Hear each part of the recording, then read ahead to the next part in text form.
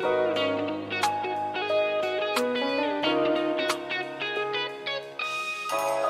dang it. Who? Go! Dang it! Someone gave S-Dan a wrench and let him in. Oh, wait. I think I gave him the wrench. Shit, well, that's my fault then. That's my fault then. But everything else, dang it, S-Dan's here, everybody. Mind your P's and Q's, but hi, how we doing, everybody? Good to see you. Welcome on in to Camp Tantua. It's been a heckin' minute since we've been into Camp Tantua, but I'll tell you what, let's go ahead and do this whole bit. I'll tell you what, building in Pine Mountain Sanctuary has gotten me inspired to do some heckin' North American type builds, and I was sitting there thinking, I was like, shoot, I gotta start a new project, don't I? I want to build a, I want to build a North American place, but I don't have a North American zoo or anything. I was like, so all right, well, I guess I'm gonna start a new project. I was like, oh wait, but wait, I do have a North American project. I do have a North American project. We have Camp Tantua. I just haven't built in it for several months, but yeah, welcome back to the camp. Welcome back, campers. And yeah, we'll kind of diddle around in this for the stream today. Not too sure what we're gonna kind of get into, but we'll still kind of hang out, do some stuff there. But what's up, everybody? How we doing? Just Goron, Todd, Jake. Bearcat's gonna be bouncing back and forth between myself and Nick. I know. Lion Rider saw that I was going live at 1, so he decided he needed to go live at 1 too. He does that every day. He does that every single time I go live. Can you all believe it? What a copycat. What a copycat, I tell you what. What's up, Just Another Guy? How you doing? Good to see you. Wild Dog Gamer. Hope you're having a good one. S. Dorkimus. Maximus. Just Another Guy. I can't remember if I said hi to you, but what's up there? It's just been a while since I've been See, the way you sing those kind of songs, like Nickelback and Creed and all those, you gotta sound like you're constipated. You just gotta sound like you gotta take a big old mid-afternoon Dukalicious there, and then you can really pull off the Creed and yeah, again, like Nickelback. And what's another one of those kind of bands that came out in like the early 2000s? Puddle of Mud. Puddle of Mud was another one of those that you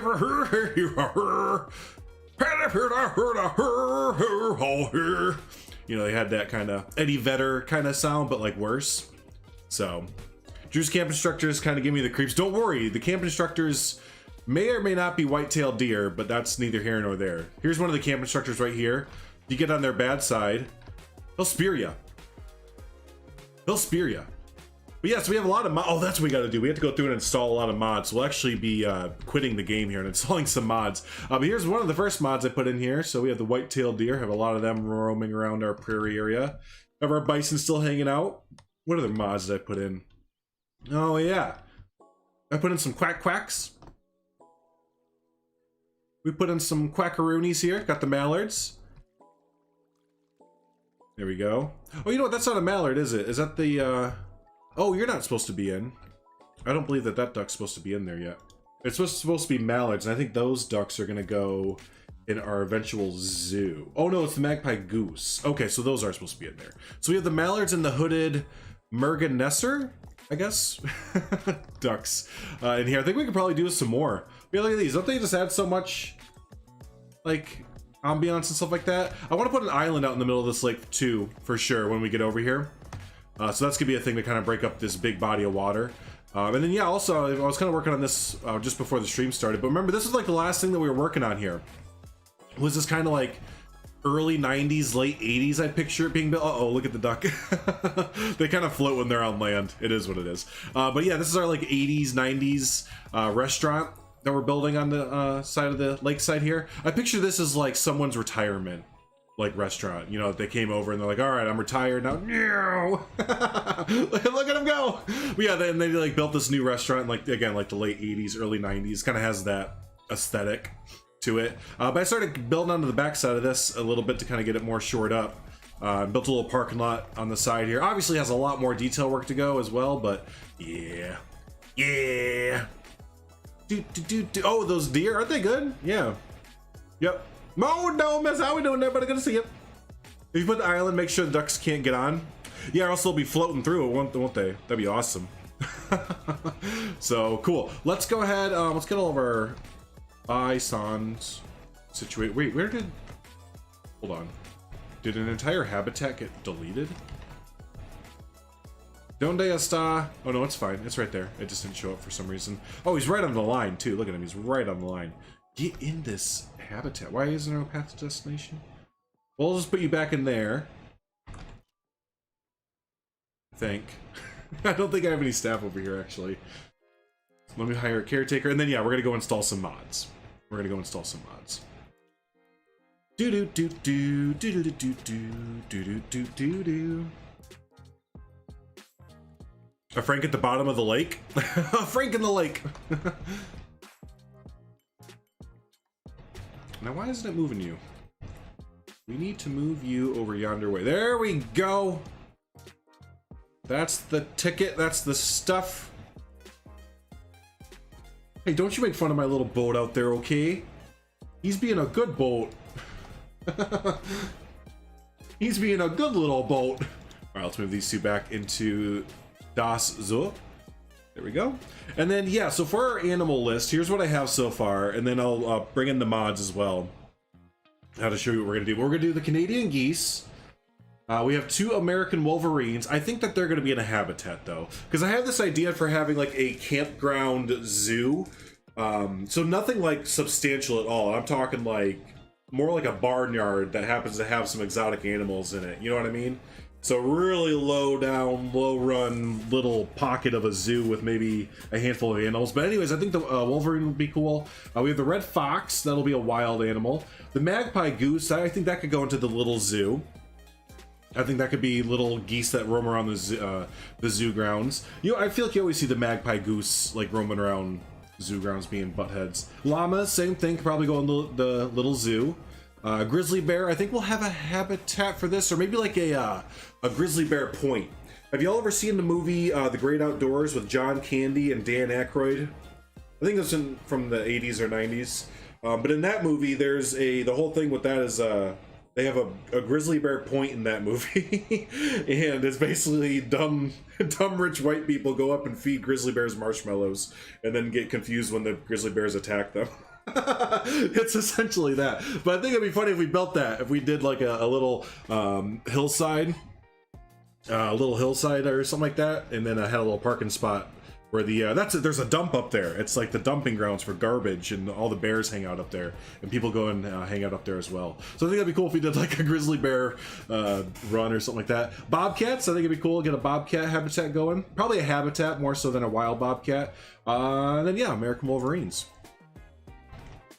But cool, let's go ahead and back on out. We'll save it even though we didn't do anything.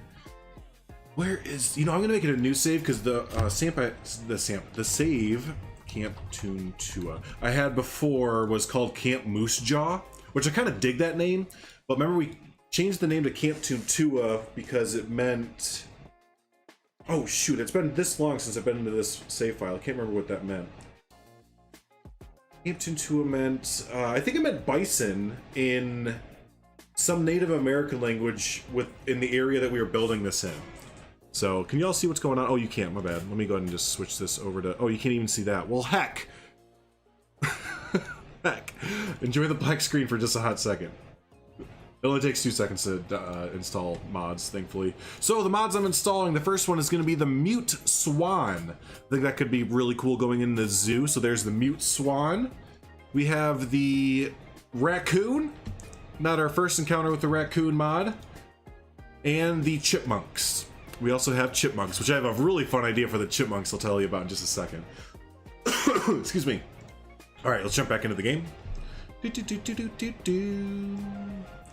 For the wolverines, you could make a little building, very rustic, with a very rustic exterior place to be like a rescue center for hurt wolverines and even foxes. That's interesting. That's an interesting idea for the wolverines and foxes. I do think it'd be cool if the foxes were just out roaming, kind of wild, like in the wild, but it would be cool to have like a little habitat for them as well, wouldn't it? Like you're saying, like a rescue. Yeah, I like that. I'm gonna keep that in the back, in the old back pocket there. Oh, Claire's in the building. Claire's in the building. You know one corny wilderness movie I love? Without a Paddle. Oh yeah, with Shaggy. What's the actor's name? I always associate him as Shaggy, though. But yeah, that's a good one. Isn't that where they're going to find the one dude's treasure? Dewey Long something? Oh shoot, hold on. I need to refresh my memory real quick on Without a Paddle. Because that's one of those movies, I used to watch the hell out of it. With my brother and sister, namely, like, growing up. Yeah, it has Matthew Lillard. Dax Shepard, he's another one. Wasn't Matt? Yeah, Matthew Lillard. Matthew Lillard. Say that name 10 times fast. Matthew Lillard. He was Shaggy. Dax Shepard has been in a bunch of. Oh, Seth Green is in it too, which he's Seth Green from like Austin Powers and Family Guy and all that. Burt Reynolds was in it. Yeah, that's right. Ethan Suplee, who is actually one of my favorite actors. I didn't know that was his name though. He was in like My Name is Earl and American History X. Yeah, Seth Green. Yeah. I'm going to watch that movie again. Yeah, that's a good one. All right, let's go and download and get the animals that we just got. So we have the chipmunks. Eastern chipmunk to be exact. Okay, we're gonna get a few of these. Oh, so my idea with these. So when I was a kid, my grandparents used to own a cabin up in northern Wisconsin, and the town that was closest to the cabin that they were in, because it was out in the middle of the wilderness, and it was like 15 minutes away, was the closest like substantial town. But anyways, the closest substantial town had a really big German influence in it, like really big German influence. It was awesome going there every summer and seeing like the German architecture and everything. A lot of towns in Wisconsin are heavily German influenced. But anyways, one of the restaurants that they had there, I don't remember the name of it, but again, just picture like your traditional, you know, like white plaster building with like, you know, black or dark red trim, and just, you know, it looks just like it came out of like old country Germany. But you go in there and they seat you down in front of this big glass wall, like huge glass wall, and it overlooks a little diorama set of a theme park and a town. There's actually a little recreation of the town that they lived. I can't remember the name. I'm trying to remember the name of it for the life of me, but I cannot remember the name of it. But anyways, yeah, so you sat in front of there, and then they just started to put out like food, like little chipmunk food and stuff like that. And out of the woods behind this little town, all these chipmunks would come and start to play around with the little diorama town and like the little theme park, and they like would get on top of the Ferris wheel and stuff like that. It was so cheesy, corny, like Midwest goodness, but it was like amazing. And I think it'd be great if we built something like that with here as well. I think it'd be really cool to do something like that with the chipmunks. All right, so we have those. We have the raccoons. North American raccoon, aka S. Dan's sister. Just kidding. We're gonna download quite a few of these actually. Yeah, probably about 8 is good. Oh, Harry, what's up, buddy? Good to see you. All right, and then what was the last one that I got? It was another goose, right? Oh no, swan. It was a swan, which we can put that out right away. The mute swan. It's so pretty. And we're just gonna do 2. I mean, like I said, we're gonna put that one out right away. All right, so there are all of our animals. Also, why do I have this many? Oh, those are raccoons. I thought they were. Never mind. Never mind. All right, there you go. The trash pandas, exactly. We all love trash pandas. All right. Well, while they are getting our animals in, I think what we're going to work on today. Let me make sure that you can swim. I tried to put the geese in here, but the geese can't swim, so that was kind of a bummer. Okay, good, you can swim. Yeah, it was kind of a bummer. The Canadian goose, the Canada goose, it can't swim, so it didn't have anywhere to go. I thought it would be able to swim out there, but anyway, that's okay. But let's go ahead and work on, we'll pause the game. Let's work on this island and finishing up this building and hanging out over in this area. Depending how long that takes, we can move from there and start to really detail up around here too. Because I want to continue this forest tree line up on the ridge here, and then as it kind of comes down, more of a beach front. So, a social fight with STM by calling his sister a raccoon. That's funny. That's totally a RimWorld thing, isn't it? Yeah. Hey, anybody's gonna be marrying my sister. It's gonna be Mike. You all have no idea how often Estain has to have that conversation where he's from. Listen here, feller. That there's my sister. Anyone's gonna be marrying her, it's me, you see.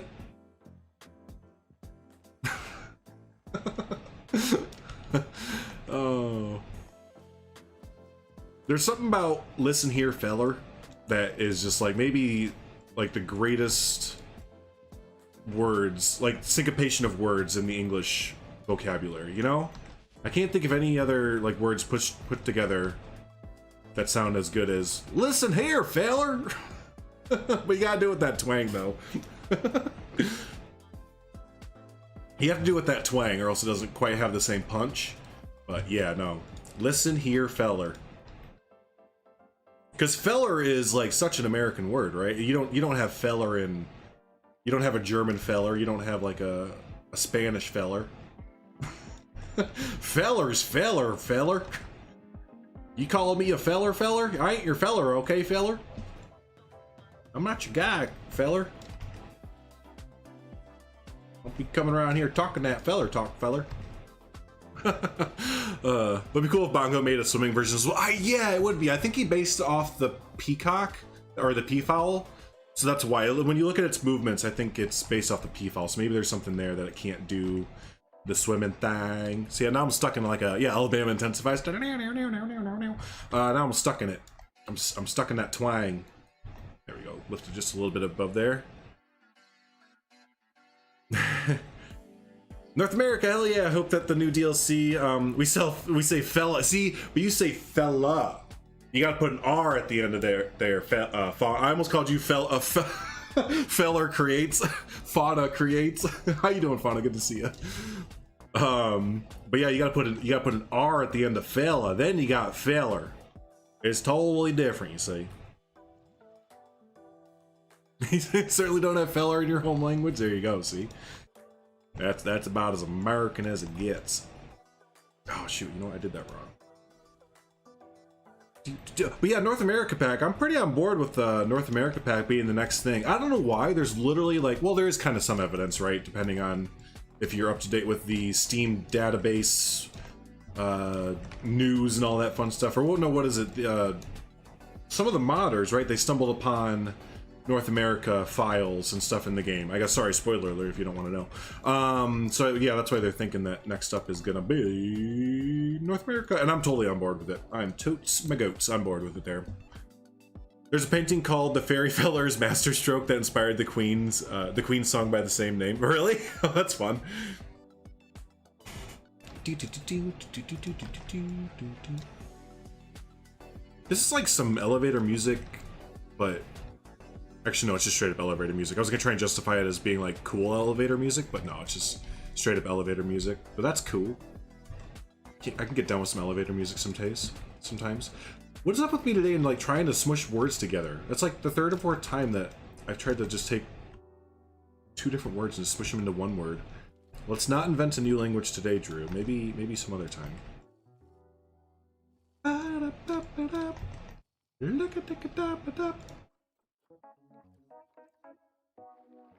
Alright, yeah, let's get the roughing going in there. A little bit of rough. Yep, cool. A lift? Oh, that's the elevator? Yes, that's right. Which is creepy, but also kind of practical. Well, that's the thing with, like, the British version of English, right? Usually it's the more practical version of what we say. We done messed up English as far as they're concerned. What'd you take our language for and butcher it? I like to say we perfected it. Huh?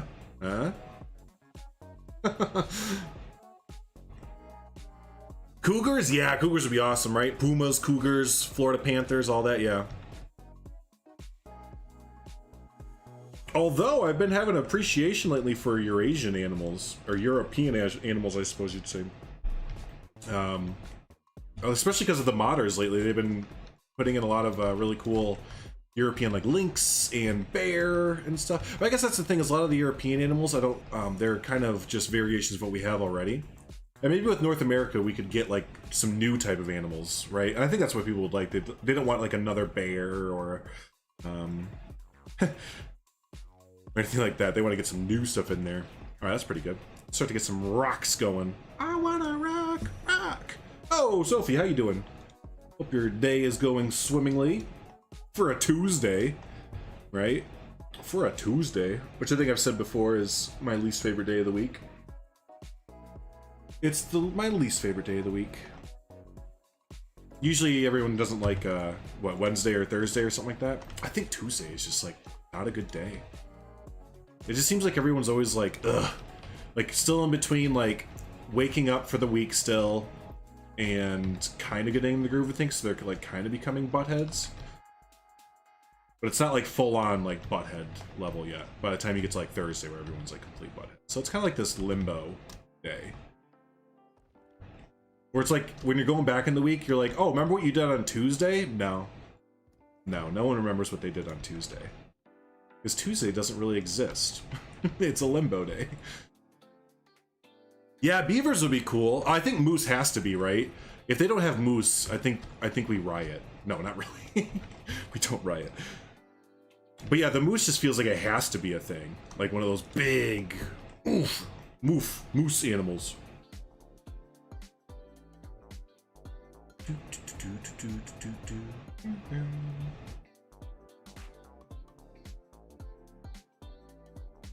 Yeah, but building a beaver, I really have a fun idea for a beaver habitat. So I really hope we do get beavers. Do we have beavers on Nexus for mods? Well, although the idea I have is more like a zoo habitat and it wouldn't really fit in with Camp Tantua. But might fit in more so with Pine Mountain Sanctuary. Actually, it's a high budget idea. I want to build it like you're inside of the beaver den, essentially. Like I want to start it like on the side of a lake so you can see like the facade of the beavers, you know, built up den and everything, and then you kind of go into a show building that brings you like quote unquote into the beaver den. So that's kind of a high production kind of thing with show buildings and all that.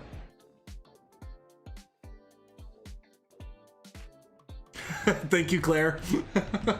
But yes, I appreciate you withholding. Especially when well, a lot of what we're saying is slang, right? It's not proper English. Anglish, see? How you spell English? A-N-G-L-I-S-H, English. How you spell for? F-I-R. What for? I give him a what for, I tell you what. Yes.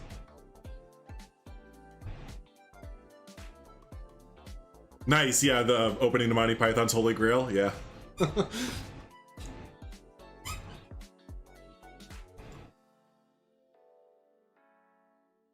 Ooh, what trees were we using a lot in Pine Mountain? Oh, it was those ponderosas, and I don't know why. I have just neglected to use these ponderosa pines. I think because they're, in reality, ponderosa pines are like freaking enormous. These are essentially, if I'm not mistaken, almost like the redwoods in California. Obviously, they're not the giant redwoods that you'd see, like the rare ones, but I think this is a variation of giant redwoods. So it's just in my mind, I've always been like, oh, I'm not building in a redwood type area, so I probably shouldn't use these. But they just work really well as a overall, you know, good forest tree. Forest tree. It's a forest tree. Get it? Because forestry is a word, and if you put forest and tree next to each other and say them really fast, it sounds like forest. Okay, that was fun. Hey, that looks pretty all right. We're gonna use only 2 of those though. We're gonna sprinkle these throughout the area back here, really kind of sprucing up our foliage there, our palette. You're bored a few nights ago and decided to make a wish list for non-avian, non-aquatic animals, and the list grew large very quickly. I bet. Yeah, I'm sure. It's one of those things that, like, when you first think about it, you're like, oh, it probably isn't that many, right? And then you really start thinking, you're like, oh, I've gone down a rabbit hole and I see no end in sight. At a certain point, you just write all of them.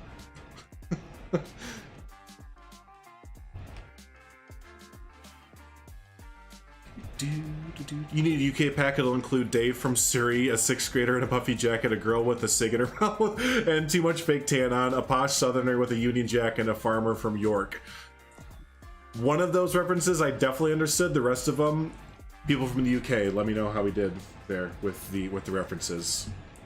Are you offended? Is it funny? Is it topical? Good job, Harry. Do you know beavers build their dams over the sound of water? If you put down a speaker playing the sound of water, they will build a dam over it. No kidding. No kidding. That's like really freaking interesting. Animals are cool, right? I mean, you know.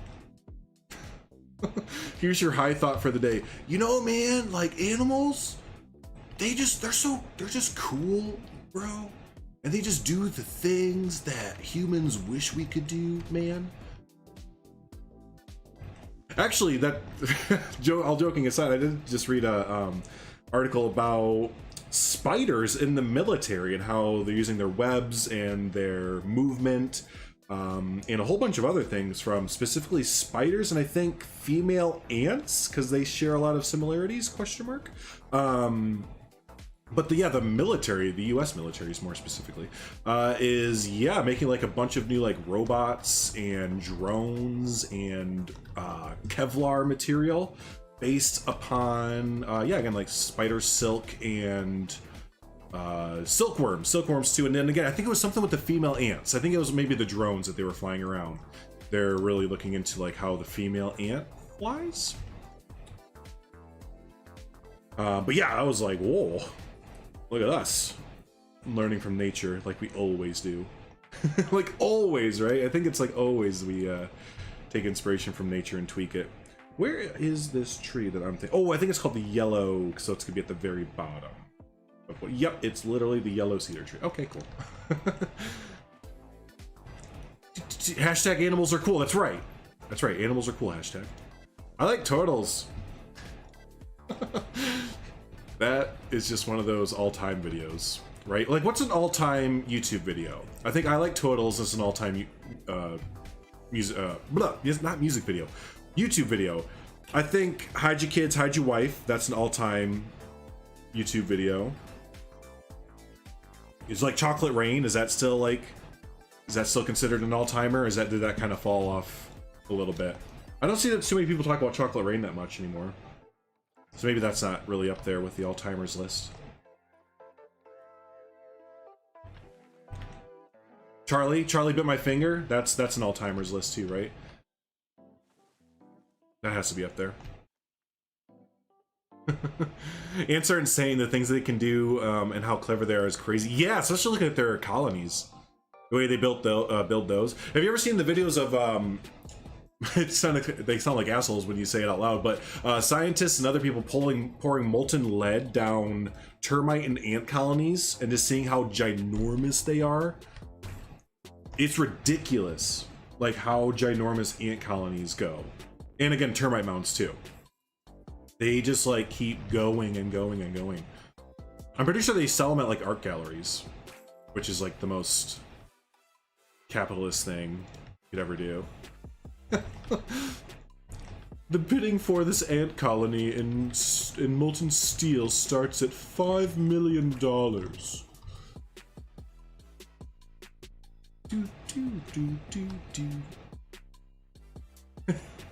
Some of these I haven't even heard of. The Hey Ron Hey Billy's an all-timer. Definitely look at all those chickens. Yeah. Yep. I'd side with that. Daytime. Nighttime. Daytime. Yeah, that's a good one too. Oh man. Oh, the panda sneezing. Yes. I thought that was like a fake video for the longest time. I don't know what it is about it. It's like too perfect, right? It looks too perfect when they're doing it. I was like, that has to be like an animatronic or CGI or something.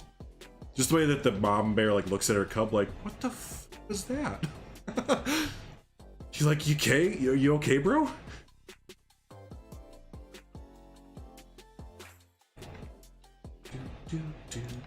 Jonathan, welcome camper. You're late. You're gonna need to go do laps around the camp. All right. So go ahead and start doing a lap around the around camp. Around Lincoln too. I can't talk today. I told you I need to like just reset the stream. Let's just try again. Do a take two. Ready? Hold on. We're gonna do a take two real quick. Here we go.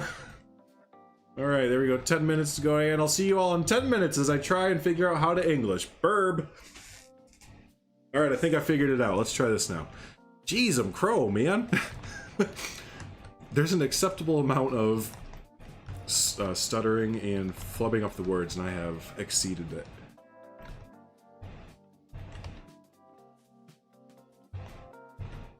The Harry Potter puppet bells. Yes, I haven't thought about that video in forever. It's a pipe bomb, Harry.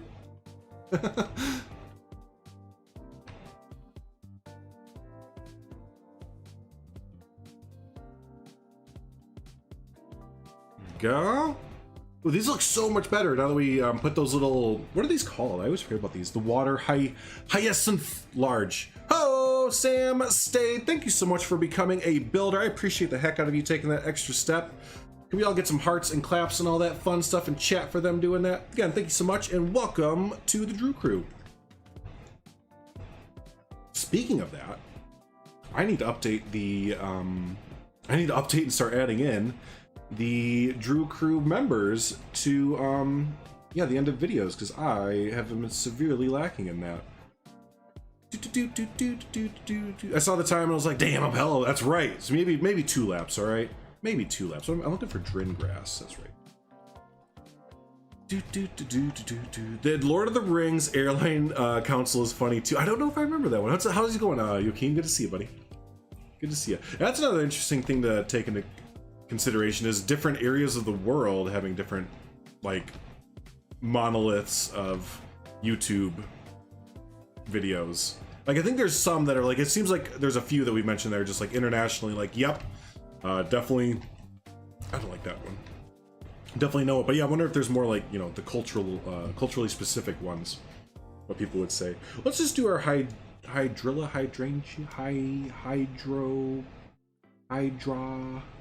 Hail Hydra! What is this one called? Hydrilla. I was right, see? I told y'all. Told y'all.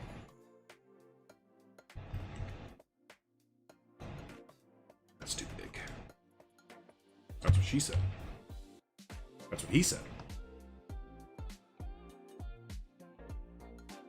I just wanted to look like this hasn't been really used, this island that is used in a long time. I say used because we're gonna build a little, I think a hut out here, or like a little fishing dock or something, just something to make it look like it's been used in the past, right? But at this moment in time, not so much. The campers are not welcome out here anymore. For what reason? Yeah, that's right, because of what were we saying earlier? We're gonna have Frank out here at the bottom of the water. Maybe it's Frankie Voorhees. Jason Voorhees? No. Frankie Voorhees. Hey, does anyone want to build a Frankie Voorhees? Oh, that sounds awesome. I love that idea the more that it was coming, the more that I was saying it. So yeah, if anyone wants to build Frankie Voorhees, aka Jason Voorhees in Frank form, please feel free. Please feel free and let me know if you get that going. Because we also have the shark thing, the shark cage. Yeah, we can get it right at the bottom here. Oh, this isn't very deep at all, is it? Oh, shoot. That's okay. We don't need to have underwater feeding at all, because that is still broken as far as I know. The underwater feeder is still busted for the time being. Dude, the serial killer hut? No, we already did that. We already did that in Beyond Wolf Nature Preserve. Because I thought the same thing. I was like, oh, serial killer hut? I was like, no, we already did that before.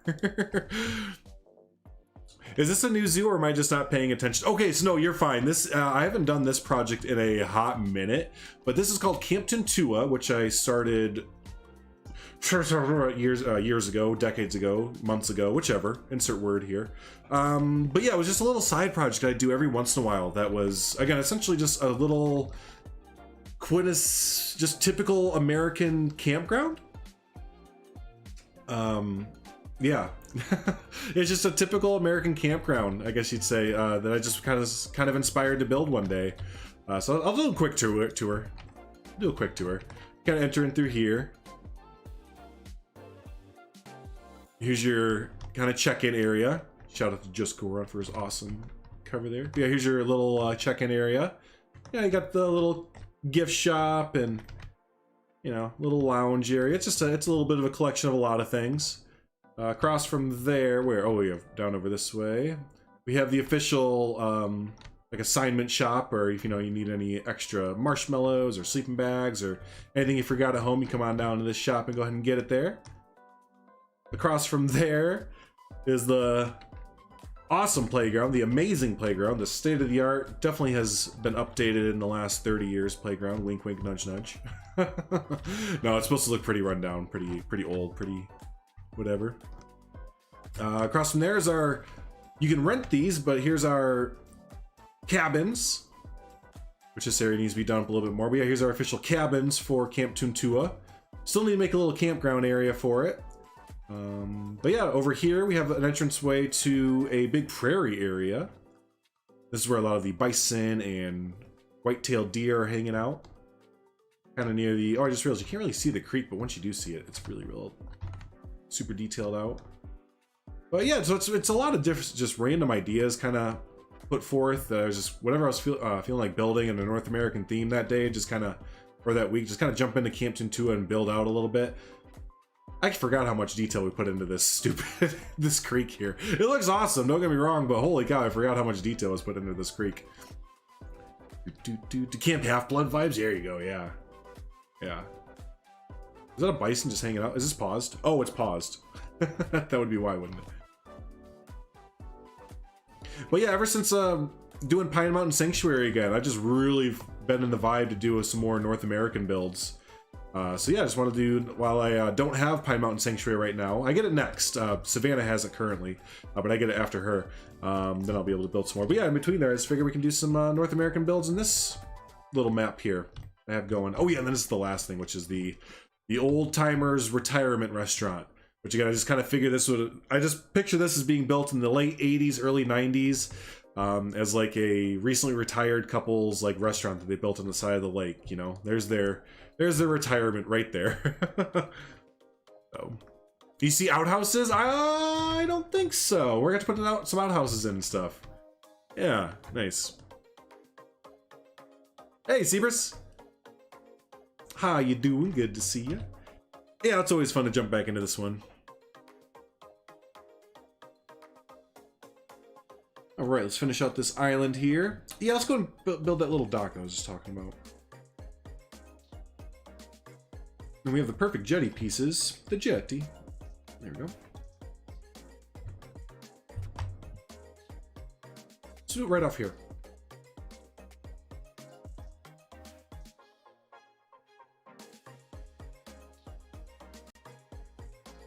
Okay. Do 1, 2, 3. And then we have these poles for it, right, as well? Yes.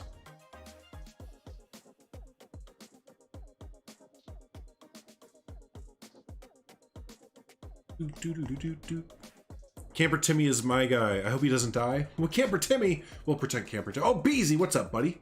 Whoa, new icon, Beezy. New thumbnail picture, Beezy. Fancy Beezy.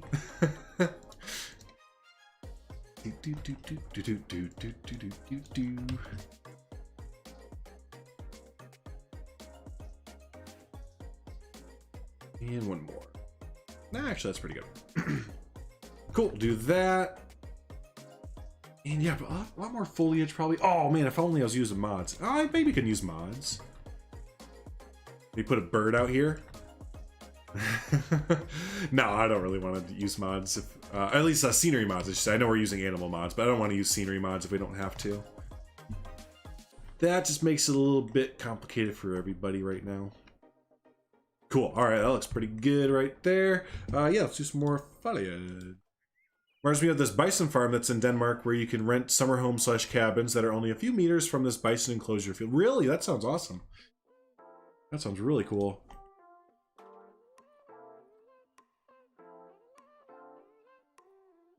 Where did that? There we go.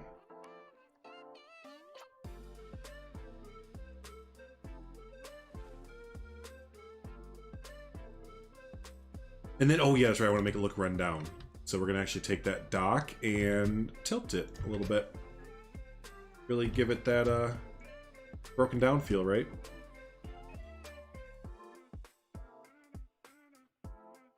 Make it all one building. We'll take this half.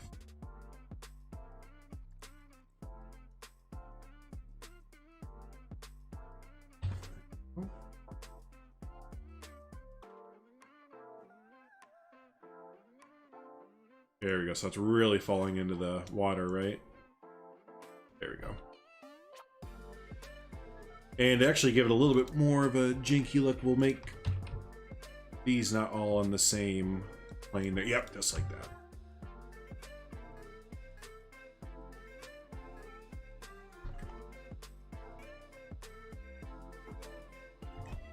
All right, there we go.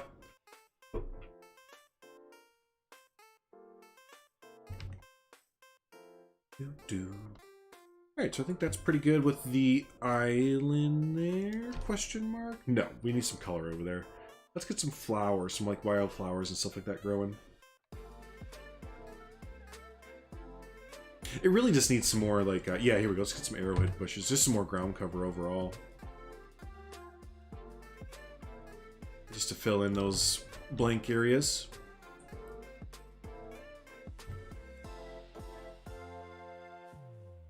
La la la.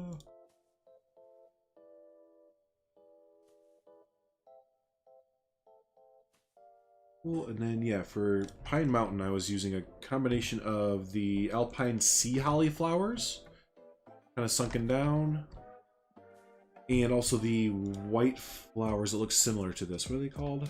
Here they are. Dutchman's Breeches.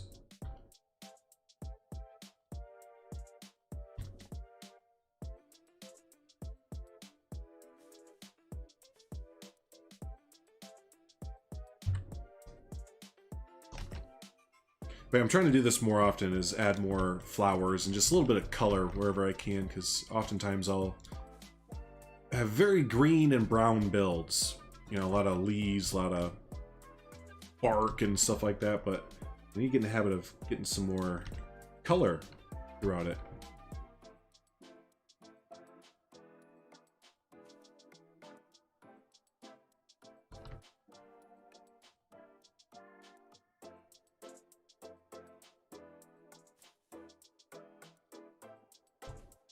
But yeah, I think this week we'll probably do some random Camp Tantua builds, as long as I'm feeling inspired for it. I might get Pine Mountain Sanctuary back within the next few days, now that I'm thinking about it. So I believe if I remember, Savannah was saying she's cool now that the series is out to stream Pine Mountain Sanctuary. And if that's the case, we'll switch over to that, and I'll probably stream my build for that, because I have a pretty fun idea in mind for that. And if not, then yeah, if I'm not feeling Camp Tantua, then we'll switch over to franchise mode, actually. Excuse me. But yeah, we'll switch over to franchise mode zoo and do a few tidying up in that, because yeah, there's a little bit of tidying up I need to do in franchise mode that I don't think would be very interesting for the actual episode. So yeah, we can just do some of that there. You should add in the it monster to terrorize the camp. Oh, the clown! Oh my gosh, that would terrorize me more than anybody. And nightmares growing up about that stupid thing. I saw the original movie when it came out. Well, I didn't see the whole thing. My parents were watching it because it was a made-for-TV movie when it first came out. And yeah, they were watching it, and I came out in the middle of like one of the scenes where the clown was like eating one of the boys or some crap like that. Either way, it scarred me for life, and I never went to the circus. That's kind of what it all led to. Is I was deadly afraid of clowns until like the age of like 12 or 13 or something crazy like that. If my friends had a birthday party that had a clown coming to it, nope, not coming. Not coming. And they'd even say like, oh, well, just, do you want to show up like an hour after the clown was? No, because then the stench of the clown is still there. I can't be there. I can't be there. But yeah, it was really bad. It scarred me for the longest time. God, excuse me, goodness. Hey, thanks for hanging out, Sam. Thanks for becoming a builder there. Appreciate you, and we will see you next time, my friend. Have a good day at work. Have a good day working. Petting zoo animals. Yeah, one of them I added to my wish list was ponies and horses, African dwarf goats. There you go. Yeah, that'd be great. Yep. Killer Clowns from Outer Space. I haven't seen that before, but I'd love to see it. It looks like a great spoof clown type movie. I want to get some different. Oh, you know what? Lilies. Duh. Lily pads. Yeah. Yeah. That's what we're gonna do.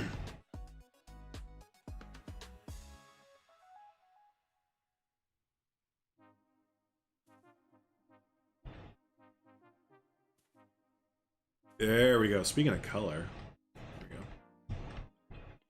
we go. Droopy Lake party has clown. Thank you, everyone. I'll be seeing you in therapy. Almost, basically, yeah. But no, as a 2-year-old walking out and seeing it didn't bode well for me mentally. It didn't. It wasn't that great.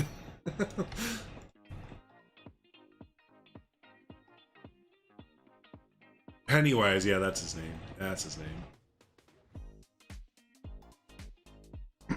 Yeah, but the new movie, the new rendition of it, I thought it was kind of scary, I guess, but it was more funny than anything, which I'm not complaining about. I thought that was it was cool they did that. But yeah, I thought it was more funny, like the interactions between like the group. And I don't know, so like some of the moments in it were a little bit scary, but yeah, a lot of it, like especially with Pennywise too, he was like more over the top, like hokey than anything. Didn't really scare me.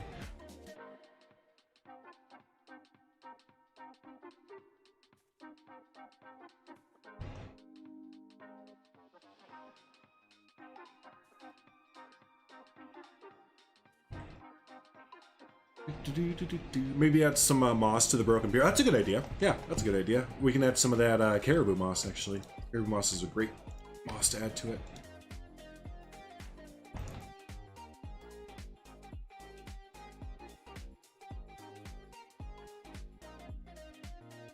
Yeah, I still enjoyed the movie. It won. I don't want to see it too. It didn't really look like it was that good. It was still a fun movie to watch, but yeah, as far as like being a horror movie, it wasn't that scary for me.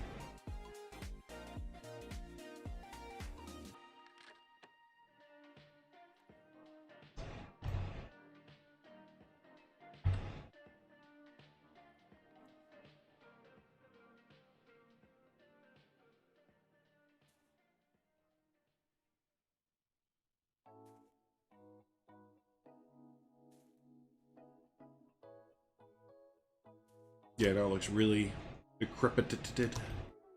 No worries, good call there. Cool. Yeah, I was like adding in the carpet moss areas. Oh, it's a little bit brighter green than I anticipated. So let's not do that actually. What about this one? The carpet moss with the flowers on it. That looks kind of cool.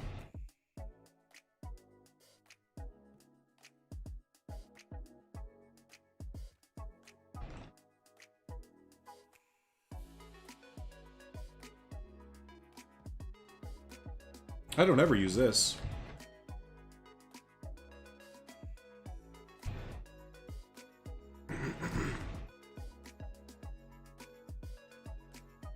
Yeah, you never know when an idea might click, right?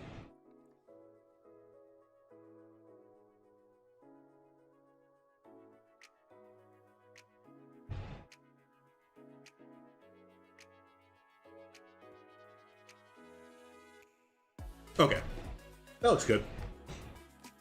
Let's go and leave that, and we're gonna move across to our retirement couple restaurant, which I have no name for at the moment, but we'll get there.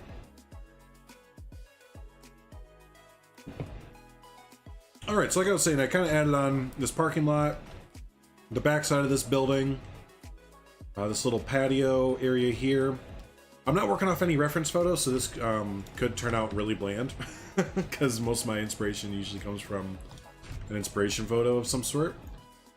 But, you know, we'll try our best. I tried my best. Let's make the entrance right here.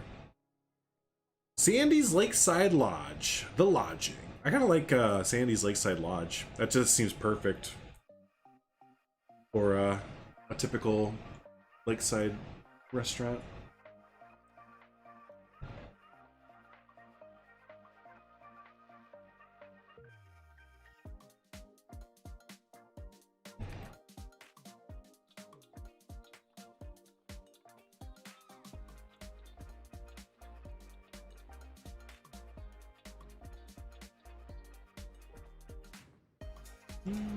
Yeah, I'll still like that. The fossil fry house?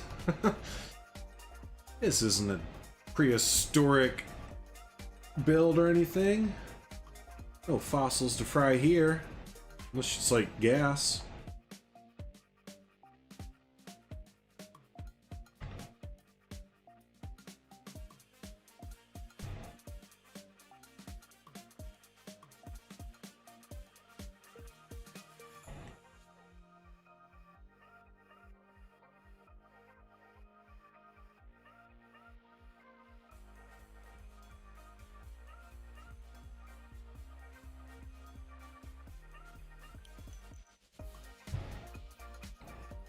Alright, let's put a little staircase here. Oh yeah, very, very little. I didn't bring that up that high at all.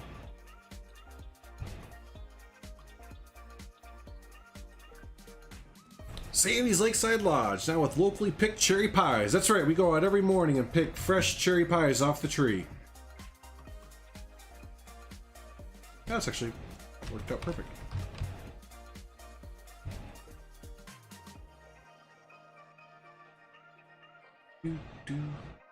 The wild chow hall, mess hall, yeah? Yeah, that kind of fits in with the camp theme, doesn't it? The Country Lodge. That's funny, we actually have a place next to us. I believe it's called the Country Lodge Cafe or something like that. But that's, yeah, one of those super generic type names, right, that fits in perfectly. I kind of like the Country Lodge just because of how generic it is. I still do like Sandy's Lakeside Lodge.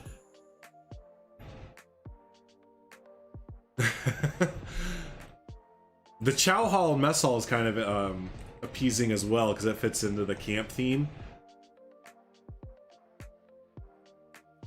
Can I change the color of this? Oh shoot, I can't. I just realized it kind of is sticking out like a sore thumb there. Do we have a quad or Arctic pack wood that's similar in style? Yeah, right there. Oh no, that's part of the safari pack. Oh dang it, it fits perfectly what I need. I'm not gonna do it. I'm not gonna use any scenery mods in this one.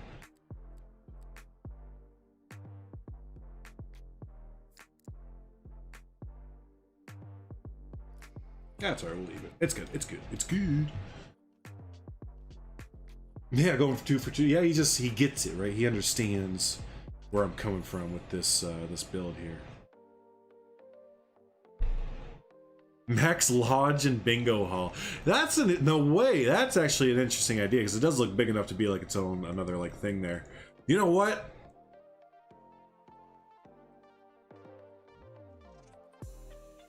Yeah, we're gonna go with Todd's actually because that right when he said that I was like, oh dang, that's exactly it, isn't it? Max Lodge and Bingo Hall. Yes. I'm with it. I'm cool. I'm hip.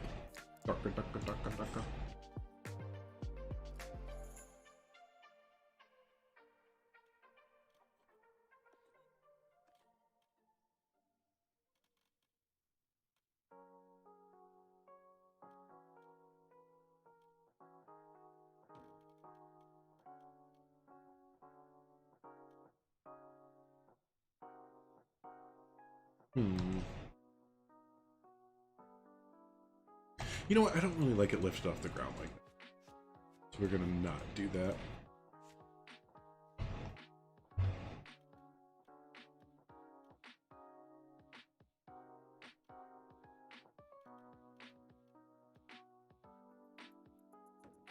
Yeah.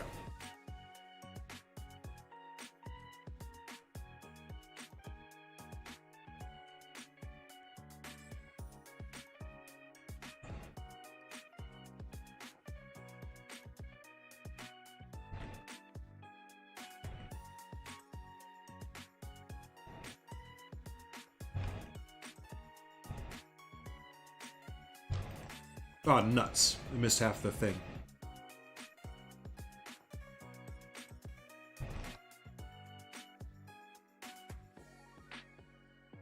Your dog's called Mac? Has he been confused since we've been talking about Mac so much? All right, that's a good boy, Mac. You have a good restaurant, Mac. Who has a good restaurant? Yeah, Mac has a good restaurant. That's a good boy, Mac. Mac! Fetch beer. Go!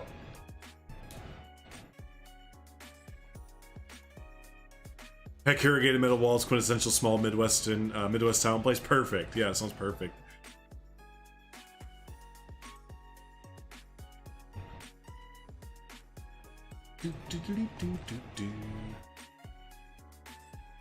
Hey, what's up, Tatanka? Yeah, I guess that does make sense, doesn't it? Yeah, Tatanka sees bison, Tatanka comes running. What's up, buddy? Good to see you, man. Hope all has been well in your neck of the woods, as we say.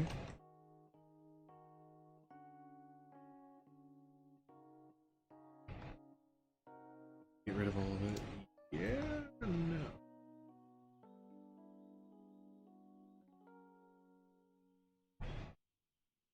His ears keep twitching. Sorry. M-I-C-K.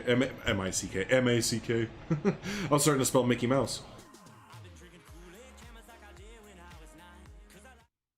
That's where it switches. That's where it switches to copyrighted music. I need to go back and switch my music over. Let's do...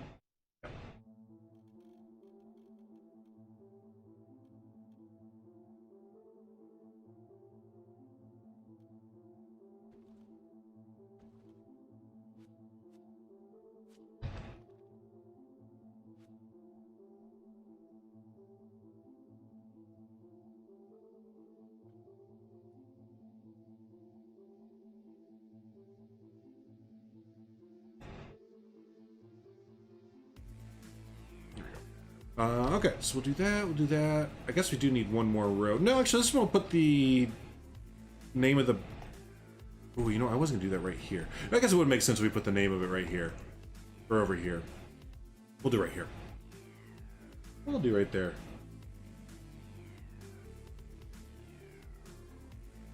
Alright, so Max...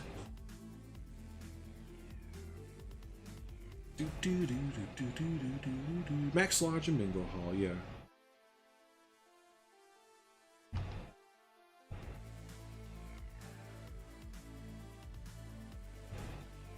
With a font color of... Oh, I don't know, I'm terrible at fonts and everything. Yeah, sure, we'll do like this.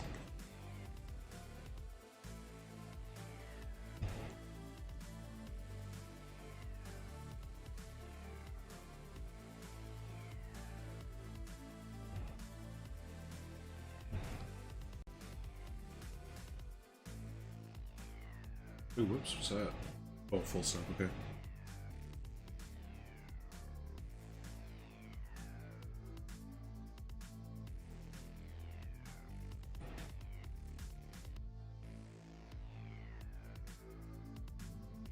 There we go. We'll use this for the apostrophe. Right? Is that the closest thing, or is... Oh, no, we do. So the comment will work. Max.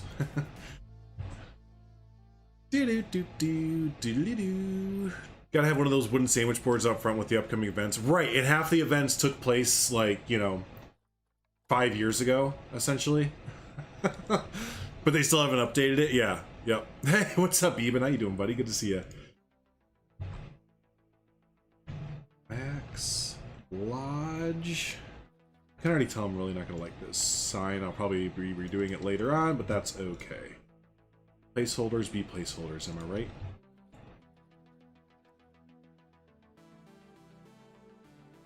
Lodge.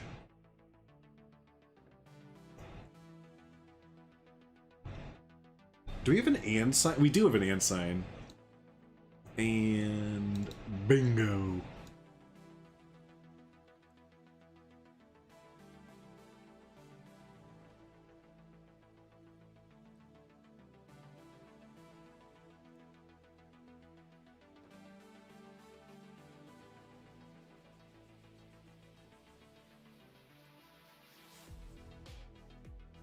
There we go. Okay.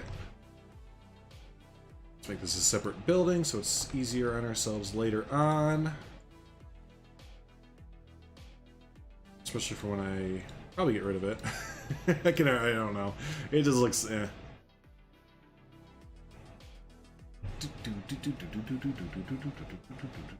Like the bench on that porch. Did you make that? Did you make that? Someone made that. I typed in cover and it was there. Let's see.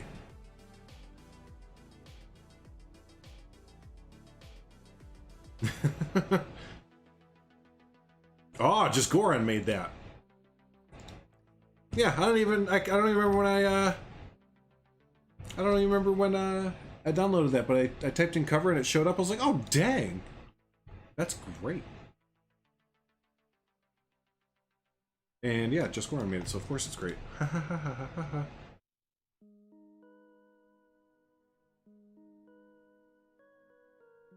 There's a place near here called Max Trucks. I'm starting to think he's got some secret underworld dog life going on, like Brian from Family Guy. Awesome. All right, let's leave that as is. Yeah, so that we were saying before, the sandwich board, and I know exactly what you mean with that. So let's get the chipboard. That's too big.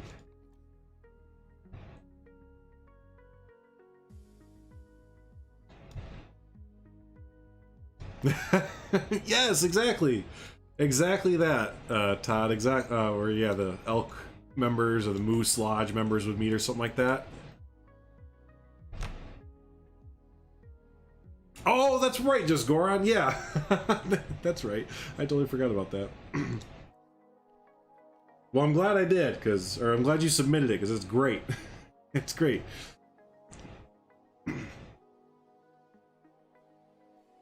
Everyone play with us out of town? Oh, you should play digitally. I only play D&D digitally through like Discord and stuff like that. So yeah, just find yourself a... Oh, it's too large. Find yourself a good bunch of buddies online and start playing some online D&D.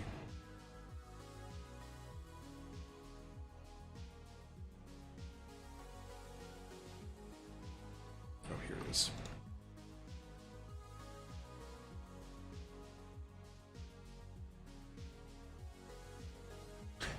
Yeah, there we go. Oh, excuse me.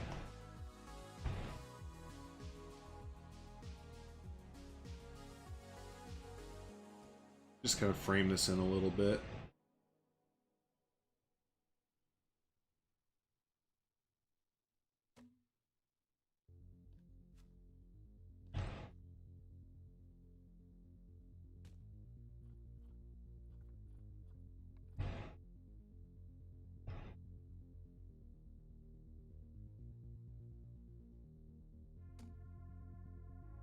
There we go. Nope. All right, and then they would have the props. What is it? The decals. You're the DM, but I ran out of Steam for the campaign. One of my players wants to take up DMing though, so who knows? Might be able to play again soon. You should let him. You should definitely let him.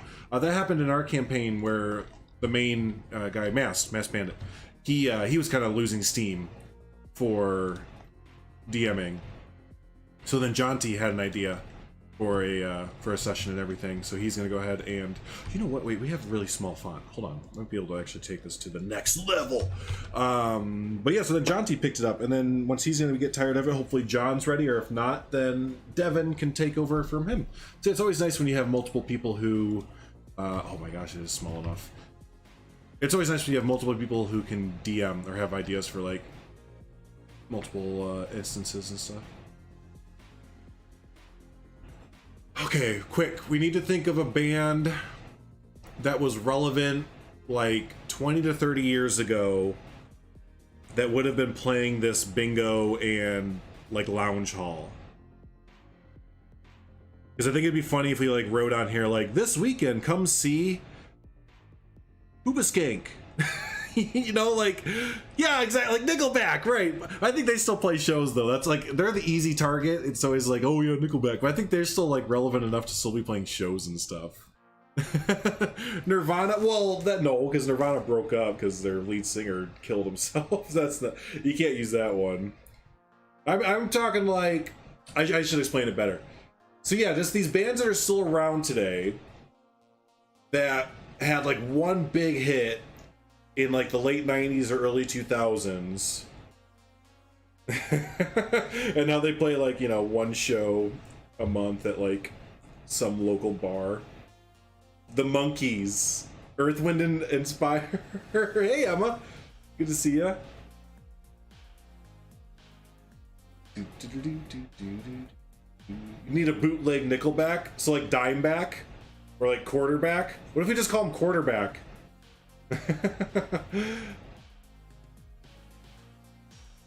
Queen and Adam Lambert, I think they're quite small. I didn't even know that they were still doing things. Clearly the local church band. Rockers for Jesus or something like that, yeah. The Arctic Monkeys. I haven't heard anything from them in a while. Earth, Wind, and Fire, isn't it the band Silverette plays? I have no idea. I have zero idea. I kind of want to do Quarterback now. Just to like kind of make fun of Nickelback. Jesus Christ.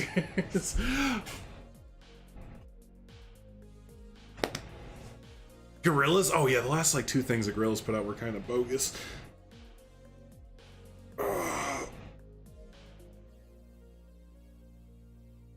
Silverback? Like the Gorillaz?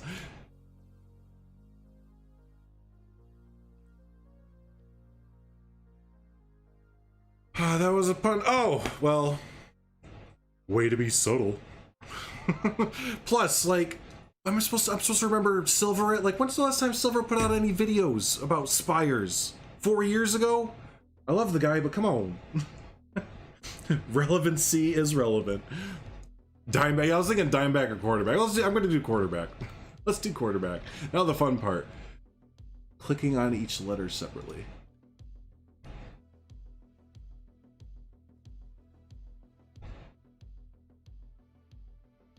Oh, I need to get a backdrop for it. Or will it actually show up on here? I will. I need to get a white piece of paper, though, for it. Nickel fonts, yeah. Did you guys hear Remnant's cover recently? He's really good. I didn't hear his recent one, but he puts out, every once in a while, he'll put out his stuff from his band. It's usually like what him and like 2 or 3 other people doing acoustic stuff, I believe. But yeah, his stuff's really good. I do enjoy. I am building this really inefficiently, but that's okay.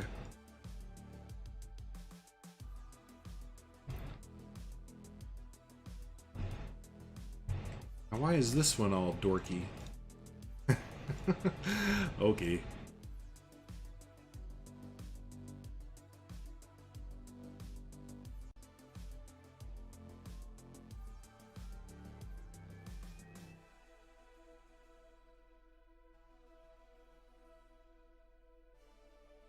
I might skip the A. Oh wait, we kind of have it. I want some of the letters to be missing anyways, because it's supposed to be like, you know, a 10 to 15-year-old flyer.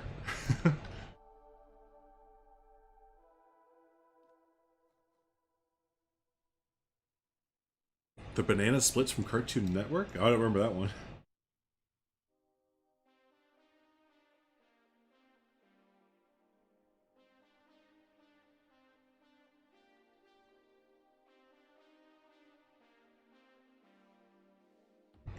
The U looks funky. Let's fix it.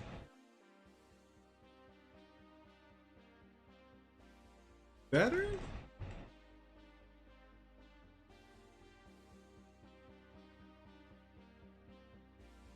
Ah, YouTube didn't want you to say that one because you said pussycats.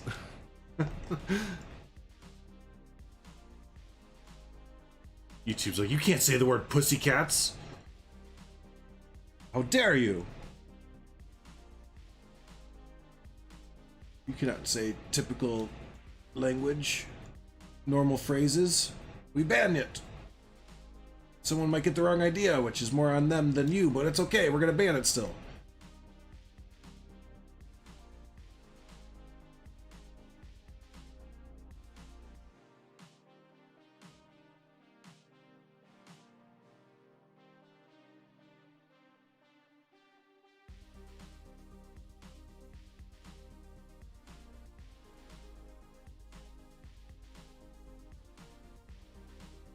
I said it. Yeah, I said it. Yep.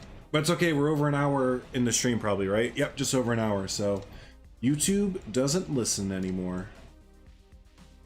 So we are good there. I think it's actually after a half hour they stop listening. They turn the bots off.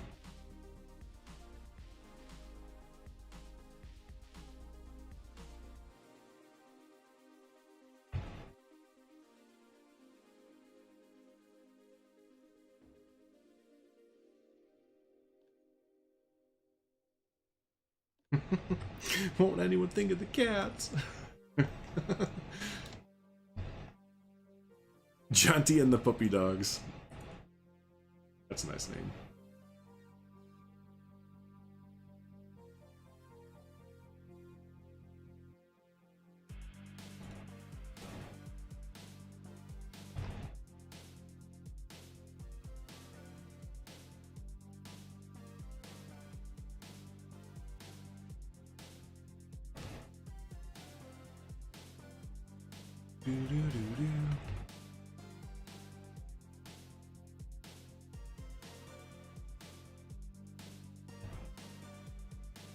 Hi, Matt.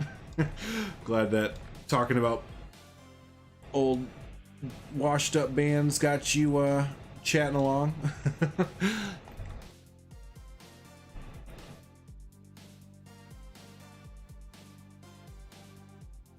Almost done. Again, I kind of built this really inefficiently. I should have not placed everything exactly in the world where I wanted it. Should have kind of built it and then placed it, but that's okay.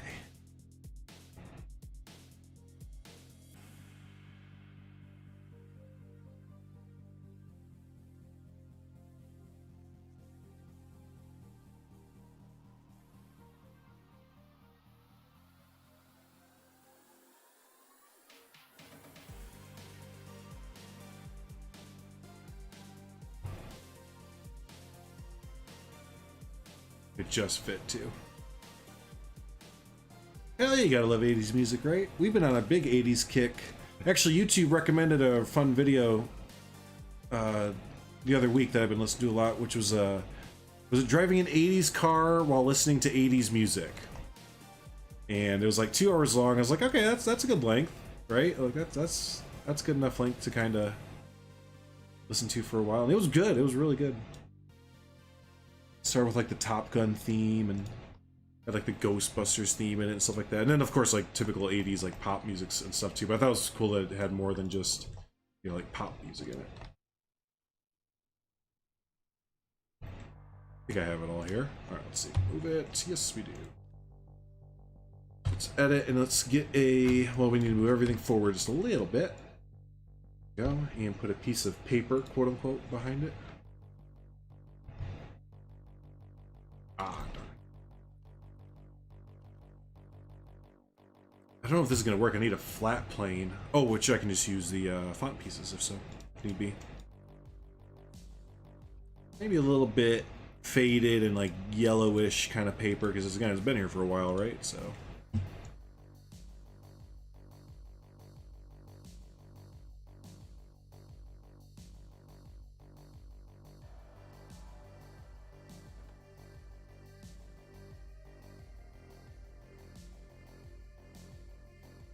Maybe have it say something like tonight only or something, or live tonight. Yeah, live tonight.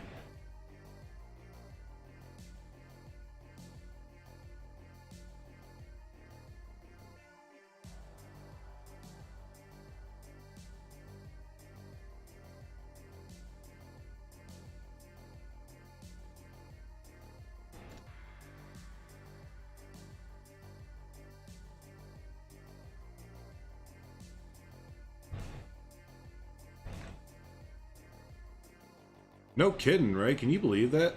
We were able to get this to be this tiny? Like someone built all this out? That's crazy. Looks so good though.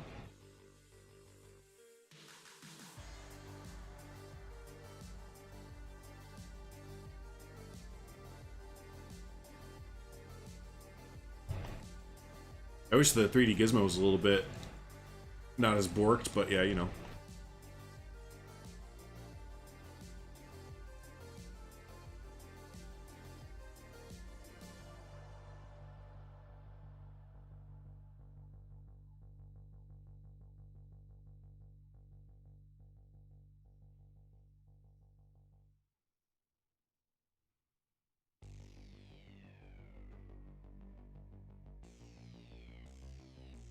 Ah, shoot.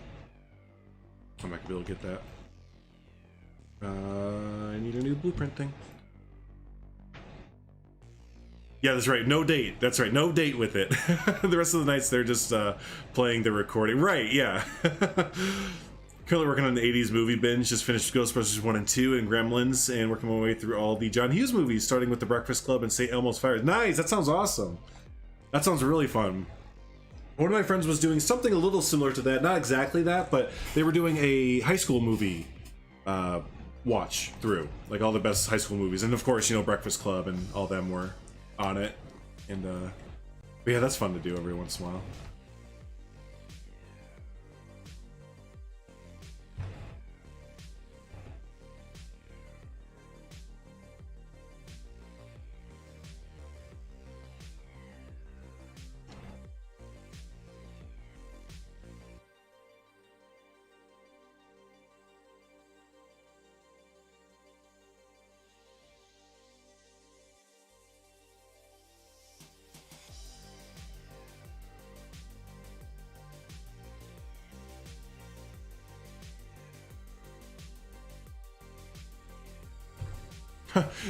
Not quite those high school movies, but yes.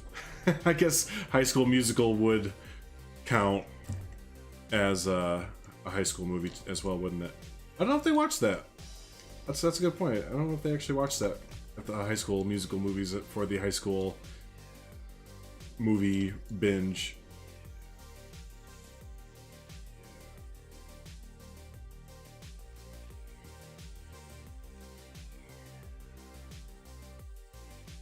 Gremlins scared me as a kid, and you haven't watched it since. Yeah, that's one of those movies. Yeah, kind of freaked me out a little bit too. I love that movie now, though. But yeah, watching it as a kid was a little bit freaky. Well, they like were really loose with how they rated movies back in the 70s and 80s. Because I think like Gremlins, I think it got like a G or a PG rating when it first came out. No way. No heckin' way would that fly today.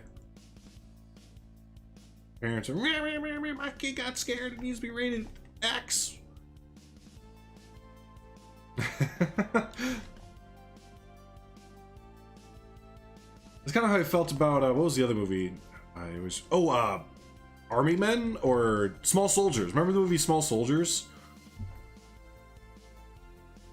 I think that's another one that, like, if they made it today, there's no way it could be like PG or anything like that for a wide audience.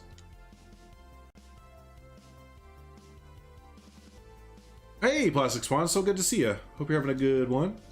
Welcome into some Camp Tantua, aka teeny tiny letter building.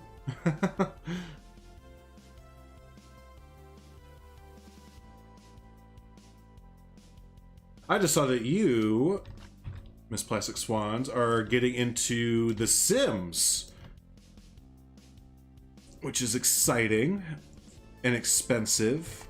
I mean, exciting.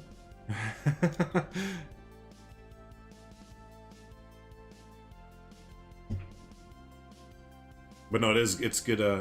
Hopefully it does well for your channel. Gremlins was PG. Yeah, yes. I don't think there's any way that if Gremlins released today, they could keep it PG. You know, actually, skip the H and get me the T. I need the T. Yeah, no, the missing letters. Yeah, that's. I just remember we wanted to do that because it's old. So yeah, let's miss the T. And we'll have a few others missing as well. Yeah, yeah, yeah, yeah, yeah.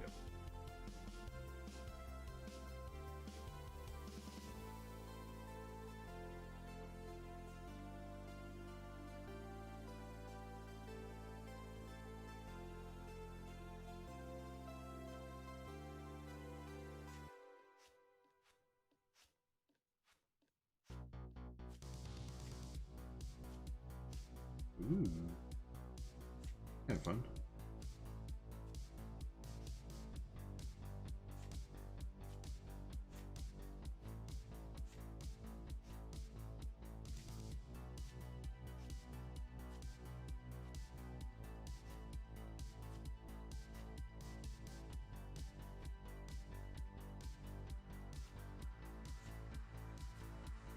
Very tedious, but I think it looks a little bit better. At least what we're going for.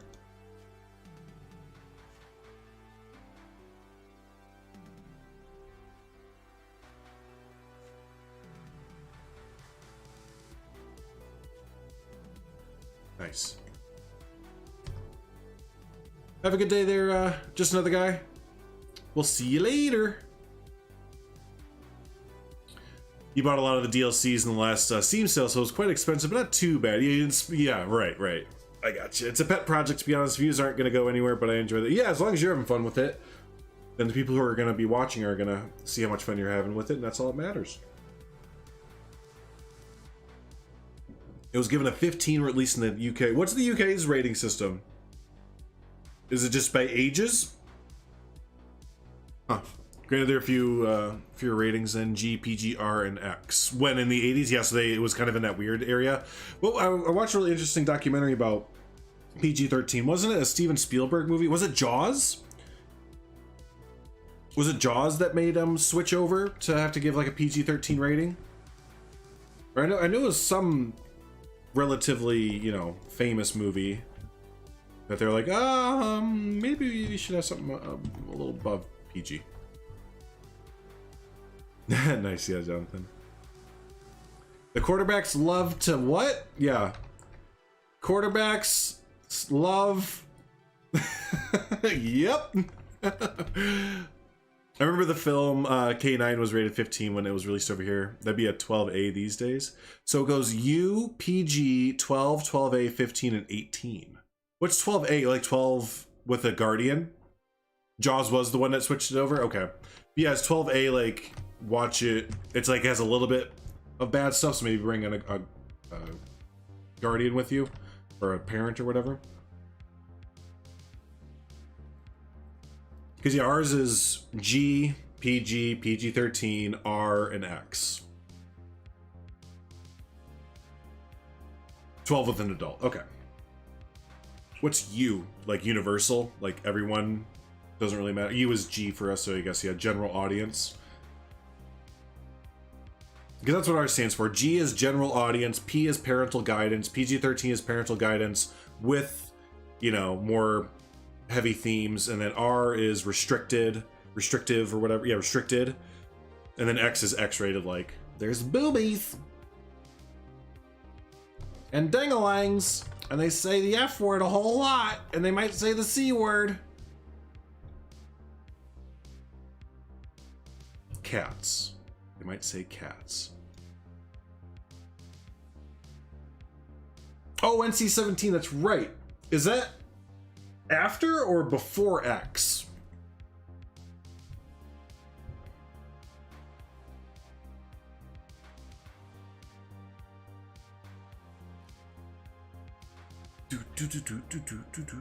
There was also a R18 that was only allowed to be displayed or purchased in licensed. Oh, like, yeah, porn, yeah. So, hey, Minecraft, how you doing, buddy? Thank you for the kind words. Hope you're having a good one. Let's actually use the longer. This might stretch all the way across. Nope, it doesn't, but that's okay.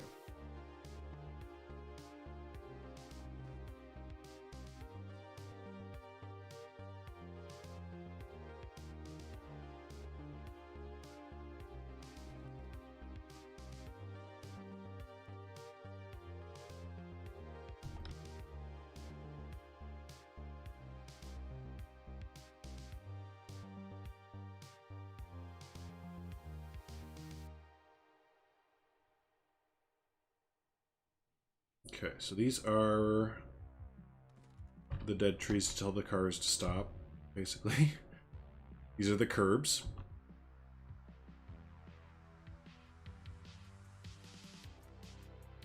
Lovely curbs. What a bunch of lovely... Oh, you know what? No, take these back. I want to use these. I don't want to use just like straight up dead trees, but these are actually way better.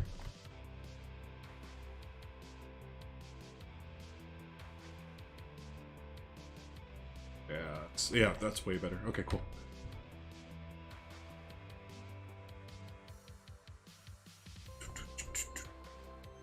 What is that, Emma? Pudgy ratings? I think, yeah, we're talking about like cinema ratings or movie ratings. So we're saying, yeah, the US has, oh, excuse me, G, PG, PG-13, R, NC-17, and X is like the level of severity for it.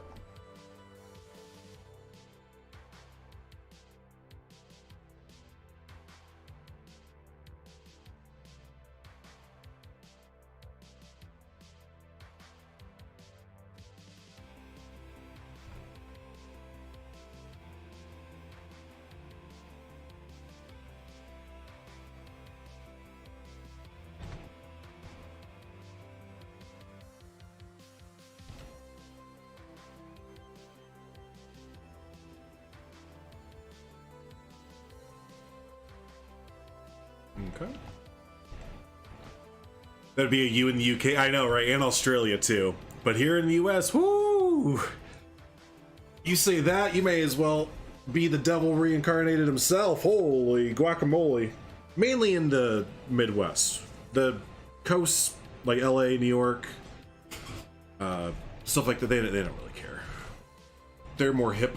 They're cool. They're with it than we are in the Midwest here.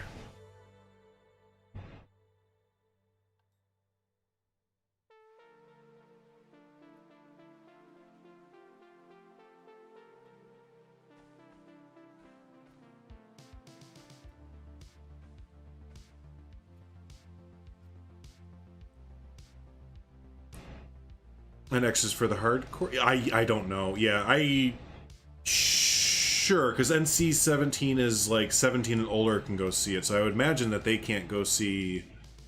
Like, you have to be an adult, right? A legal adult to, like, view porn. So yeah, I think NC-17 is a notch below X. I feel age ratings mean nothing nowadays due to films can just get streamed online and anyone can watch that. Well, that and... Like, that sound like a freaking boomer or whatever, but like half the stuff you see on YouTube and other things are just as bad, if not worse, than you know what you see like an NC-17 or harder rated stuff. So yeah, I don't know. It's, if you want access to that kind of stuff, you can get it, right? It's not a secret, even for kids.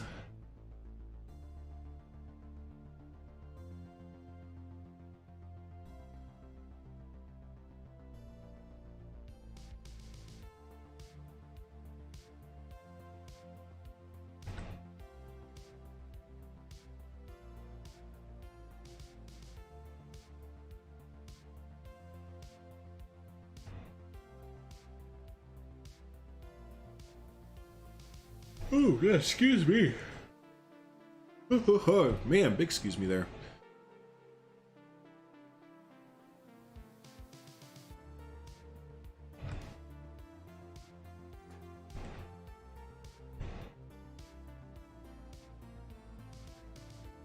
If you're a boomer, so am I. I'm not quite a boomer, nope.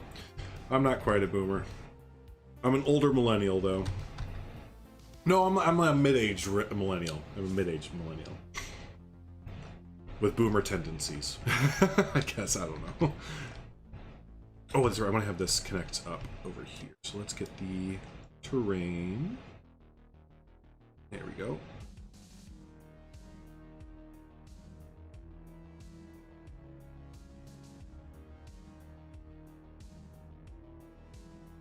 Needs no kidding, right? Yeah, I think that's a big part of it today is I slept like crap last few nights I've really not slept that well. Well, I think what it is, we've had the windows open finally, which is awesome. I love when we can have the open the windows up because it's cool enough outside. But as you know what, I can actually keep that. But as a result, I get really dry like nose and stuff. I used to get nosebleeds really bad and stuff like that. In the summertime and fall when we have the windows open and the air would kind of cool down. So it hasn't been that bad. It's been pretty humid-ish, but it's still been kind of like waking up with the you know what I mean? So I think I've just been kind of tossing and turning at night a lot as a result. Is that water lower than it was before?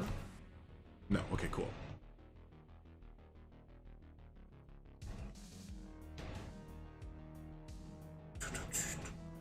Your birth year is the last millennial, first millennial year, and I was born in the last month, so you're old. Nice, nice. What is it? 84, 85? Is that the millennial, quote unquote, like cutoff or whatever it is? I'm 89, so I'm an 89er. So I just made. I can tell people I was born in the 80s. Which usually results in them going, oh yeah, do you remember this, this, and this? I'm like, nope, because I was literally born in September of 1989. So just about the last available spot in the 80s I snuck in.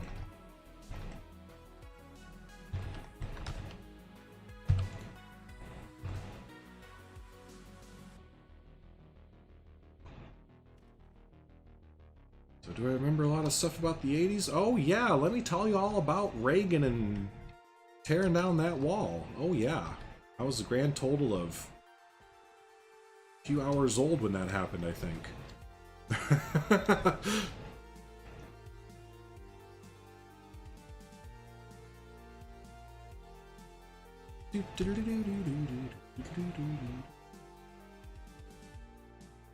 But here in the UK, we're teaching children from ages 7 how to do coding and how to get past firewalls. Right, so you're kind of setting them up to usurp over everything that they put in place, right? Yeah, that's interesting. My biggest issues with open windows is that I live next to a supermarket, shopping carts first thing in the morning. Oh, great, yeah. That clinging and clanging of metal shopping carts together, I'm sure it's fantastic. Oofta. Born in 86, nice. 82, okay, so 82 is the cutoff for millennials. Gotcha.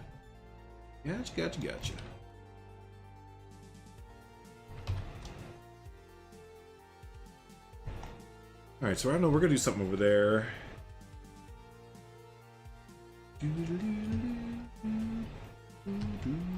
I think I'm feeling okay with this restaurant. There's a lot more details I probably should put in it, but I'm just kind of not feeling like it. It's kind of one of those things where it's good enough at this point. It's fine, it's done, as you hear many of us in the community say.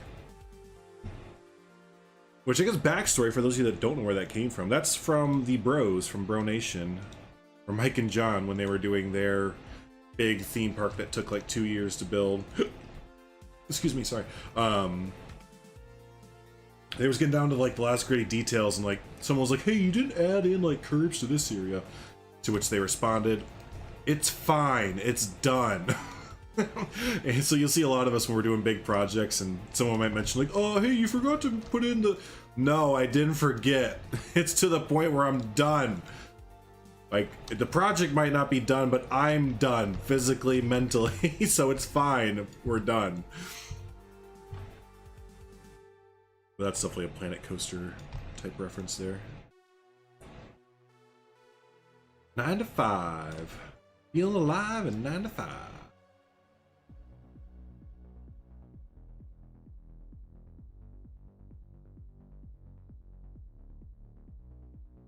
You still act like I'm 20, so there's that at least. Yeah, I feel like after I hit the age of like, maybe not 20, because I'd kick 20-year-old Drew's ass. But like after the age of like 26, 27, I feel like, which is around when I met my wife. It's about when I feel like I was like, and I'm good. Like mentally and whatever, you know, else. I am done evolving as a human. My brain is done. Which that is probably not true, but that's the way it felt like. I felt like I haven't really changed personality since then. I'm gonna move that door.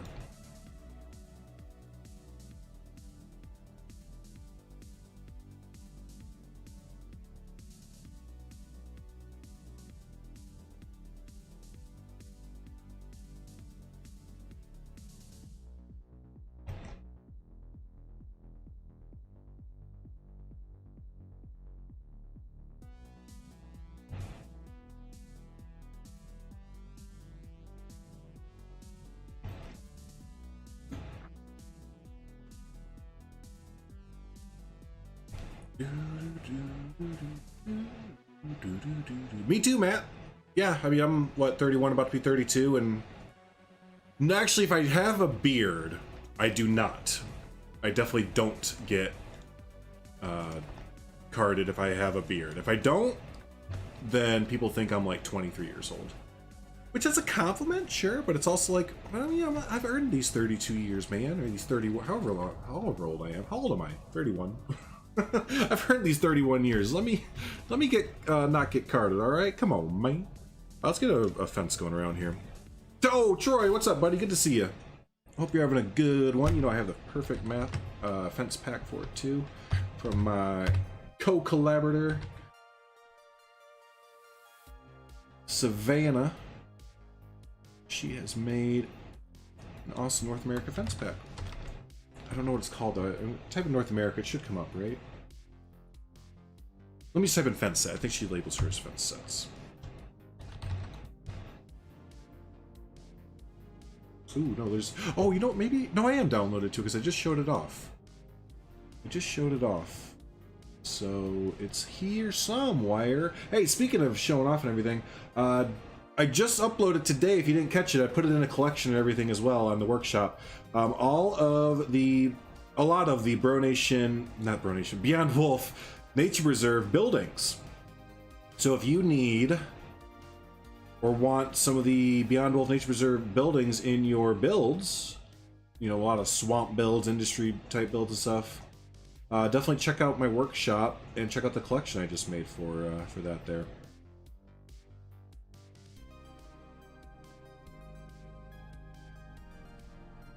I don't remember how many there are. There's like, I think 6 or 7 buildings I uploaded. So definitely a good amount there. Where the heck is this? It's gonna be like the last thing that I see. Because yeah, if I remember, there's 1 or 2 fences in that are perfect. Here it is. What'd she call it? North America Fence Pack. Oh, North American Fence Pack. I type in North America Fence Pack. And because Steam hasn't been updated in like 20 years, it didn't recognize what I was saying. Gotta love Steam and how much money they make and how little they update their user interface. Anyways, yeah, this is the fence right here I was thinking of. Or no, this one right here. This actually works out better.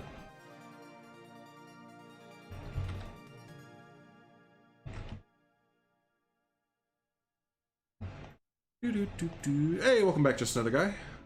Hope you had a good break from the stream. Can you get a Frank the Archer? Yeah, he's on the workshop. Mr. Gomez made him for everybody to use.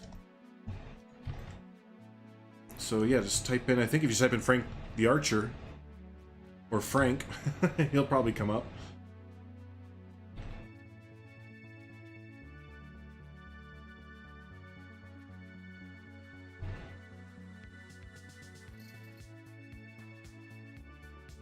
Or if you just search for fence.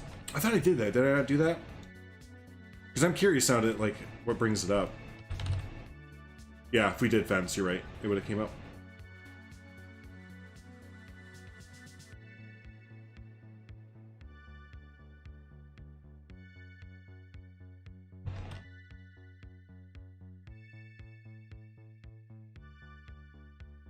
Frank is omnipresent. That's right. Who is Frank? Where is Frank? What is Frank? He is everything. He is everyone. He is no one. He is you. You are Frank. Frank is you. Frank is the universe. Are you God? I think we're just slowly but surely making Frank God. Yeah, I think so, Cerberus. Yeah, I think so. Are you a god? Speaking of old 80s movies, I always think of that line from, if someone asks if you're a god, you say yes! Now that's some life advice right there. Let's just take some of these trees from over here. That's some heavy life advice right there.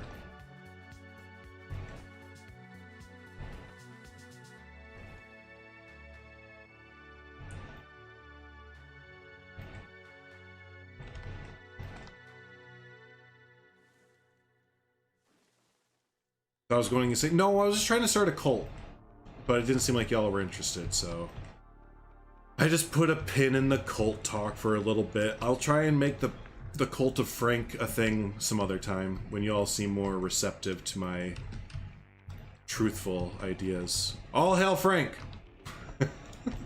Oh, Frank, can't you see by the dawn's early Frank? What so proudly we Frank? You'll get it. You'll all warm up to it eventually. Don't worry. I just got to keep poking and keep asking for donations to the cause, right?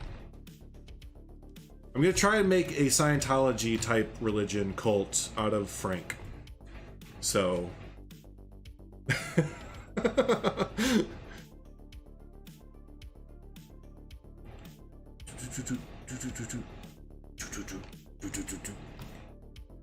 Sorry, Jonathan.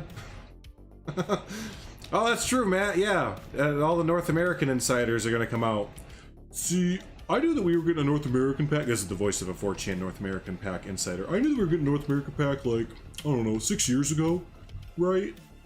I just didn't say anything because my friend who works at the San Diego Zoo, who knows all this stuff that tells me it, said not to mention anything. So I just thought I'd mention it now, though. Everyone has a friend that works at the San Diego Zoo, by the way. Everyone in the Planet Zoo community is what I've realized. That, yeah, just everyone has a friend that works for the San Diego Zoo. And they all have confirmed that birds are coming because the San Diego Zoo has birds. And Planet Zoo, one time at band camp in Camp Tantua, flew in, content creators out to San Diego Zoo. So that means that we're gonna get San Diego Zoo birds confirmed. I might sound crazy, but these are legitimate things that people post like every single day about Planet Zoo's next expansions and why they think it's like confirmed for a certain reason. It's like, oh my gosh, oh my goodness, little guy, you're all sorts of special, aren't you? You just have all the special ideas in that little brain of yours.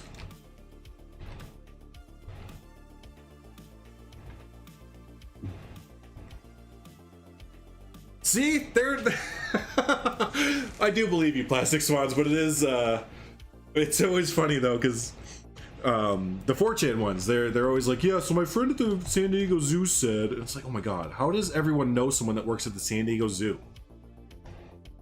It's impossible for this many people to know that there's not that many employees at the San Diego Zoo. For all, like, you know, 60,000 Planet Zoo players to know someone that works at the San Diego Zoo. And for each of those people at the San Diego Zoo to be that loose-lipped with stuff that I'm sure is under NDA. So apparently everyone that works at the San Diego Zoo is just a big heckin' liar, because they all just, like, break NDA, like, all the time. And B, two, next part, there's apparently 60,000 employees at the San Diego Zoo that all work in the same department that know that birds are coming to Planet Zoo.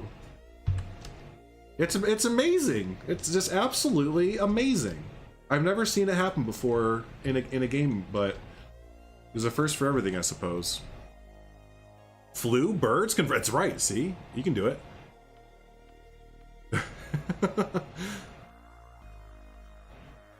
Since when is Frank a religion? Since now. I think his influence has grown enough to have its own religion. If the Beatles can say that they're bigger than Jesus, I think we're okay saying that Frank is bigger than the Beatles, so AKA do the math. AKA do the math, so what am I saying? Nothing, but everything all at the same time.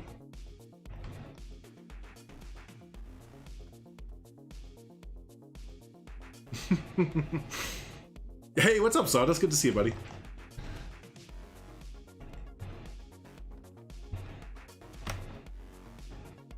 Yeah, right. It's actually just one guy with 60,000 different 4chan accounts. Yeah, that's actually the more reasonable, account of what's going on. But we don't deal with reasoning here, okay? You can take that reasoning and shove it up your butt.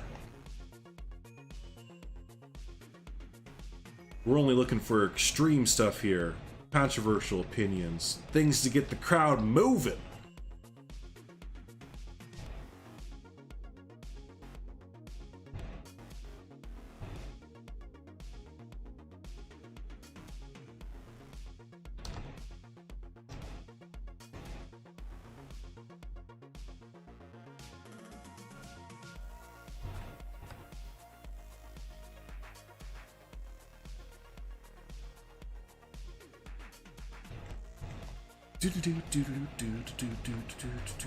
You do in fact know a guy who works at the San Diego Zoo, but he works with the primates. That's fun.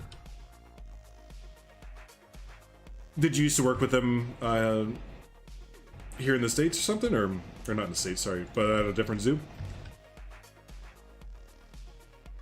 Like when it comes from an actual zookeeper or someone who's like working in a zoo for sure, and they're like, oh yeah, I know someone who works at San Diego Zoo, then it's like, all right, I mean, that's a little bit more believable because I know you all have like, you know, interactions and conferences and all that fun stuff. But when it's just like Planet Zoo player number 57, I know someone that works at San Diego Zoo too. Uh-huh. Did y'all know I know an astronaut? See, I can do it too. I know an astronaut. I also know a scuba diver and an astrophysicist and someone who works at Tesla, and see? Everyone knows everyone. I don't know why I threw scuba diver in there. It just seemed like you have to throw like something really random in there to like throw off the trail of people.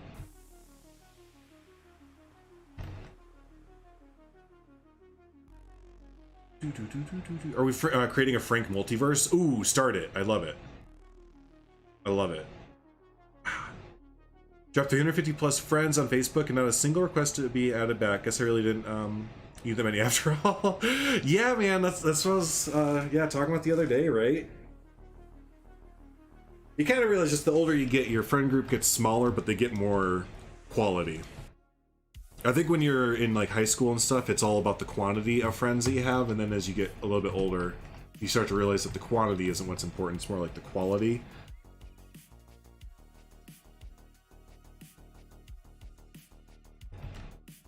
Because, yeah, it's that old saying, right? Would you rather have 50, you know, okay acquaintances, or like 10 to 15 best friends or really good friends? For me personally, I'd rather have the close knit group of friends, because I've always had like a close knit group of friends.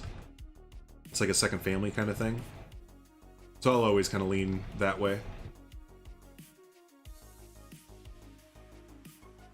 Primates confirmed? When? Now?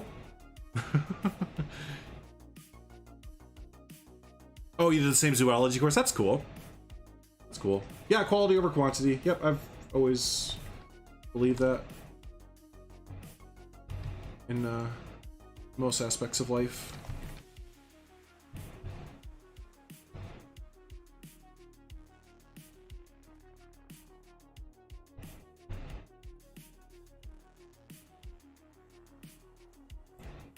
My top friend on Facebook. What's a Facebook? What the heck is a Facebook? I haven't Facebook in years.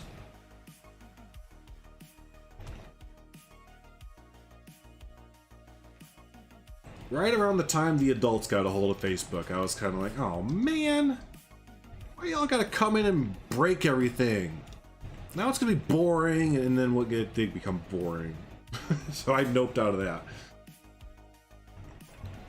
But yeah, you can always tell when a good idea or a site or, you know, a game or whatever is gonna start to go into its downfall when the adults get a hold of it. And I don't mean adults by like age. I mean an adult can, the way I'm phrasing an adult here, it could be, you know, someone who's 18 or 17 years old, it doesn't matter. But right when the adults get a hold of that fun thing, it's done. It's like, oh man, they're gonna come in and try to make money off of it, and that's all it's gonna matter to them, and it's gonna be just not fun anymore. Like it happened to MySpace, it happened to Facebook, it happens to all of them. They go from, oh, this is a fun idea, to, well, fuck. Now the adults are here to break everything and make it good for profit.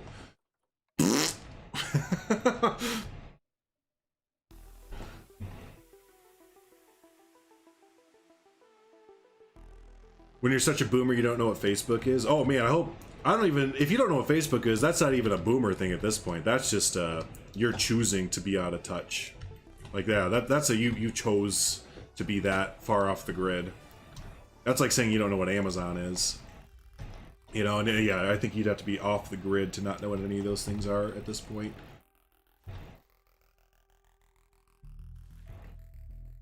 All right, let's have to get some color in here. Ooh, I think put these trees in. I said I was going to start to do that more often. Oh, I did. Yeah, no, I did.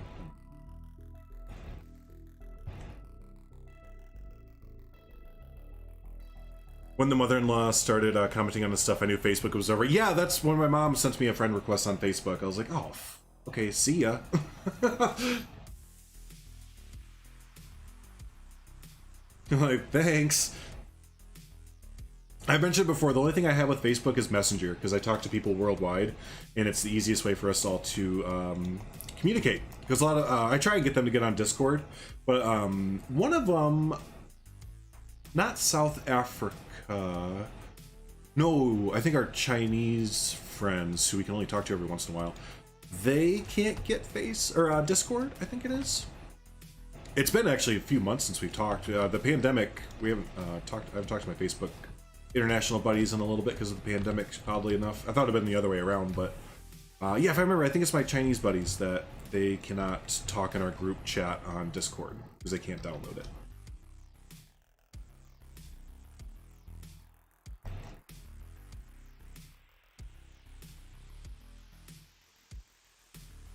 What's a Tesla? Well, it was this guy named Nikolai Tesla back in the day, and he was like, "Hey, this electricity stuff, pretty tight, am I right?" And everyone's like, "Yeah, man, it's pretty cool." He's like, "Hey, what if I just like, you all want it for free? Because we can do it for free at like no cost." And everyone's like, "Yeah, man, that sounds cool." And then Thomas Edison came by and he's like, "Hey, man, what if we didn't do that? And I told everyone that you're a crackpot loony and no one believes you, and then I charge everyone up the yin yang for electricity. Does that sound good? No, it doesn't sound good? Well, I'm gonna do it anyways." And then Thomas Edison did it anyways. The end. True story. True story.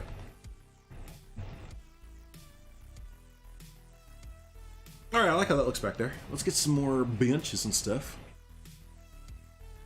That's right, Todd. That's right. Do you approve of the idea? Put it in general, just another guy. Have fun with it. Your mom's promoting your YouTube videos on Facebook, like doing the pay thing, like the $10 pay promote thingy. Hey man, do what you gotta do. You have to provide your Facebook URL for jobs? That's because they're checking on you. And I think that is creepy. Well, usually, that's for like more full-time positions, I guess. I don't know. Either way, it's creepy. They shouldn't. What you do outside of work should have little to no influence on whether you get the job. Well, yeah, it's creepy. Businesses should fuck off. Just to put it plainly, yeah, business to request your Facebook information like that is just trying to creep on what you do, like with your life, and it's like, I do what I do with my life. And that's about where it ends. Once I clock out for the end of the day, what I do with my personal life corporation is none of your goddamn business. So, no.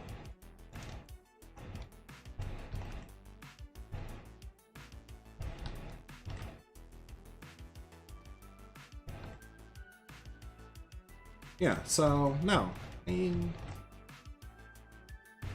that's weird. Oh, Silver Fox is here, that's right. Ruining all the good time. Good to see you, Silver Fox. Hope you're having a good one there, buddy. He snuck on in there.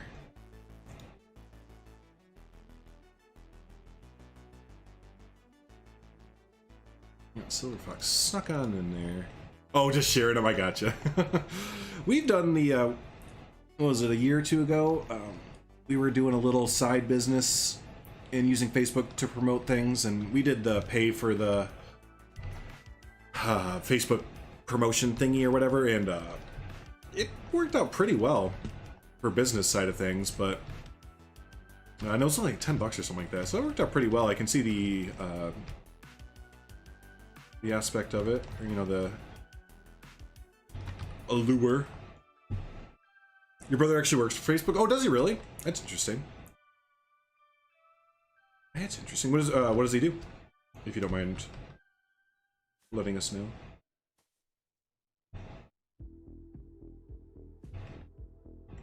Like, I still think the idea of like a social media site is a good one if it can just be done well. I don't know how it would be able to be done well. I really don't. I just think that the overall idea of it is good. It's just the way that it's been implemented, what we have in reality is not good for us as a species, I don't think.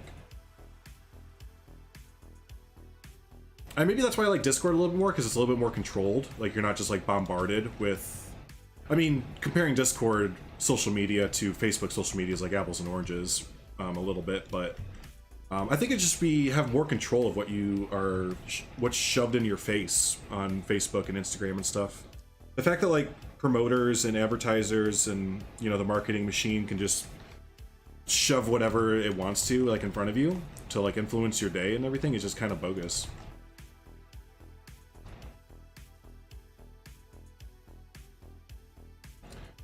Creeps me out a little that they would want to add their teacher. Oh yeah, no, I mean, no offense to, you know, teachers or anything, but I don't want anything. I don't want to see y'all after I'm done with school. I didn't want to see y'all after I was done with school. I was going home and mad that y'all are giving homework. Because I'm like, hey, if, you know, if you can't finish teaching me in the 8 hours that I'm at school and you want to expect me to do stuff at home, you didn't finish up, so therefore I'm not doing stuff at home. That's why I was such a great student. My teachers loved me when I'd bring arguments like that to class. Because usually the kids would go, oh yeah, that's right, what the heck? But anyways. Yeah, but I wouldn't want to befriend my teachers. That's, no. Yeah, you have to limit the membership. I agree. And that's kind of, you know, then you get into... I can't think of the word right now. I'm all over the place today. But that gets into like, not stereotyping, but... Gosh dang it, what's the word I'm looking for? Not profiling, none of that stuff, but purposely like keeping out certain groups from like your circle or whatever, which I think you should have a right to do, but I could just see certain groups getting upset that like, oh, you should have access to everybody. Everyone should have access to everything, and everybody's the same. And so it's like, well, but no, they're not. That's the thing, is you can't just shove everyone together and say, okay, have fun in the playground, everyone, get along. Yeah, right, yeah, gatekeeping, stuff like, yeah.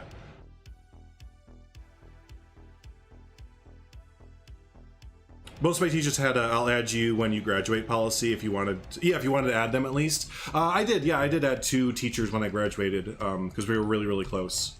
My English teacher and my history professor. History professor was mainly for recommendations afterwards, because they said that they would give me some recommendations for either job or school, whatever I chose to do. And the English teacher was just a badass motherfucker, to be honest with you. She was so cool. She was like a world traveler and culturally just like so smart. I learned a lot from her, and not just like through English, but just like as a human. She just like taught me and my little friend group a lot. I've always believed that's like kind of what makes a good teacher. It's not just like, yeah, sure, you can recite the curriculum year in, year out, you know, that you've been doing the same for 30 years, but if you can take that extra little bit of step and impact, you know, put some of your own personality into like your teaching and give us some of your own personality, like what you're interested in. Chances are a lot of your kids in this class are also interested in those things or never heard about those things before. Again, that's from my personal perspective. A lot of teachers would, and I also went to not a public school, so I think they were able to talk a little bit more freely about topics, maybe rather than a public school.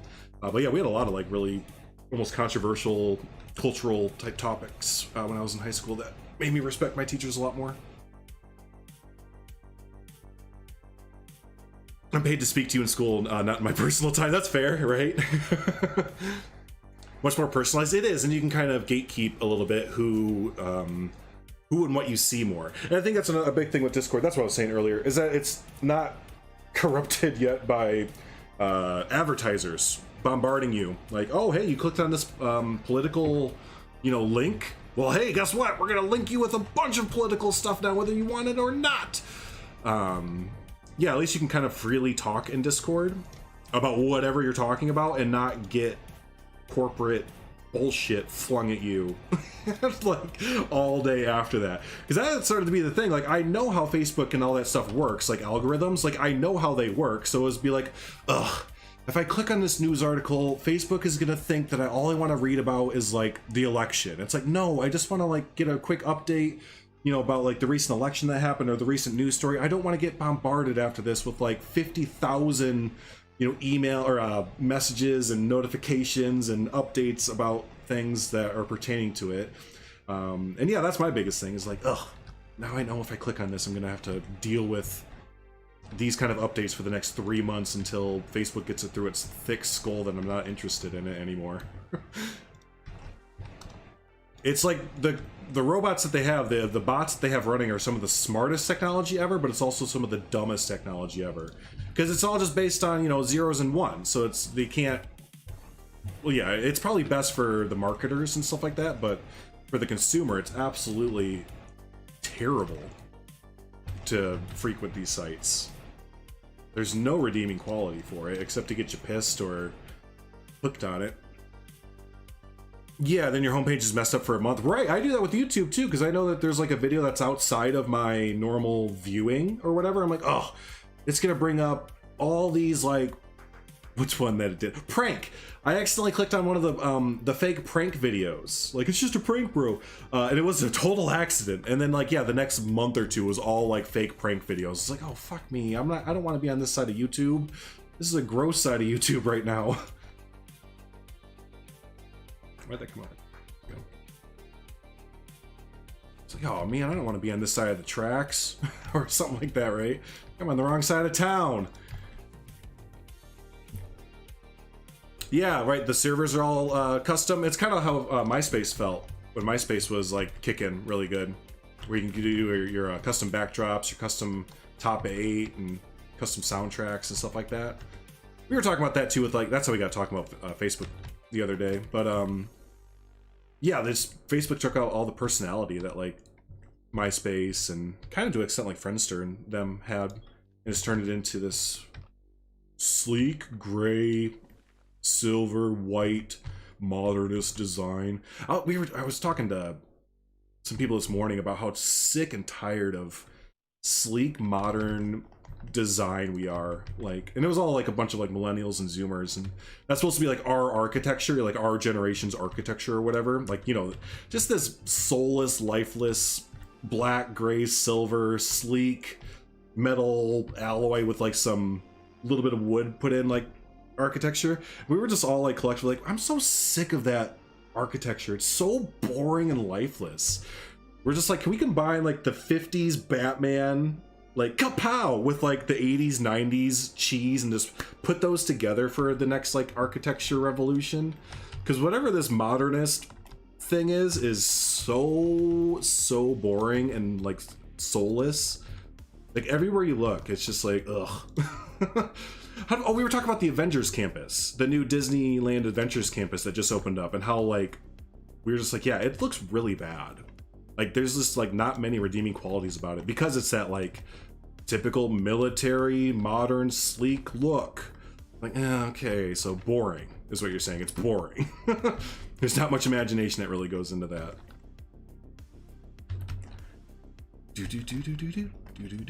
Hey, what's up, Max? How you doing there? Can I drop the Frankverse Word document on Discord for everyone to make their own Frankverse stories and then share? Yeah, I said, go ahead and put it in general if you want to.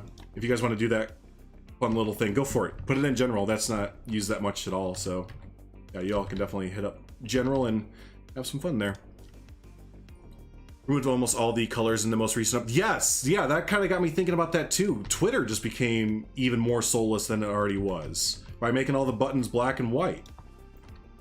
And I don't know why or where this movement came from to take color out of like things, but or you know, to take like nooks and crannies out of designing a house. Like open floor plans, I'm all for open floor plans, but it's gotten ridiculous to the point where there's no more corners in houses. It's just like you walk into an empty shell of a house and like, oh yeah, see how you can see from here all the way to your back patio? I'm like, yeah, could you put a wall in between there? Like, I don't want a box. I want a house with like rooms and walls and, you know, like nooks and crannies.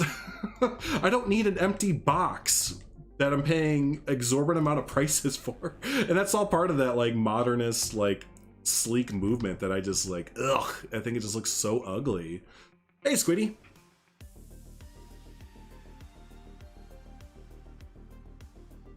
She's introducing backgrounds and flashing words, exactly, right? Or just like character of some sort. I think that's the main thing, is that this, like, it took away all the character and like life out of building and architecture and design and stuff just for this, yeah, whatever it is that we have today. That's just so in reverse. Yeah, that's a good way to put it, Harry. Right, they took all the character out of like the recent lands that they were doing, like, yeah, Batu, Galaxy's Edge, and kind of like the new Mickey's Runaway Railway and a few other places where they were doing like really cool over-themed, like really cool themed things. And then they did the Avengers Campus, which is like, again, just sleek metal. Everything is gray, black, or silver. Like, everything is cement covered. There's no, it's just boring. It's just so boring. I like Disney Plus UI. It's satisfying to click on things in Disney Plus's menu, if that makes sense. Yeah, UI design is really difficult to pull off really well, especially for those sites. Peacock is another one. I would like their UI for their menus. That works really well. I really like Peacock lately. It's free, so that's a big thing, but yeah. Netflix has the best designed user interface right now. I haven't used Netflix in a hot minute. There's nothing on there that we want to watch right now. Michaela was watching The Queen, or like the Queen show. But after that, we didn't really have much else that we wanted to really dive into anymore.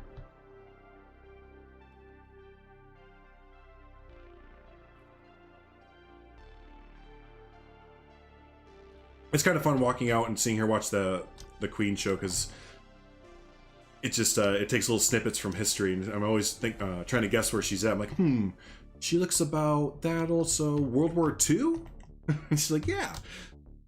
I was like, is that Churchill? And there's the old boy Churchill.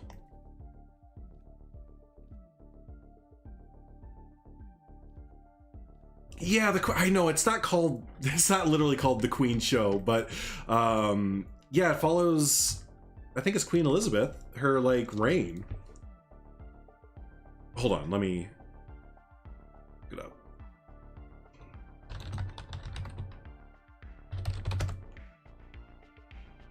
Oh, The Crown. Yeah, it's called The Crown. Based on the award-winning play The Audience by showrunner Pete Morgan, this lavish Netflix original drama chronicles the life of Queen Elizabeth II from the 40s to modern times. The series begins with an inside look at the early reign of the Queen, who ascended the throne at 25 after the death of her father, King George VI.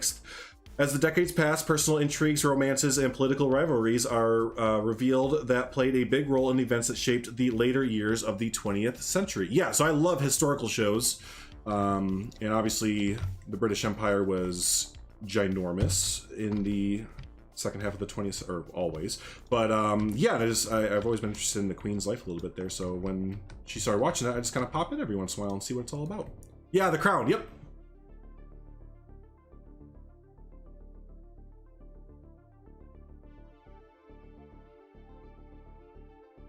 Peaky Blinders, oh, that's the Irish or Scottish Gang show with what's his name?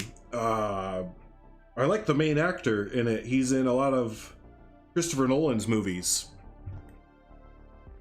But I know what show you're talking about. Yeah, Peaky Blinders. I've wanted to start that a few times. That's a good point. Yeah.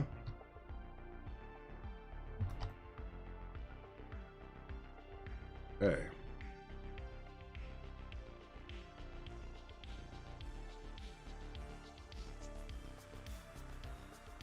Yes, Cillian Murphy. Yes, he's a good actor. Oh, you know what? That's right. I forgot I was going to add that. All these trees and everything I just added. Let's get rid of this all right here. Yep, I just remember what I wanted to add right here, which is a boat ramp.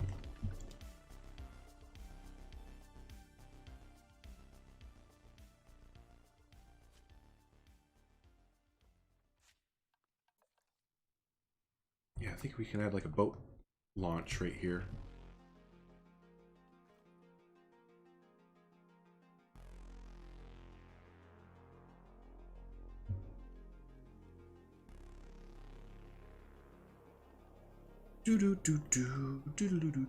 It's set in Birmingham. You gotta say it like that, right? Well, that's in England. Oh, England? Okay, yeah, there you go. So not Ireland or Scotland. His accent sounds really like, unless that's what the Birmingham accent is, but his accent from the little bit I've seen from it, the lead actor, it doesn't sound very British. It sounds more like, yeah, like Scottish or Irish. But interesting.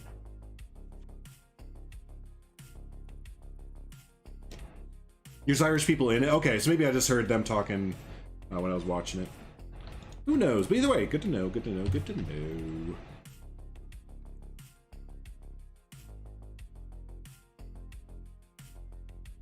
So, boat dock. Gonna look all kind of beat up, though. I reckon. It's a little bit too tall.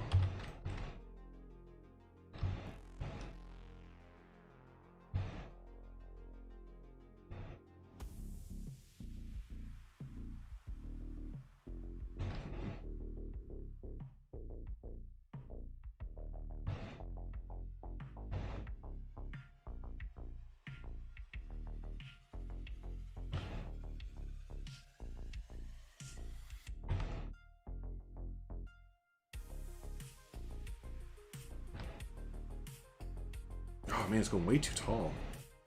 I'm gonna have to do a 2 for here. Okay. It's set in 1919 after the Great War. Oh, I gotcha.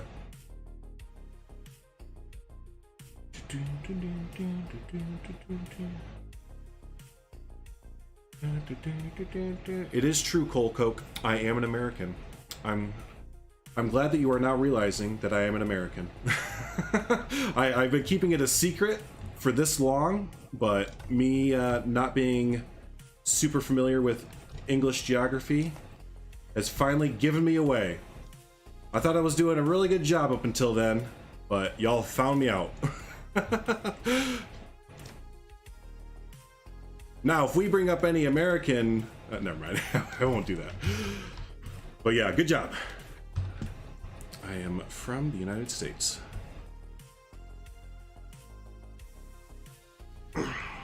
Birmingham people be offended? Ah, it's alright. They'll get over it. Yeah,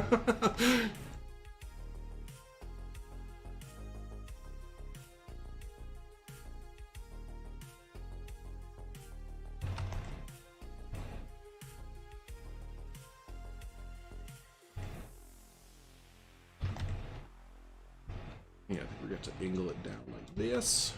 This is a weird boat launch. It might not work how I want it to.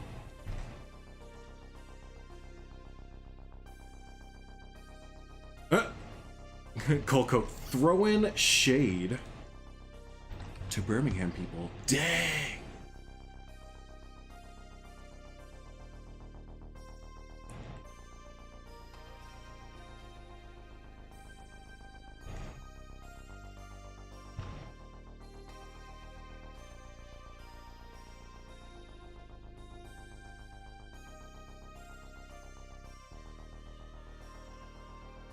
From Bangladesh somewhere. Yeah, I know it's the accent, isn't it?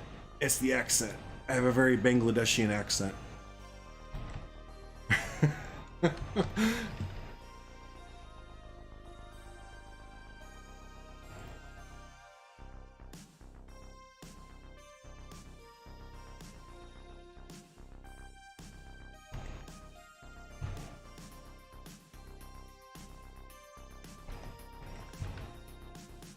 That's right, I'm Canorian, or Canadian.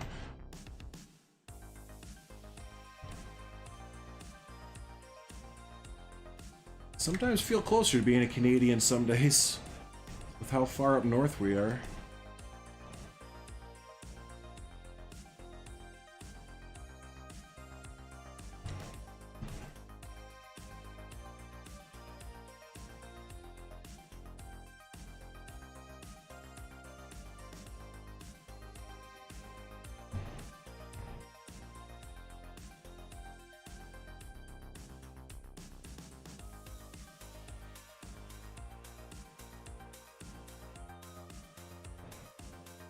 Oh, is he Claire? Okay.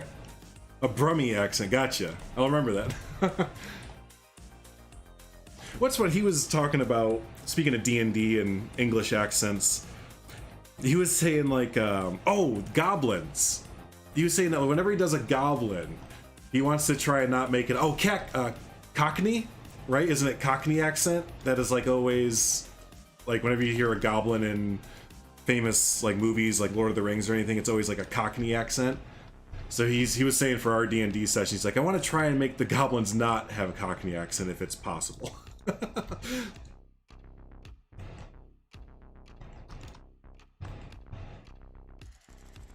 Oops, that's not it.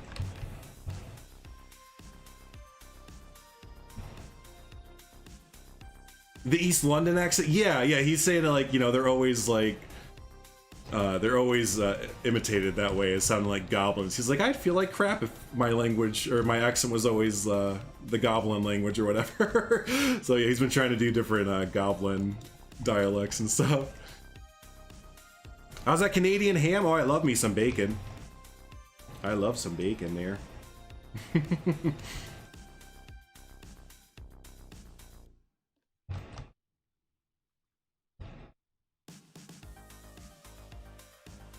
You know, here in the States, we call ham, and they call it bacon, because they're weird.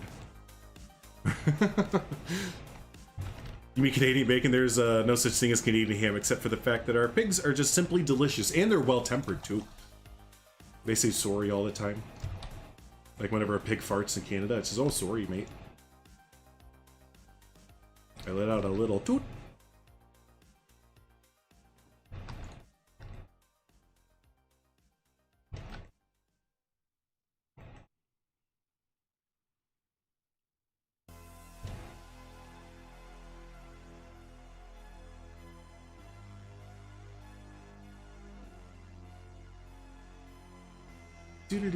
Goblins are always Cockney, just like orcs are always, what is it, Geordie? Goblins are Cockneys, dwarves are Scottish, halflings / hobbits are Irish, and elves are stuck-up prigs. It seems like that's always the thing, isn't it? We got that, like, Tolkien aspect to, well, and what's the other one? Pirates are always, what's the accent called for pirates? Just because, like, literally one guy back in the 50s or something, like, made that accent in movies. And then everyone else was like, oh, okay, that's how pirates sound. Like the Johnny Depp, like, you know, typical pirate kind of accent. Yeah, if I remember, oh, whoops. Not Roger, no, not Robert Williams, it's the same as Zoo. Yeah, one actor, I believe, like, in the 50s, they made that accent, and then they're like, okay, yep, that's a pirate.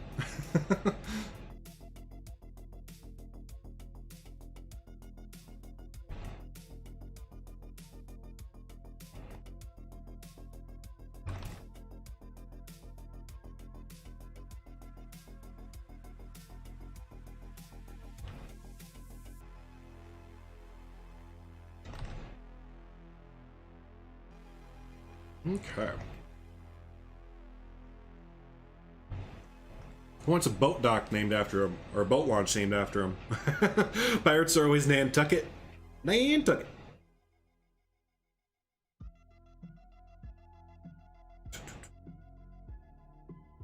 You have that typical British accent. What that, like, the royal British accent.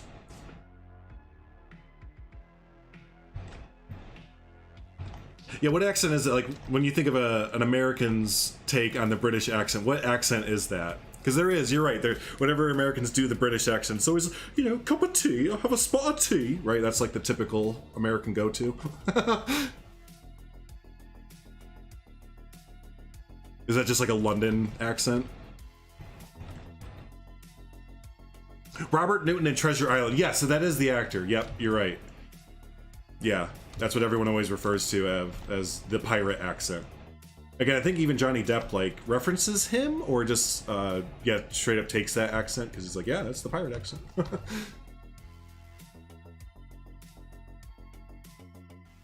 You missed the last stream because of the meeting I had in the morning. Oh no, well, that's okay. It should be up on the Digital DM YouTube here in the next day or so. It just takes forever to process those videos. Well, because they're long, they're like 3 or 4 hours long. It was a good one. We had a good fighting session. But we were in and out in a quick 2 hours though, because a lot of us had stuff going on the next day. I think that's just generic Southern. Oh, for the typical English accent. Yeah, yeah. I've got that posh English accent. I get told it all the time. Can't help the way I talk, right? Oh yeah, I hear for my accent because I live just near Chicago. So I've been told, even not from international folks, but more so other Americans, I get told to slow down a lot because at least in Chicago, like Chicago Midwest talk, we speak as if you needed to say that sentence an hour ago. Like, I have to catch myself on live streams a lot, but we talk so fast, so rapidly. Most of the times it doesn't make sense. You need to just keep up, even if it doesn't make sense. But yeah, go, go, go, go, go, go, go is the accent here. Like, typical American is what I picture my accent to be. You know, like, hello, I'm from the Midwest there, kind of thing. But we just speak very quickly a lot of times. When I moved to Florida, especially, I had a lot of people tell me all the time to slow down when talking. Like, dude, I can't keep up. I can't understand you. Like, well, then you need to listen faster. I haven't got time to explain this, bud. Time is money, and money's cheap. Posh Southern, gotcha, yeah.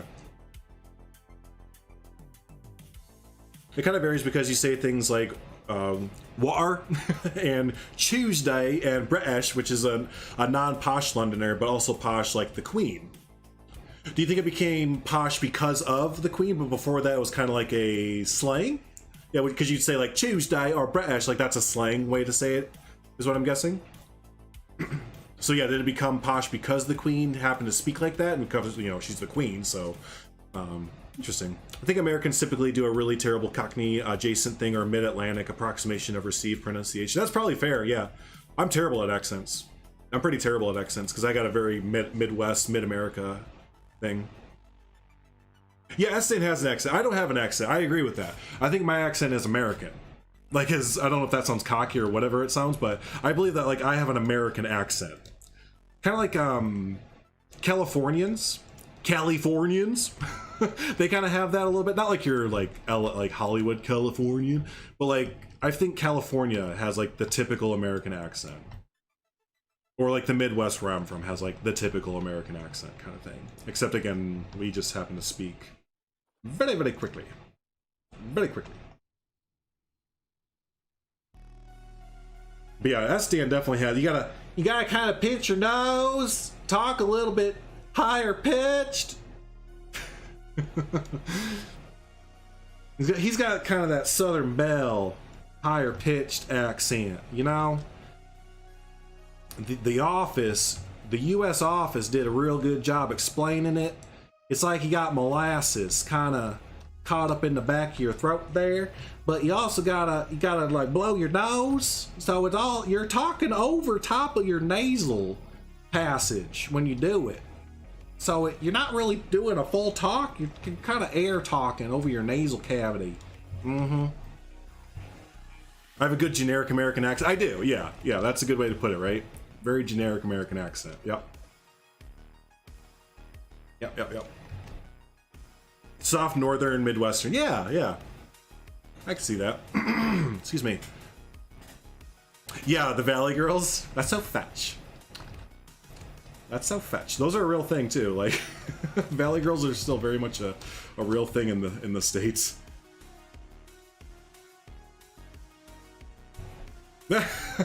Sounded that close, huh, Claire? A little bit creepy there, huh? Is he? Yeah, I keep him in my closet all the time. Get out of there, Esteban! You go tell the people, hey, hi everybody. It's me, your buddy Esteban.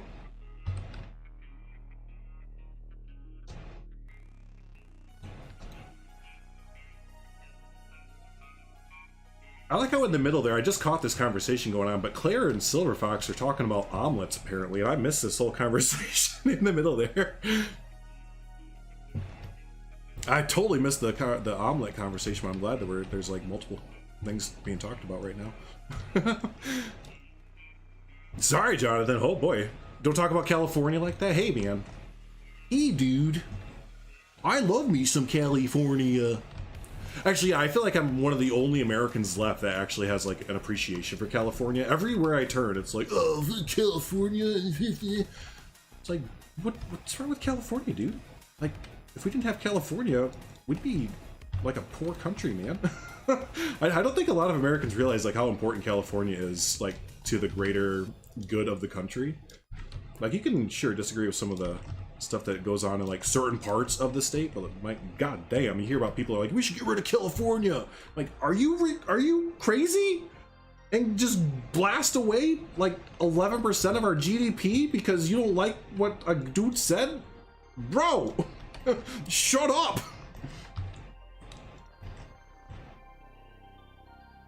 Yeah, California's on my bucket list of places to visit one day. For sure. No doubt.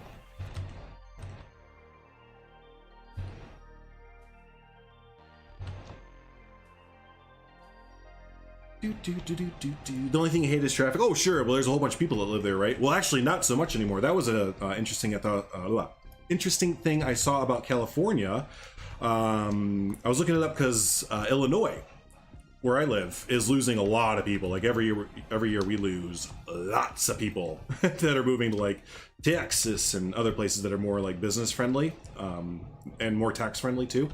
California though, holy shnikes, dude, they've lost so many people in the last few years, like because of like the taxes and all that. Holy cow. So maybe your traffic will be getting better. Might be getting better over the next few years. Northern Ireland is one of those accents you struggle to understand. I just watched this video from what's his name? Jacksepticeye, who I believe he's Irish, right? But he was watching this YouTube video about like these Northern Irish. Hold on, I probably have to bring it up now that we're talking about this. What is it, like Northern Irish cattle thing?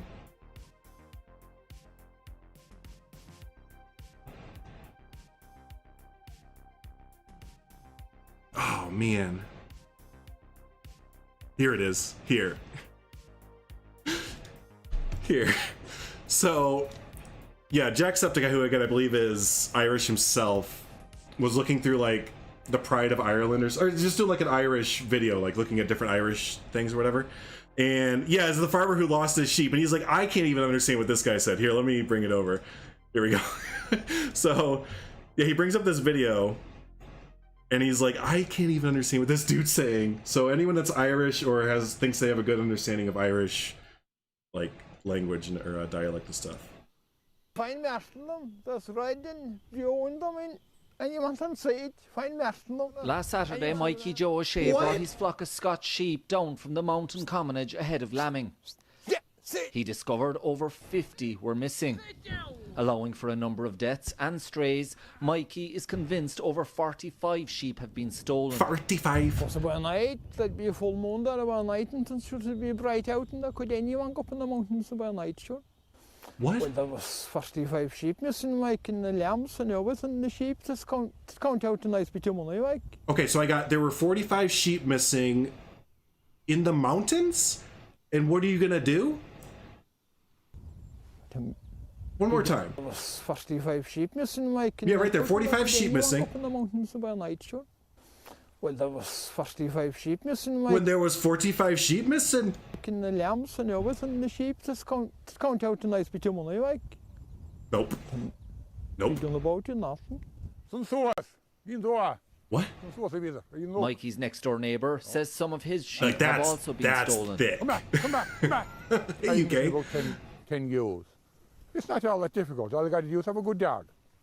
Have a good dog and go at night, some Fortnite. moonshine night, just put the dog around him, put him on a trailer or walk him. And then probably somebody else to pick him up. Probably someone else to pick him up. Got that. Whoever is doing it knows what he's doing. The IFA says the theft of livestock has become a serious problem across the country in But recent anyways, years. yeah, I just remember they were talking about that video and how even an Irishman was like, I don't know. He's like, I have no idea. So if anyone wants to interpret that for us, I think we're all ears there. But yeah, that was pretty good. I got at least a sentence out of it. I got a sentence out of it, I believe. So there were 35 sheep missing. It wasn't bright out, so just anyone could steal them. See, now I have to say it like they do a little bit so I can actually hear it again. I think you're right though. You think it's just Gaelic at that point? Yeah, just there. It's like, you understand what he said? Nope. We just nod our heads and say, all right there, Larry. Maybe that's what happened. It was generations of people just saying they could understand them when in reality no one knew what they were. Not the Tiger Rock, the temperate. No one could understand them, but they just kept saying, I hear you. And just generations of breeding like that has finally led to that language.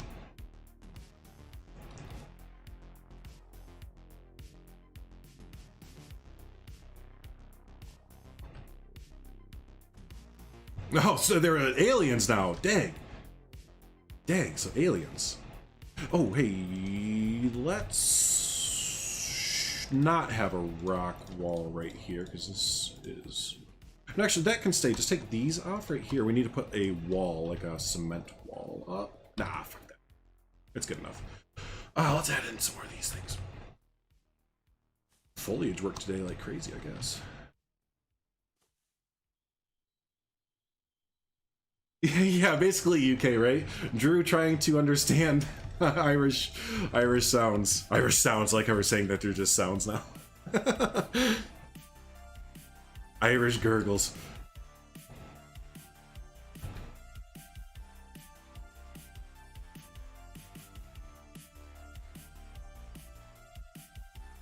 Alright, I think that's enough detail work over here. Remind me of the farmer guy on Jeremy Clarkson's Amazon show about his farm. He's got a thick Devon / South Country accent with which no one can even understand. Nice. Nice. I love the idea that stolen sheep made it onto the news, right? Like, how slow of a news day was that? That's a good point, Plastic Swans. I mean, sure, that's bad. You know, stolen sheep are never. It's not good. It's bad. But for that to make a top headline in the for the news story, yeah, it's got to be a town of like 60 people. Just like, oh, did you hear about Larry's sheep? No, because I can't understand them. He probably tried to tell me about it, but I couldn't understand him like normal. Why do I think his name is Larry? Yeah, you know, the typical Irish name, Larry. I know, Tom. They can afford cement. Could you imagine being able to afford cement? Next thing you're gonna tell me is they're gonna have pipes are gonna be working for the toilet. No way. God damn.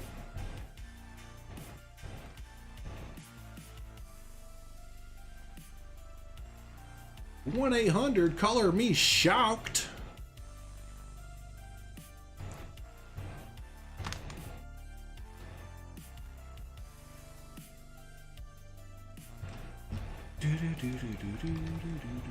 His name's probably John. Yeah, good old Larry. Gotta love Larry.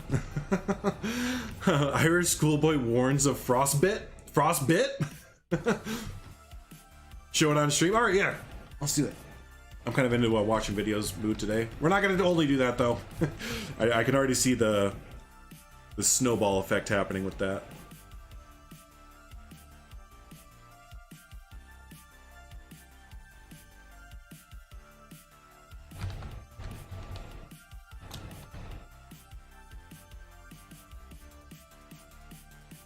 Oh yeah, I've seen this. Okay, yeah, this is pretty good. Now, what accent is this? What is this English? Oop, that's not the right one. Or yeah, what is? Oh no, it says it right in the title, dummy. It says Irish right there, dude. Anyways, moving on. Here we go. A wintry walk to school in Park Village, but they're a hardy breed in these parts. Well, the mother says we had to go anyway. We hadn't much a choice in the matter, but sure. It's a cold journey to school this morning. Oh, God, you wouldn't belong getting frostbite. It's nice to look at, but tough to live in, and there's no respite yet. Tonight, weather warnings remain in place. That was a good one. Wait, there was? It's a cold journey to school this morning. Oh, God, you wouldn't belong getting frostbite. That's the one. Oh, God, you wouldn't belong. That's the perfect. That's great. That's fantastic. Oh man.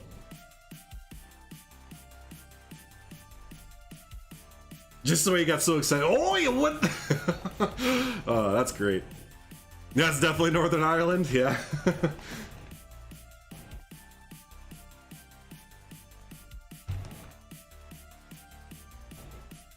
Yeah, that was a good one there.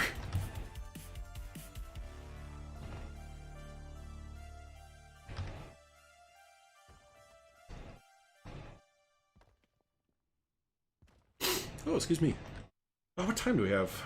Oh, hey, it's that time. Can y'all believe it's that time already? I can't believe it's that time already. Last time I looked, it was that time, but now it's this time. Where's it go?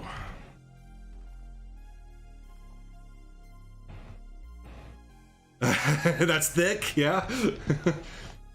Again, I think my favorite is the oh, just the way you said oh, yeah, got it. Because, you know, for me, being a American, when I think of an Irish accent, that's pretty close to, like, the... Not typical, but definitely a really thick, typical Irish accent.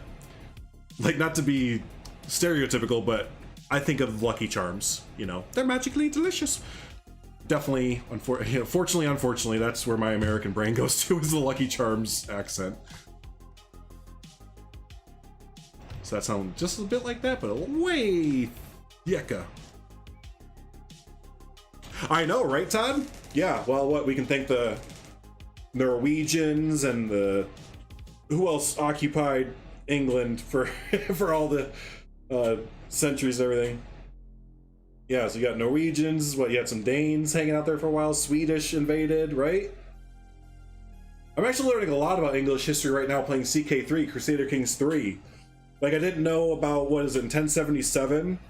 That after King whoever died, when King William the Conqueror was going on, like that him, and I guess like his brothers who were in charge of Norway and Denmark also had claims to the throne of England, and almost, yeah, England was almost like Norway, essentially. I don't know. History, am I right? And then, yeah, if you go back further to the 800s start, that's when the Vikings were basically in charge of the Isles. So you have a lot of, like, Viking heritage as well. So, yeah, you just take all those different cultures, religions, just everything on a teeny tiny island. That, yeah, you get a nice combination of accents and cultures and everything. There's some Iberians that invaded Ireland at one point, well before the Norse and other Scandinavian made their way to the island. Really? So there's Iberian over there as well? Well, that's another thing I didn't know, just made me think of Spain. Like, I didn't know that half of Spain was, like... I mean, I guess when I say it out loud, it makes sense. But, like, under, like, Muslim and, like, that sort of rule. I don't know why, I never, like, thought of it like that. But, yeah, like, I'm learning that from CK3 as well. About the heavy like Muslim and Middle East influence in España. I like to say, like, when I say it out loud, it kind of makes sense because you can think of their heritage and culture and even like their complexion and stuff like that. I guess yeah, they do have some Middle East going on. Ottoman Empire. Oh yeah, Ottoman Empire. Duh. Yeah. Right. Yeah. And yeah, I hate that I don't know that much about like world history. Like I know the typical like Western culture world history type stuff, ish. But yeah, my schooling did such a bad job at world history, and to an extent, U.S. history as well. But I'm so fascinated by it. But yeah, again, it was taught to us like super not great.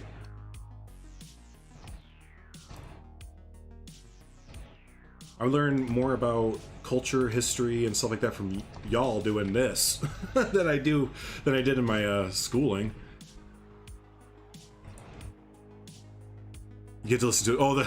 Oh, I know that's probably a little bit like ist of me or an ism or whatever to say like, oh, Irish people sound like the Lucky Charms guy, but like it's just what I'm, you know, I don't know. It's what I know. It's what I've been exposed to. So apologies if that's offensive to anyone, but not the intention. Definitely not the intention. It's just a way for me to relate back. There's also the Romans who came into England at one point. Yes! Yeah, that's right. Yep. That's right. You're part Israeli. Let's not even talk about... oh, yeah, no kidding, right? Jeez.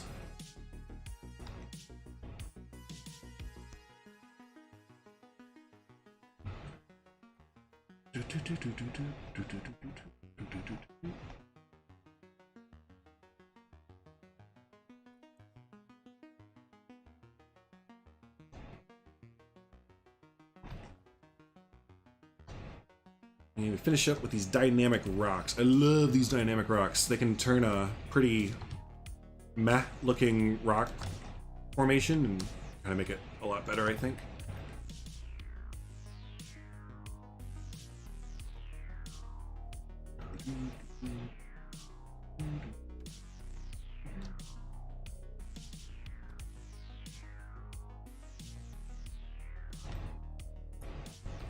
You're pasty white thanks to your Russian and Romanian roots. So the I bet the Russian and oh dang, and you got Romanian. Yeah, I bet that would kind of take over the little bit of Israeli that's left over after all that. That's all right. That's the one that does look good. All right, so we got that little area focused on. If you'll watch Simply Savannah's video this morning, her diorama build. I'm actually realizing that some of the advice that she gave in that video I'm actually doing now, and I do it all the time when I build. But she was talking about building in smaller places rather than building in the big picture kind of thing. Excuse me. I think that's a really good point. A point that I didn't even realize like I was doing when I build. But yeah, definitely focus on smaller builds or smaller areas as you're going through.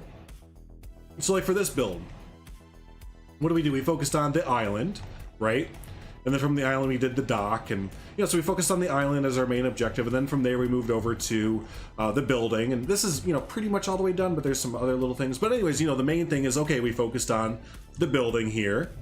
So this was our small project, and then we felt good about that, or I got tired of it essentially. And then it was like, okay, now this is our next project. So instead of going in and going, okay, today I'm going to build on the lake, and I'm going to build the restaurant area. You know, that's just like, cool.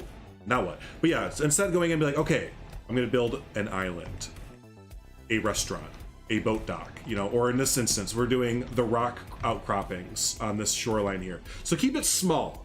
Keep it small and detail out a small area, and then kind of pull back and take a look at what you're doing, essentially. Because as you start to detail those small areas out, it's gonna start to form into one big one.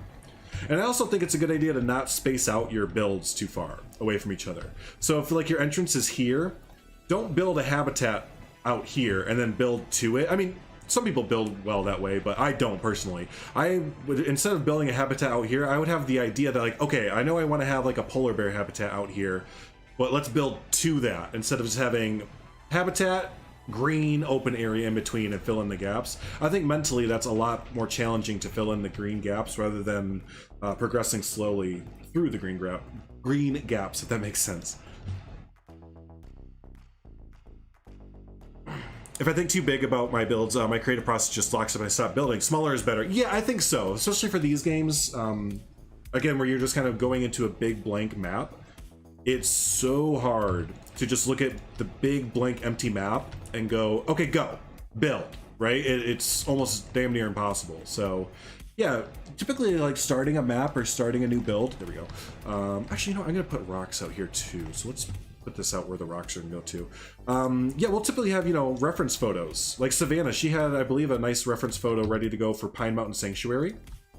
So she started there, and you kind of build off of that. But yeah, always have a small building or small reference photo or small project to start off with. And I think that's a much better angle to go at it.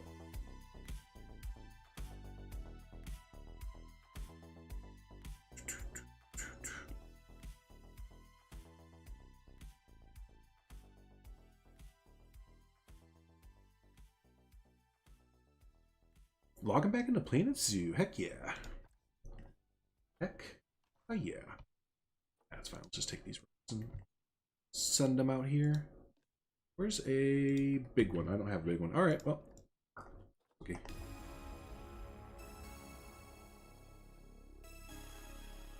There it is.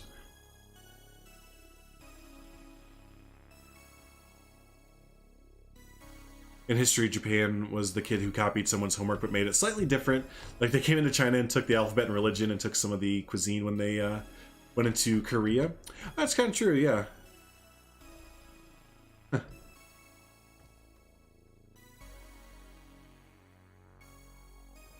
Kind of have to do that as an island country, though, don't you? Take other ideas from other places. But go, that's a good idea. We should use that.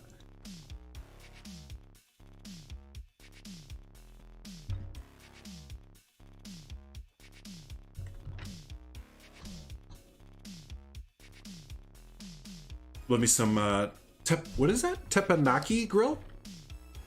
I don't think I've had that before. What does that entail? Like, or what's different with that? Teppanyaki. Huh.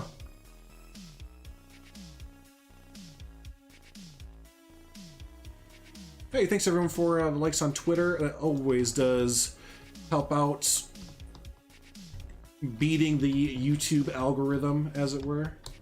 Because that's all that stuff's for, is just getting more and more people hanging out on the stream, more people commenting on the stream, and all that stuff helps tell YouTube, like, hey, people might actually enjoy this this content going on, so we should let other people know what's going on.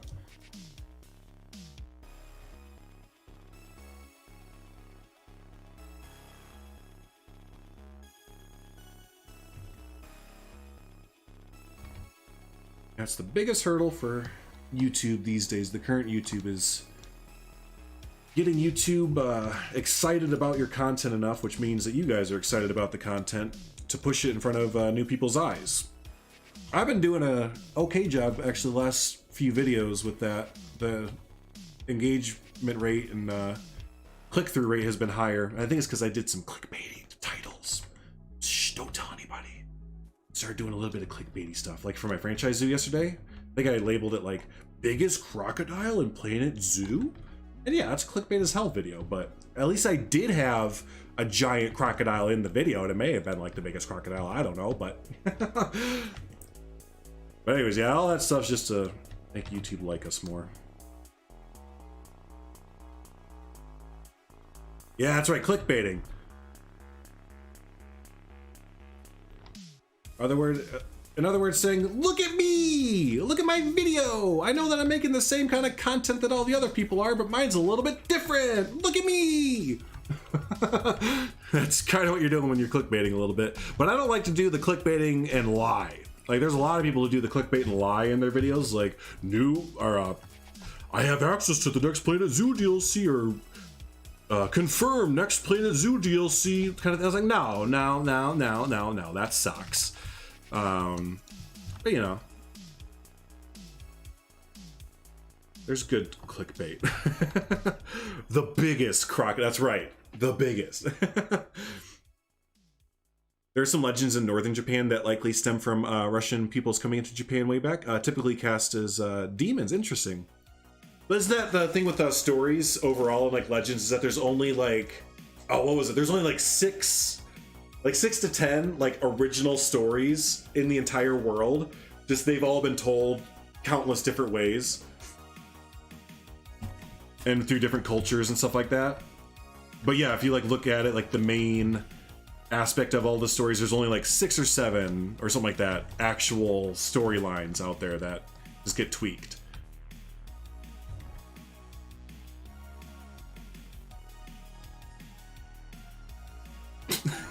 Cheers, Jonathan.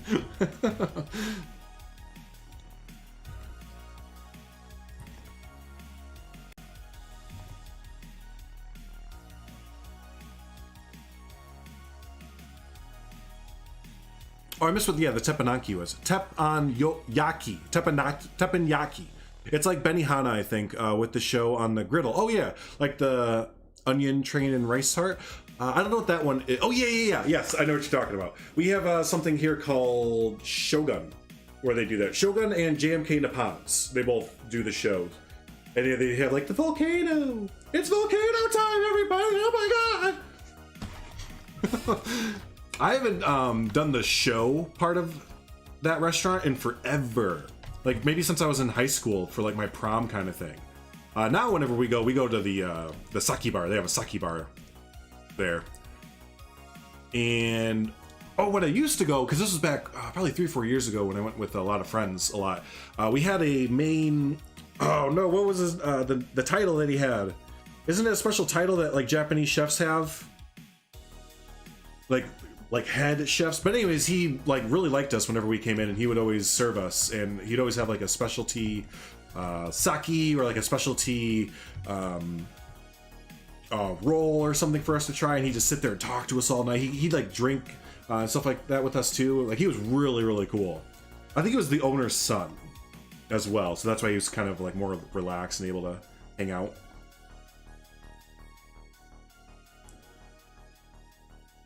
Nice, Jonathan.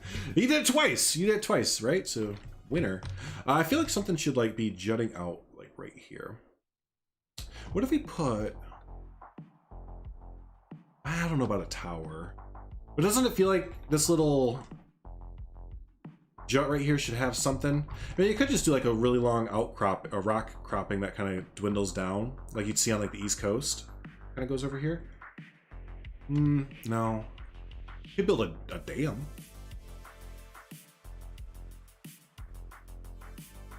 What if you built like a beaver dam? We've been talking about beavers so much. We could dam up this little area right here with like a beaver dam.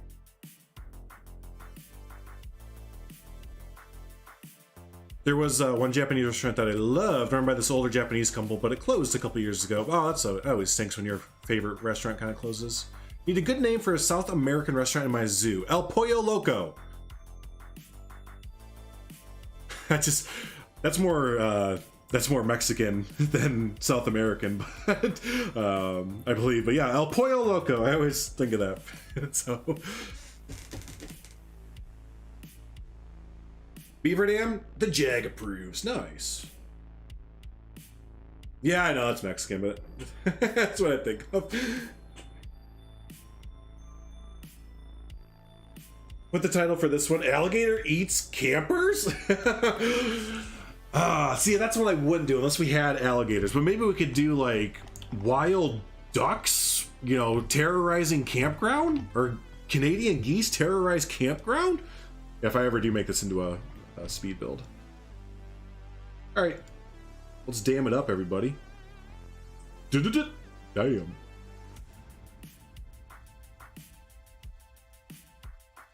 Oh, I'm not using modded items. This would work perfectly.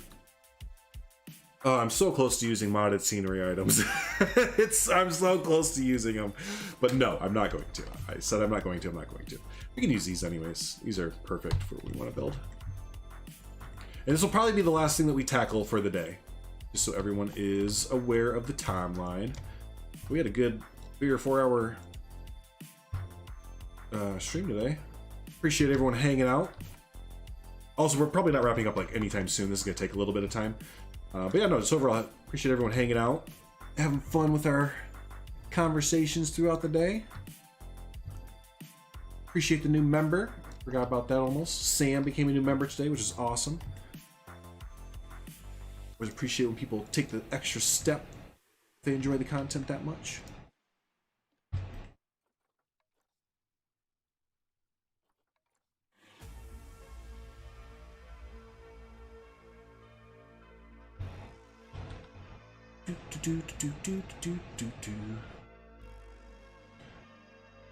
It's a Japanese pub, basically. What is it? Izakaya? Izakaya? That sounds fun. Yeah, I know you are, Harry. I really want a Japanese restaurant near me that has the common stuff. Give me Okonomaki? Nomaki? Give me Yakisoba? Nice. You can tell I'm not too aware of typical Japanese dishes too much. I don't like the food so much. I mean, it's okay, but I like sake and, well, yeah, I guess rolls. I'm more of a, I like the rolls. And I never knew what they were called. All I knew is that the chef would just come up and be like, new roll. Yeah, I give you good new roll tonight. Yes. We always say, yes, yes, please, new roll. We didn't ask questions. It was like, new roll? Yes, new roll. This is good new roll.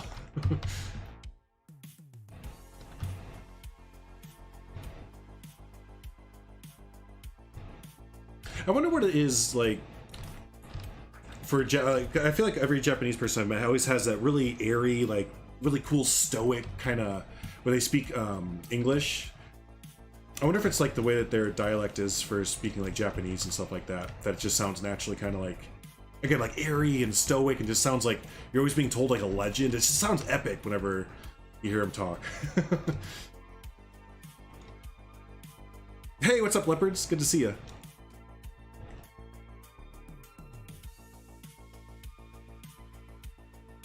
I'm big on Thai food, but again, I feel like North American Thai food and perhaps not so authentic. Probably not, no.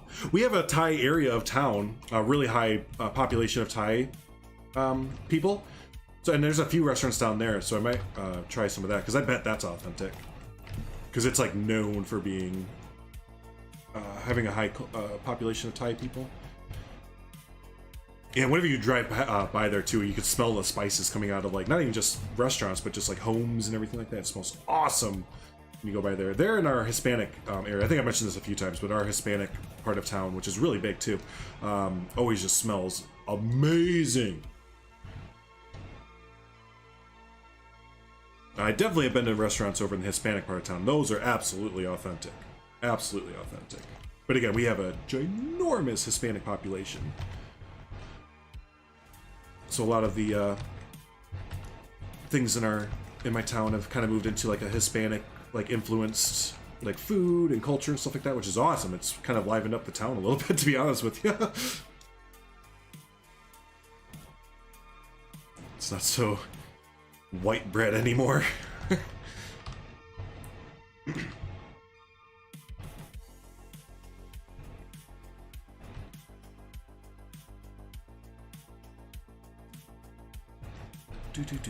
A tip for pronouncing Japanese words: there are only 5 vowel sounds. The A is A, E is A, I is E, O is O, and U is U or O. Interesting. I'll try to remember that. I'll try to remember that when we're pronouncing them. Dimso? No, it'd be Dimso. I don't think I've had that before. Is that a noodle dish? The D-I-M-S-U-M, dim sum? Is that a noodle dish? If so, I think I have had that before.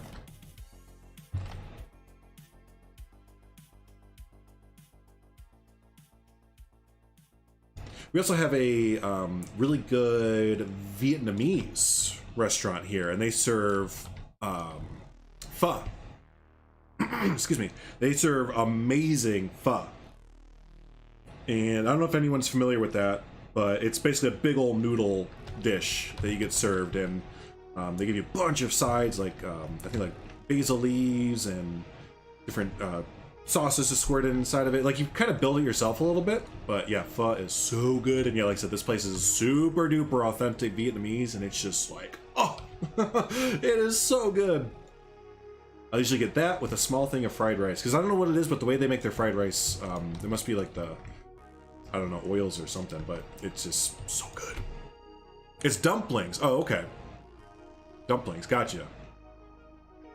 Man, now we're talking about all this Asian-inspired food. I want to go out and get some Asian. Yeah, it's like sushi, or I don't even know what kind though. That's the thing.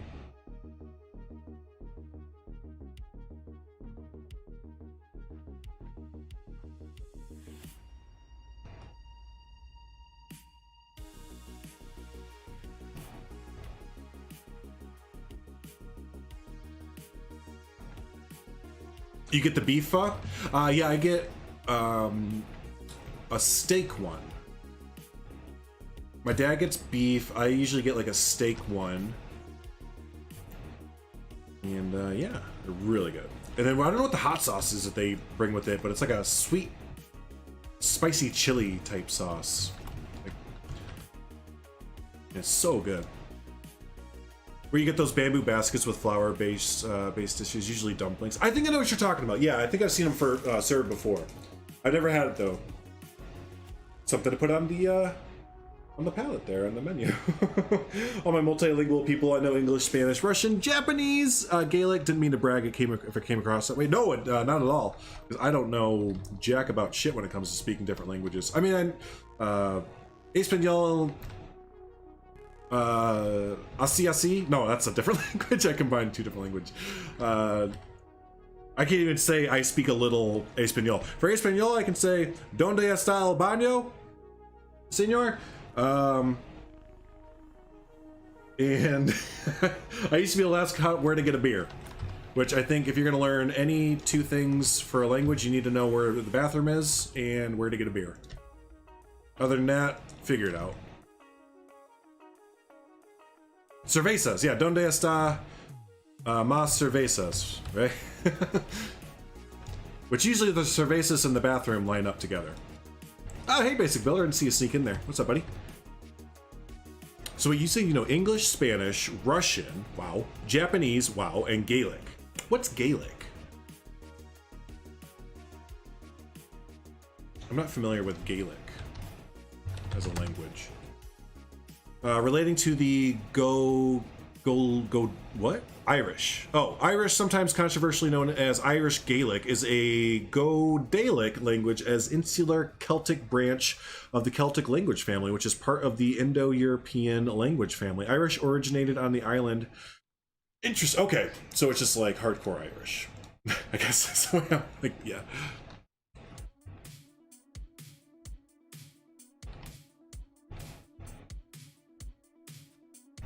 Now, if I remember right, dams, at least beaver dams, they're not just like straight up like a wall. It's kind of like a dome that they build up, right?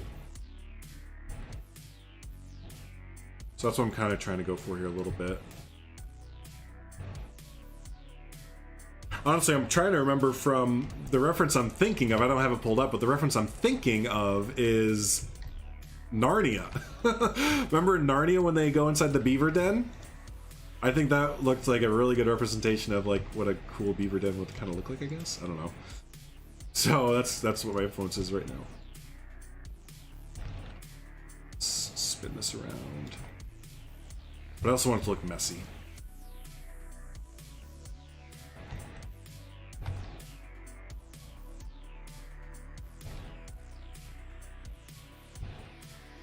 There you go. You're learning Chinese? Ni hao. I know how to say ni hao. That's it. You know French and Hebrew, but I wouldn't call myself multi-language. You know Hebrew? Wow. Well, okay, yeah, you said you're Israeli. Yeah. Nice. Hey, greetings from another country heard from. There's New Zealand. How we do in New Zealand? Let's see. It's either extremely late or extremely early for you, right? Because it's 4 o'clock for me. So I think it's really early for you. I always remember that Australia and New Zealand are first in the line of time. They go first. Have a good one, Todd. Thanks for hanging out, buddy. We'll talk at you later. We'll talk at you later.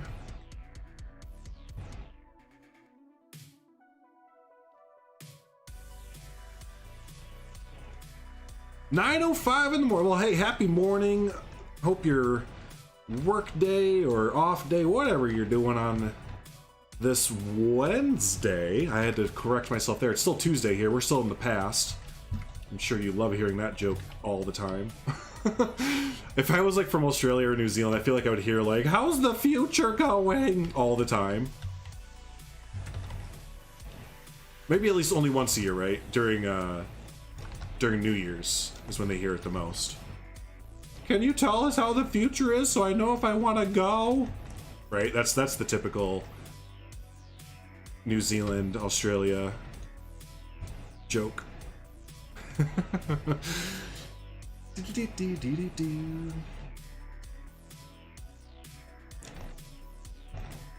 But yeah, hope we all are having a good day wherever you are in the neck of the woods. Welcome into Camp Tantua. We are wrapping up here in just a few minutes because it is getting to be about dinner time for me.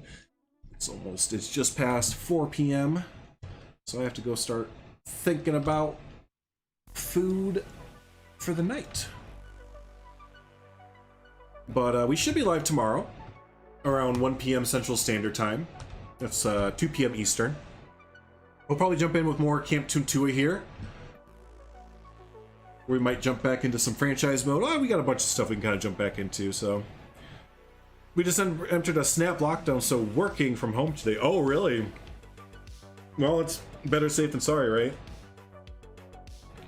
Huh, and from New Zealand, too. The last I heard from New Zealand, with everything going on, and mind you, this was probably 6+ months ago now, is that they were, like, the first ones to, like, be good to go. Like, be good to go as far as lifting the restrictions and stuff. So that stinks that you gotta bring them back. But again, gotta do what you gotta do, right? Yeah, there's Ron. He was off being drunk somewhere, I think. Our bot gets drunk sometimes and just does what he wants. So. One patient. Well, that's how it's supposed to be. that's how a sufficient or an efficient, quarantine should be, right? Yeah, if one person gets lock it down. We don't want to get it to spread. But yeah. Yep. Speaking of that, I need to go get a test done for COVID. Not because I think I have it, but I got a new job and they require a test even if you're vaccinated, which I understand because I know that you can still like carry it and stuff like that, so that's understandable. But yeah, I haven't had to get a COVID test yet because I didn't really have any scares during the whole thing, you know, knock on wood. But so yeah, I have to go and get my first COVID test. But it's cool now. They said that you just do it on your own.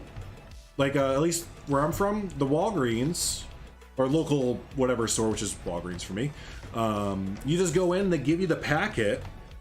And you do it right there still. They're talking about getting a take-home one that you send in. But yeah, you just stand there and you don't even have to do it that much. Like, I guess before you had to, like, jam it, you know, up into your brain, essentially. Like you're doing an Egyptian mummification process or whatever. But I guess now it's really not that bad. Like, you just kind of get a little bit of, you know, snot or mucus or whatever on it and hand it back and you're done and lickety-split.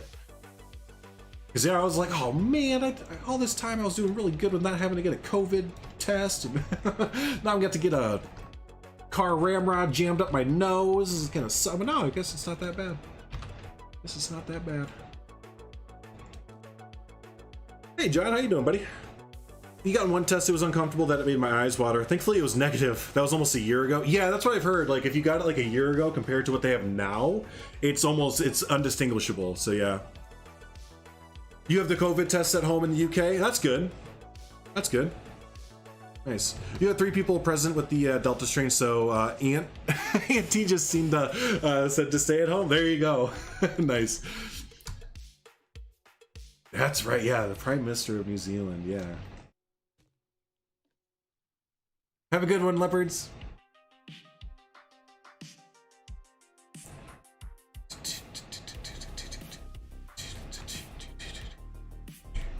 What am I working on? What's Camp Tantua? So Camp Tantua is kind of my North American build that I started a few months back. And it's just kind of like whenever I'm feeling like building in a typical North American style build, excuse me, I'm just gonna jump into Camp Tantua. So lately, you know, I've been building in Pine Mountain Sanctuary with Simply Savannah and S-Dan and Zoof. So I just been really wanting to build more in the North American vibe. So now that I don't have the project for a little bit, I was like, let's jump back into Camp Tantua here and do some messing around there. Doing some messing around. All right, let's finish up this beaver dam area.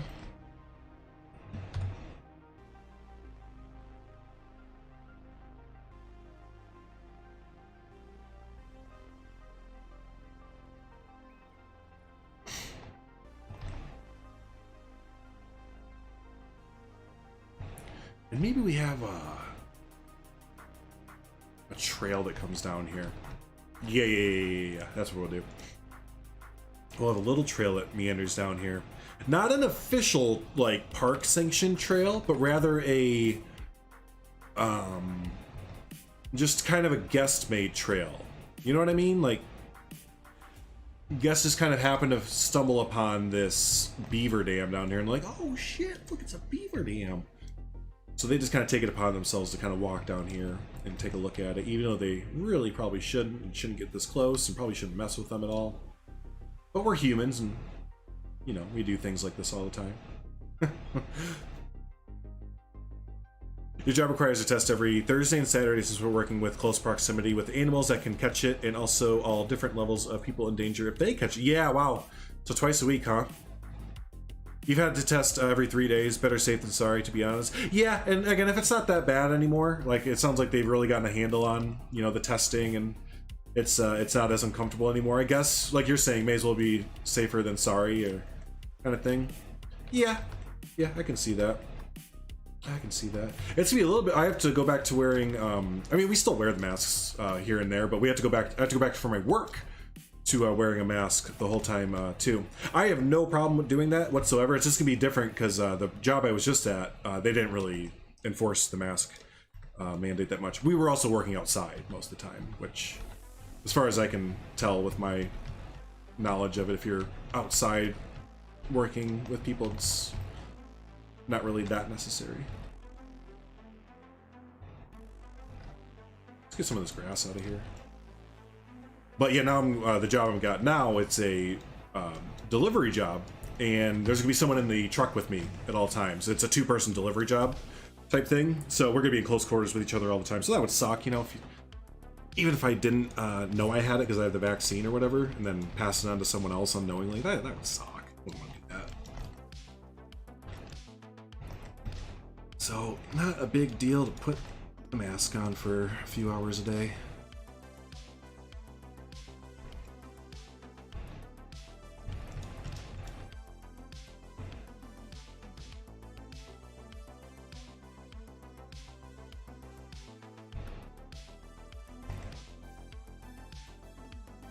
Just doing some mowing. I realize we haven't hired a mow team here for a few weeks, it looks like. This grass is growing up everywhere. Nice. You got quarantined 5 times and got tested 5 times. Wow, that's that kind of sucks. 5 times, huh? He's got a job with Cintas. Hey, I applied with them. Why didn't I work for them? I got the job and I got a better job. I got offered a better job. Just barely, though, because Cintas actually offers up really good benefits and pay and everything like that.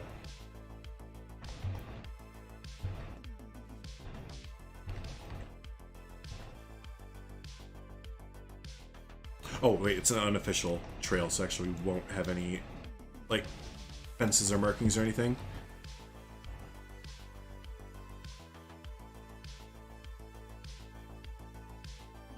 Alright.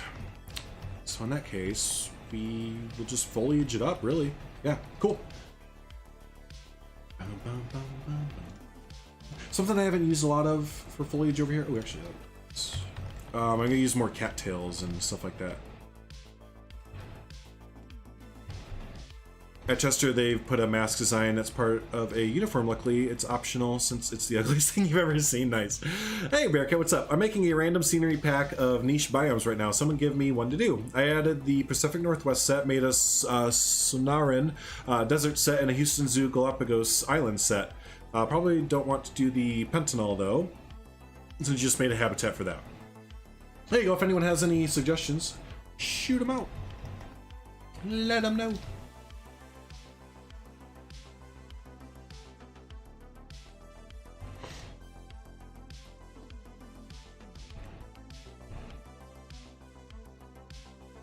The one that comes to mind right away for me is like the Antarctic or Arctic, but I don't know how much you could do with that. I'm not sure how much you could really do with that for a scenery pack.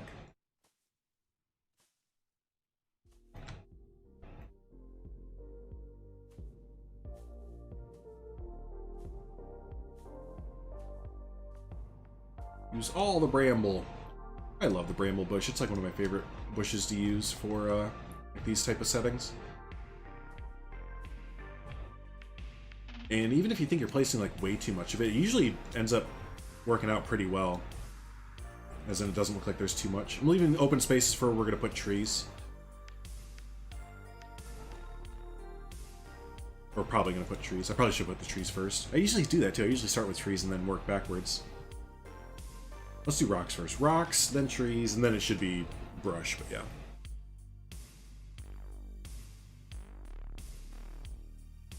Do a jungle one? There you go.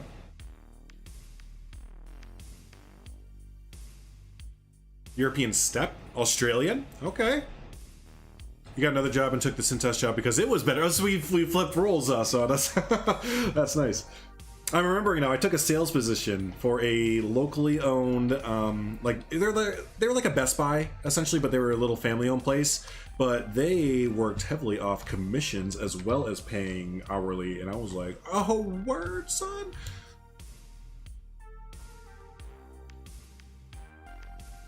But actually, in hindsight, I should have taken the Cintas job because the family business went out of business, like, a few months, not a few months, a year after I got the position.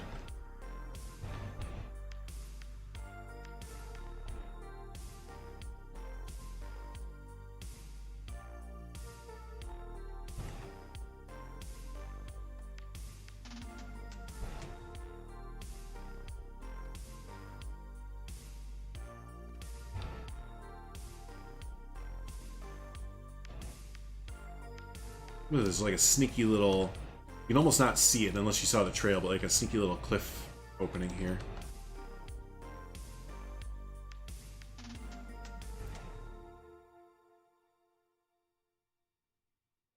Let's see, there we go.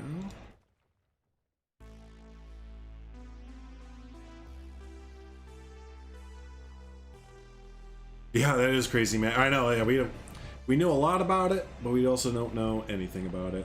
Because that happened with my my aunt, uncle, and cousin. They all lived together, obviously. And my aunt got it really bad to the point where she was really close to having to go to the hospital because she could not breathe.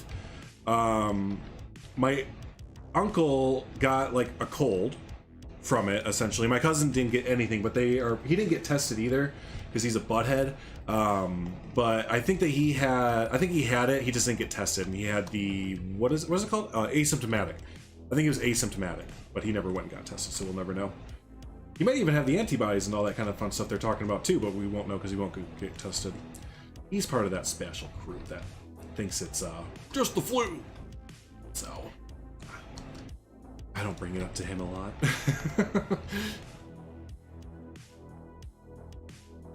But actually, saying that out loud, there's a good chance that he's the one that got it and gave it to his parents, since he's always going out and doesn't listen to any of the mandates, and he never stayed inside or anything. He was always out at some bar that stayed open or some party going on. I was like, oh, that's nice, buddy. Oh no, son, that sucks, dude. That sounds like you've been growing that for a while too, which is the big ouch. And you have to keep it shaved too, don't you? Yeah, well, yeah, for the job, right? For the job.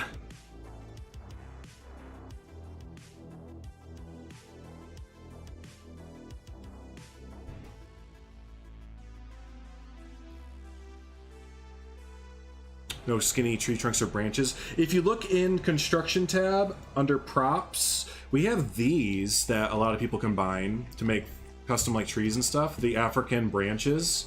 So these work kind of well, and you can kind of combine them a little bit,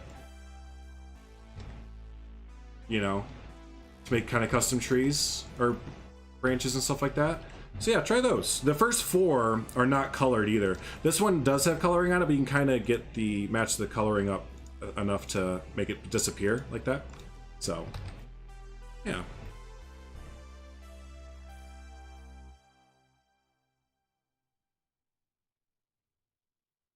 Okay. Trees, that's right, we're doing trees. Trees.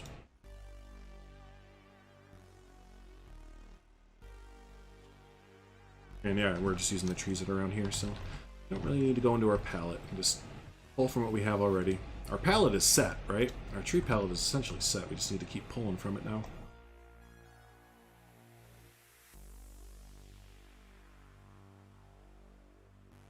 You have a baby face when you're clean shaven. Yeah, at most I like to have like a 5 o'clock shadow kind of thing, but I don't like going full baby face because I have a baby face too. Well, that's what I was saying earlier. I go from getting carded with no beard to yeah.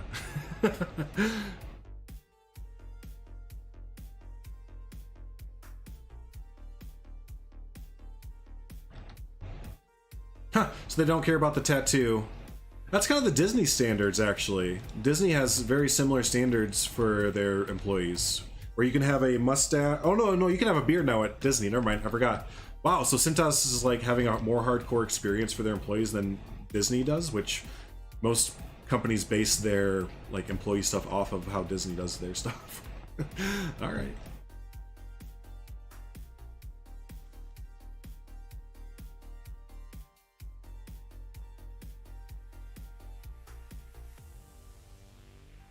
A tight beard. What's that? So like a clean shaven 5 o'clock shadow? I guess that's what that means to me.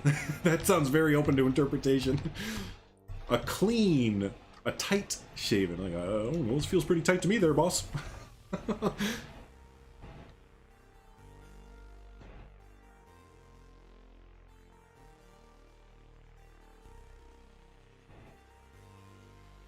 Yeah, okay, huh? I guess it's better than nothing, but if you have a beard going down, you know, a 3-year-old beard going down, that's not gonna be that's not gonna feel good still. You've had to shave your beard? No, they switched it. They switched, you don't have to shave your beard anymore. Or does you just have to have a clean beard? Is that what it is? I know that they switched it though, so that you can have a beard at Disney now. When I worked there, you couldn't. But yeah, it was switched around in the last few years, if I remember right. But yeah, I'm curious, what is the actual Disney beard policy there? Oh, I forgot about the blue ones. Oh, I've been using the pink ones the whole time. I totally forgot about these blue ones here.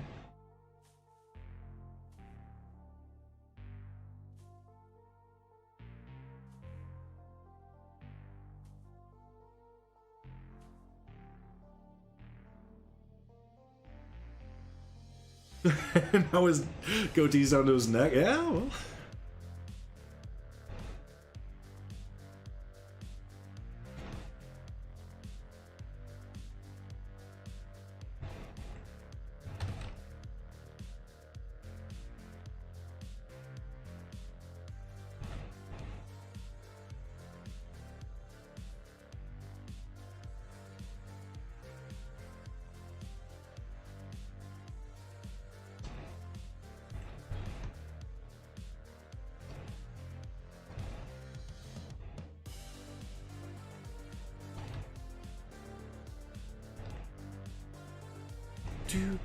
It was time for a change anyways. My beard was getting kind of wily, and I'm tired of chewing on my mustache every time I eat. That's when I know it's time to shave.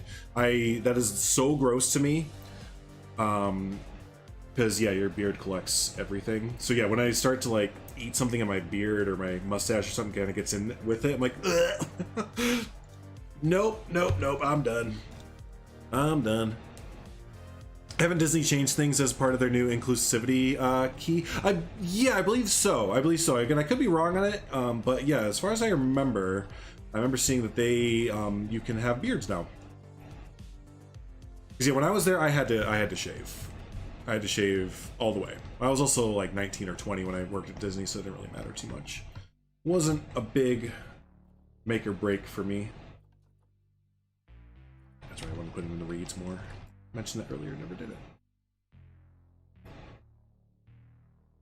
You were told by Disney that if you worked for them, I think you talked to a disgruntled Disney employee that didn't know what they were talking about. Hold on. or I could very much so be wrong. Disney,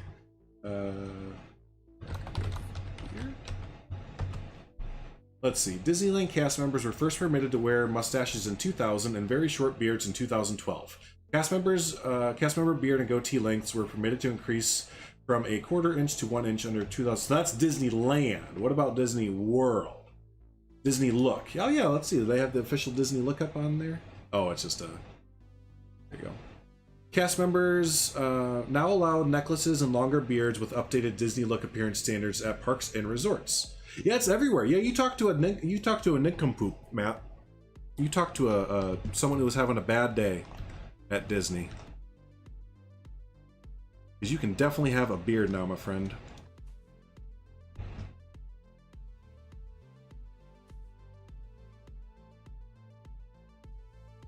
At 45, the whites are starting to creep in, and that just looks... Oh, with the beard. Yeah, right? Nothing to show your age quicker than your beard changing color. Those have been the first hairs that have changed for me, too. I got, not my first, but like the first consistent, I guess you'd say. Like, gray and white hairs in my beard. They're probably from stress, though, not age. Turns out 2020 was a stressful year. Did y'all know that?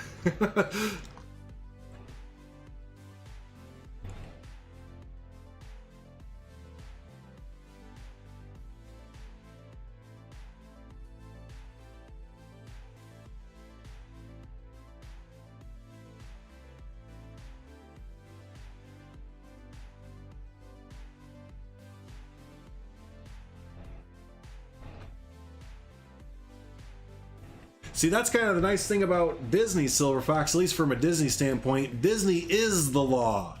Within Florida, at least, Disney runs under its own municipality. They're within the Reedy Creek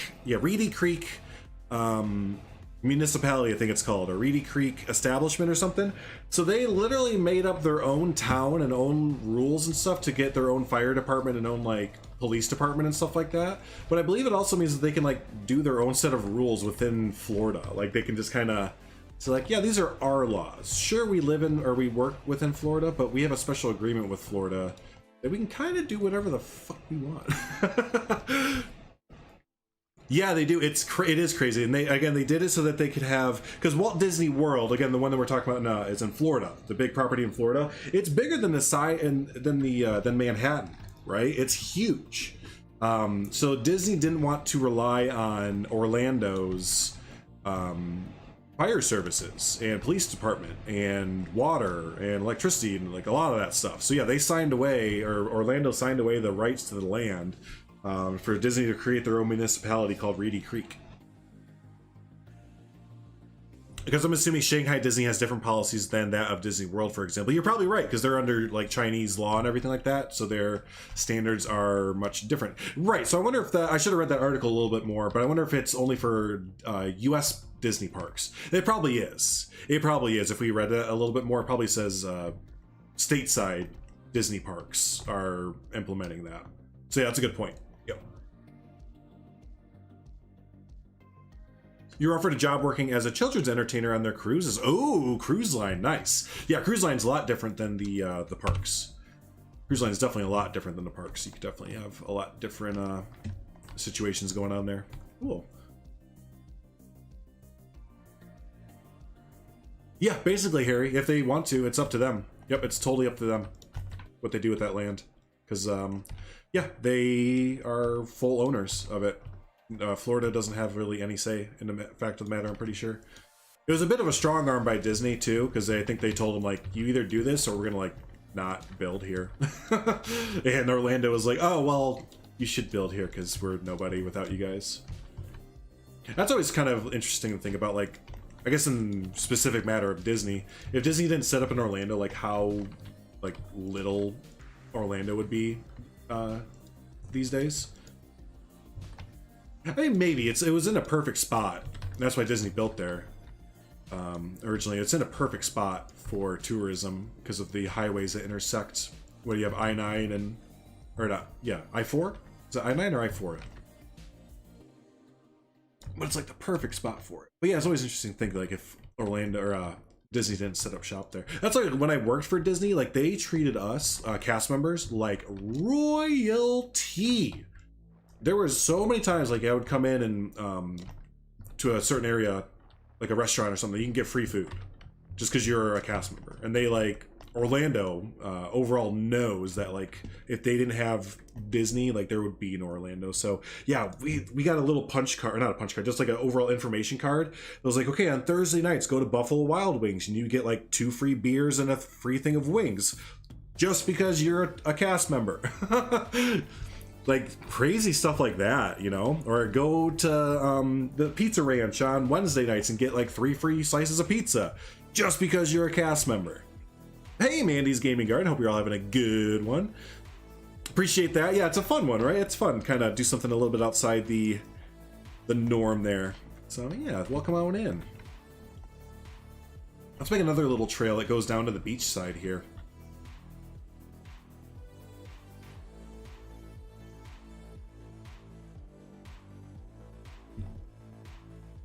It's so interesting how Disney bought the land, etc., and built Walt Disney World. Right, well, that's the thing. Walt Disney World, or Walt Disney didn't buy that land. Wink, wink, nudge, nudge, right? And that's why they were able to get it so cheap for so long. Yeah, for those of you that don't know, Walt Disney and the Disney company came in sneaky like and started buying up land under proxy companies, or companies that, dummy companies, essentially. So yeah, they would have like, you know, Gary's refrigeration company just bought 10 acres of land in the middle of, you know, nowhere, Florida. And then, hey, you know, Greg's machine shop just bought another 10 acres. And at this point, it was in the middle of swampland nowhere. So they're like, whatever, sure. We'll basically give you the land. It took them forever to figure it out. When they finally did, they're like, oh, shit. We should probably charge more for this because it's, you know, Walt Disney that's buying up the land. And they did. Like the very moment they figured out that it was him, they like went, boo! The price is just, whoa! They went up so high. So I feel like kind of dodged the bullet, dude. Oh my gosh, not be stuck on a cruise ship during the pandemic. My gosh, man, no kidding, buddy. No kidding. That would have been not a great time. Just not a great time. Yeah, that's right. During the beginning of the pandemic and everything, you saw like not only cruise ships but carriers. Remember the aircraft carriers that were stuck out in the ocean like for months? Months they were stuck out in the middle of the ocean. The cruise lines too. It took like 3 months for them to get like the okay to come back. Ugh, I just know I would jump out and swim at that point. Like, I'm coming, I don't care. I'm not staying in this fart-smelling cruise line anymore, or cruise ship anymore. Oh my gosh.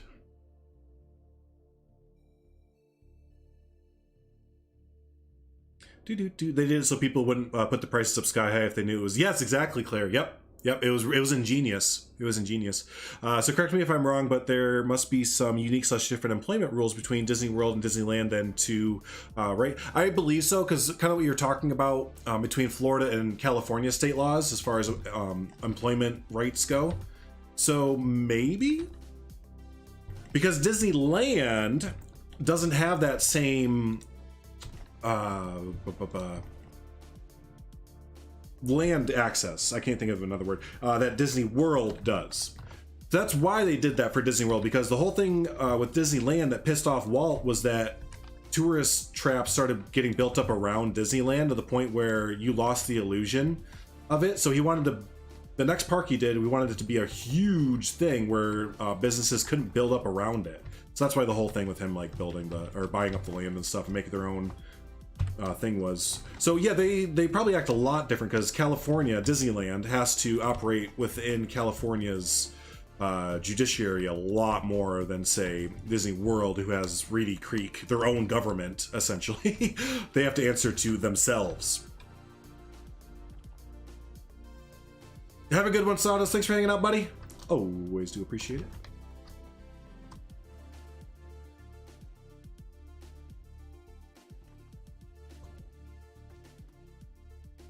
And what's even more interesting, if you keep going down the rabbit hole of Reedy Creek and Disney, you will stumble upon Celebration. Celebration is a town built probably like 10-ish minutes outside of Disney property. That is a, well, it was, it's not anymore. I think they sold it, but it was a town built by Disney to be in line of like the perfect Disney town or whatever. It's beautiful. It's drop dead gorgeous. The houses in it are immaculate, but it's supposed to be like the perfect community, quote unquote. It's supposed to be what Epcot was supposed to be. Those of you that don't know, Epcot originally was supposed to be a community that people lived in. Just was going to be under the authoritarian rule of Disney. So it was a terrible idea. But yeah, Celebration was built as a result of all of that. Yeah, a few minutes down the road from Walt Disney World as its own town. And it was owned and operated by Disney. And it was basically your quintessential Leave It to Beaver 1950s like town, but had all of the modern transportation, layout design, all that stuff was like really, really state of the art and really good. So, but yeah, that was sold, I believe, to Florida a few years back. Learning a lot about Disney today. I'm a big Disney nerd, if you can't tell, and just theme park nerd. Like that's where my nerddom comes from. I love me some zoos, don't get me wrong, but I'm definitely a theme park and Disney nerd. Well, I used to work at Disney. I worked at Disney for 2 years in several different positions. Lower positions, nothing like, you know, a manager or anyone that has a say in anything going on, but yeah, so I'm a Disney nut. Locks of love. I love it. Celebration is weird. Reminds me of the town in WandaVision. Too perfect for me. Yeah, it is. It's like what was that movie with Tobey Maguire where everything was black and white until they all learned about like things? Pleasantville.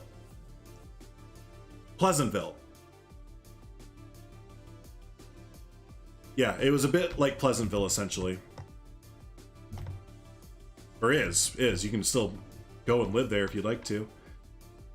I mean, it is cool. Like, it's really cool because it's all, again, set up with, like, modern design aesthetics. Like, I think it's, there's no driveways in the town. Like, there's some quirky things like that. Oh, no, it's, there's no garbage bins. I think all the garbage is, like, sent out, so there's never any like garbage trucks going around. And I do think it is, yeah, there's no driveways. Everyone parks in garages that are in alleyways like behind their houses, so it clears up the main roads. Yeah, that's the other thing too. I don't think, at least when it first opened, I don't think you could drive cars in the downtown. Like you had to make sure to park your car or leave it at home and use public transportation, or park it on the side streets so you wouldn't clog up the downtown. And the downtown consisted of, like, you know, Skippy's liquor store and Bob's Diner and, you know, let's go down to Jimmy's medical clinic. You know, just like super seriously, like, Leave It to Beaver, Leave It to Cleaver type, middle white America type stuff. So Disney World has its own police department as well. Yep, the Reedy Creek Police Department.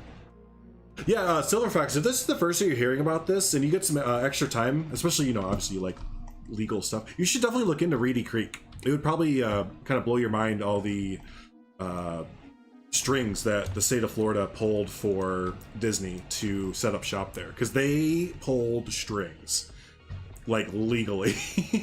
They really had to pull some strings to make people either happy or, yeah, I don't know, but yeah.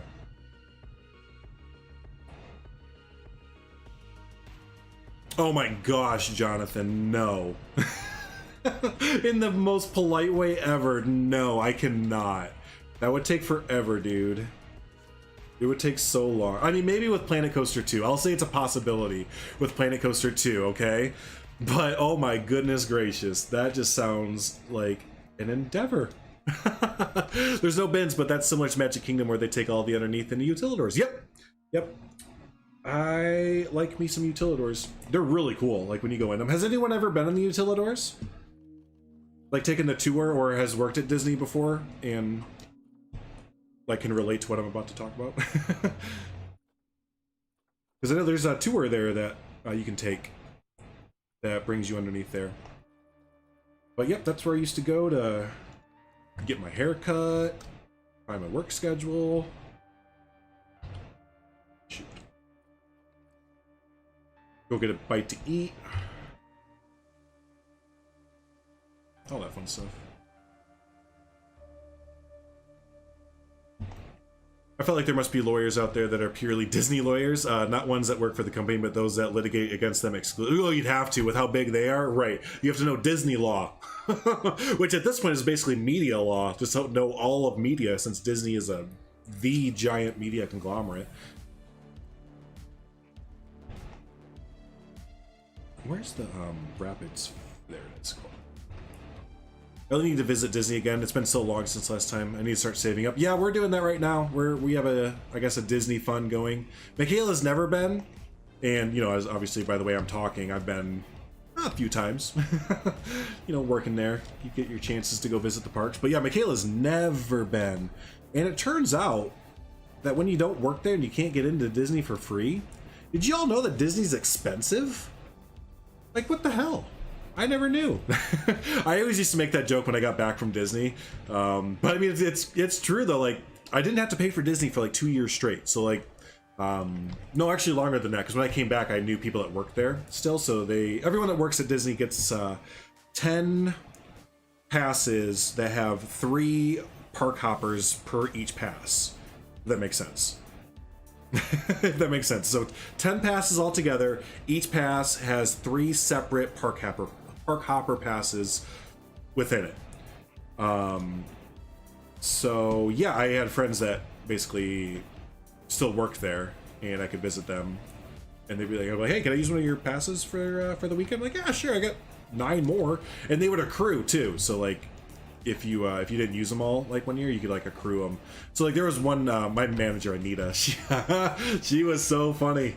She was my favorite human down there at Disney. Anita, she had been working at Disney for long enough where she didn't care that it was Disney anymore. Let's put it that way. When you first start working for Disney, you're like, oh my god, I'm working for Disney. You know, you're working for fucking Disney, right? It's the Disney effect. But she'd been working there long enough where she was like, yeah, Mickey Mouse, blah, blah, blah, whatever.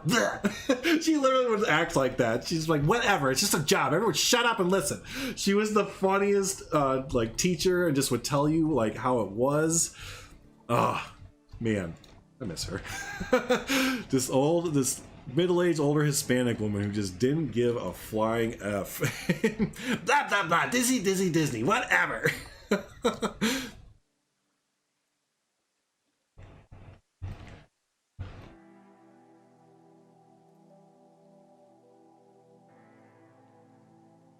I don't even remember why I brought her up. I was sitting here trying to think of why I brought her up, and I can't even remember why I brought her up, but that's okay. I'm just going off a million tangents today, so...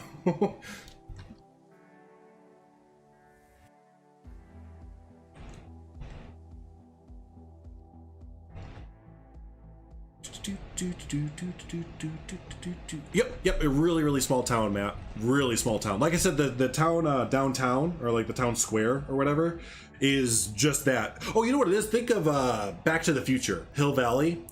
Just about literally, it looks like that. It looks just like Hill Valley, essentially.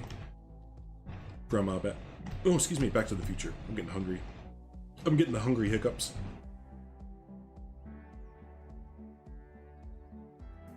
It weirded me out in the utilidors as you go down into them at Main Street, but you're at ground level back at the back of the park where the gates are. Yeah, when you first walk into Magic Kingdom, you are 1 story above ground. And as you walk back towards Cinderella Castle, you're still technically above ground at Cinderella Castle. I can tell you where you get in. The Small World ride. Buses drive underneath of Small World and drop us off right there. There's like a piece of Small World that like overhangs over top, of the bus drop-off area. So when the buses come in, does a little roundabout, little U-ey, they drop us off, and yeah, you look above you and you're right above the It's a Small World building, and then you just enter into the what's technically the It's a Small World show building, but you are now on the ground floor of the utilidors. And yeah, as you're going, there's staircases everywhere, staircases, elevators, or signs everywhere that say Space Mountain this way, Frontierland this way. And you can pop out a bunch of different places. When I wasn't working, it was really kind of frowned upon to pop out of certain areas. Like they really shouldn't do that, but we would do it because it was easier than waiting in line for the Magic Kingdom. We would always pop out near Cinderella's wishing well. Actually, I could probably show you. Y'all want to see? I'll show you. I just show you. We're just gonna turn this into a Disney stream. I've been thinking about making a video like this, talking about my old Disney days. Because it was amazing. I learned so much. I became a Disney nerd and a theme park nerd because of it. Let me shoot over to Florida real quick. We'll drop down and walk around Disney. I'll show you where I'd pop out at. Hey, Em. I miss the Disney talk. My ears always perk up as a former CP. Hey, former CP myself as well. CP 2009 to 2010. What's up? What's up? All right, so there's Orlando. Let's go out to. I could have just typed in Disney World. Let's just probably do that. There's MCU. MCU.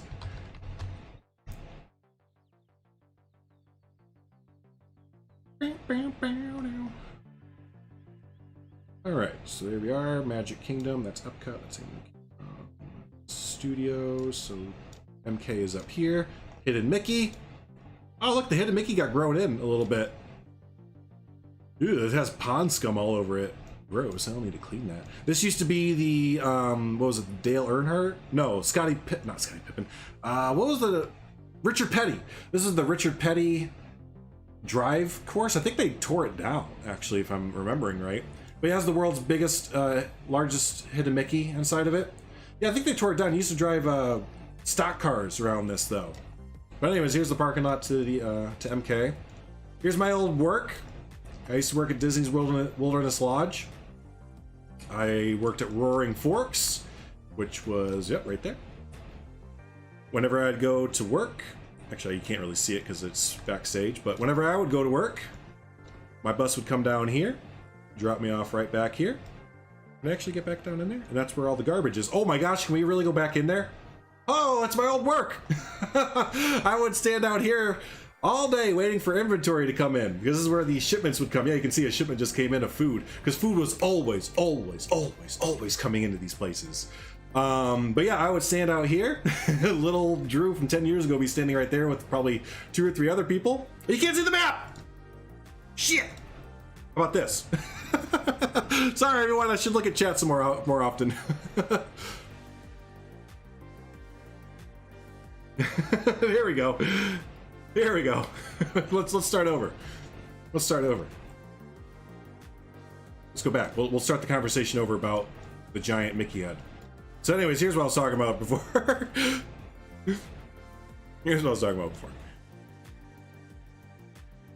So this is where the Richard Petty driving experience used to be, and you kind of see it did get torn down. That's all the cars are. They just have a bunch of cars stocked over here. It looks like a bunch of tour vans. But yeah, there used to be a Richard Petty driving experience here. You'd go in a stock car with a professional driver, and you go meow all around it. You had to make those noises too when you did it. But yeah, that's the world's biggest, largest Hidden Mickey that's now being turned to pond scum. But yeah, as you come in, again over here. When you come over here, this is my hotel, Disney's Wilderness Lodge. Looks a little bit different now. These weren't here when I worked there, the cabins. But yeah, I worked for my first half. I worked at Roaring Fork right here. So yeah, like I was saying, every day my bus would take me down this little road here, and I get dropped off in the back alleyway here. And that's where all the cast members usually kind of get dropped off at. And yeah, like I was saying, this is inventory. I'd come outside for inventory a lot. And they'd beep, back in, drop it off. Maybe come over here. There's a door right back over that way that went into the building.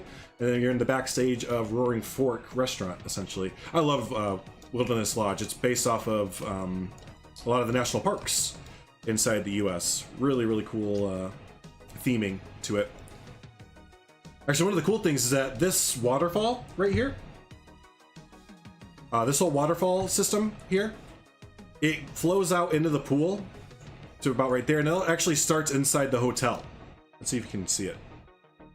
The waterfall actually starts, yeah, here you go. Here's the inside of it. It was gorgeous. 7 stories straight up, based off of Native American, Pacific Northwest Native American architecture and stuff like that.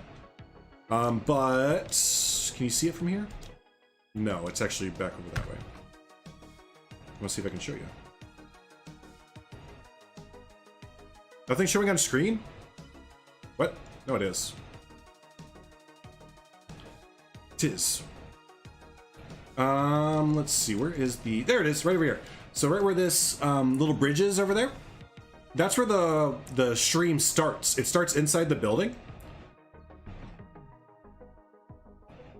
Yeah, it's the stream starts right here, so you can walk across the start of the stream right there, and then it goes out past these windows and keeps flowing out all the way where the waterfalls are, and then right into the pool, and then it actually keeps going out into the pond. It's kind of cool. And then right here is a geyser that goes off like once every hour, and it's supposed to be Old Faithful and stuff. But anyways, yeah, I love this resort when I worked there. That was a really, really fun resort. This is this old island here. I think it's been cleared off, but this used to be a water park, I believe. It was either this or... No, I'm sorry. It was a Discovery Island, wasn't it? This used to be a water park out here. I think you can still see remnants of it a little bit. You can still see some of the structures out here. There it is, right here. So this used to be a natural water park that they used like natural water and kind of built onto the side of it and stuff like that. It was really cool. Look up Discovery Island if y'all haven't. And it actually used to be a zoo as well. But yeah, you can see little abandoned buildings out here. It's been abandoned for 20, 30 years now. There's rumors of it being built back up, but it's kind of creepy. If you look up abandoned Disney, usually Discovery Island gets talked about, but it's kind of creepy because you can see some of the abandoned buildings still out there. Like this used to be, I think, an aviary, if I remember right. An aviary and some other things that are been way taken over by foliage and everything now. But it's kind of creepy just to think about it. Like it's Disney World, right? This old abandoned creepy zoo out there. Anyways, let's go talk about what we came here to talk about. So when I would go to work, or if I would go to the Magic Kingdom, let's say I wanted to go to the Magic Kingdom and not worry about going in with the GP, right, through the front. What we would do is we take the bus. Oh, also, did y'all know this? That there is a canal that goes over top of a road at Disney World? It's so cool. It's a really cool feat of engineering. There's also, something else you might not know, this is a man-made lake. Seven Seas Lagoon, this is all man-made. So everything starting, I think, about here-ish, was all man-dug out. Man-made and man-dug out there. All the islands, everything man-made. So yeah, this canal way here was kind of a feat of engineering when they did it, to have the water flow over in the road to go underneath of it. Because yeah, again, it was all made from scratch, man-made. So that's pretty interesting. But yeah, we'd go down this way. Normally the buses would go left, and this is where the main bus barn is for Magic Kingdom. But I would keep going down this way. Here's the waste management facility for Magic Kingdom right there. That's going to be, what's this? Going to be Tron, right? Yeah, that's Tron. We keep going down this way. This is the staging area for a lot of construction that goes on at Magic Kingdom over here. So they'll put a lot of construction vehicles. If they have like a parade that they're building for, I remember when I was there, they were building for a new parade and they had a lot of the vehicles out here. This is also the dump site for a lot of old rides that they don't use anymore.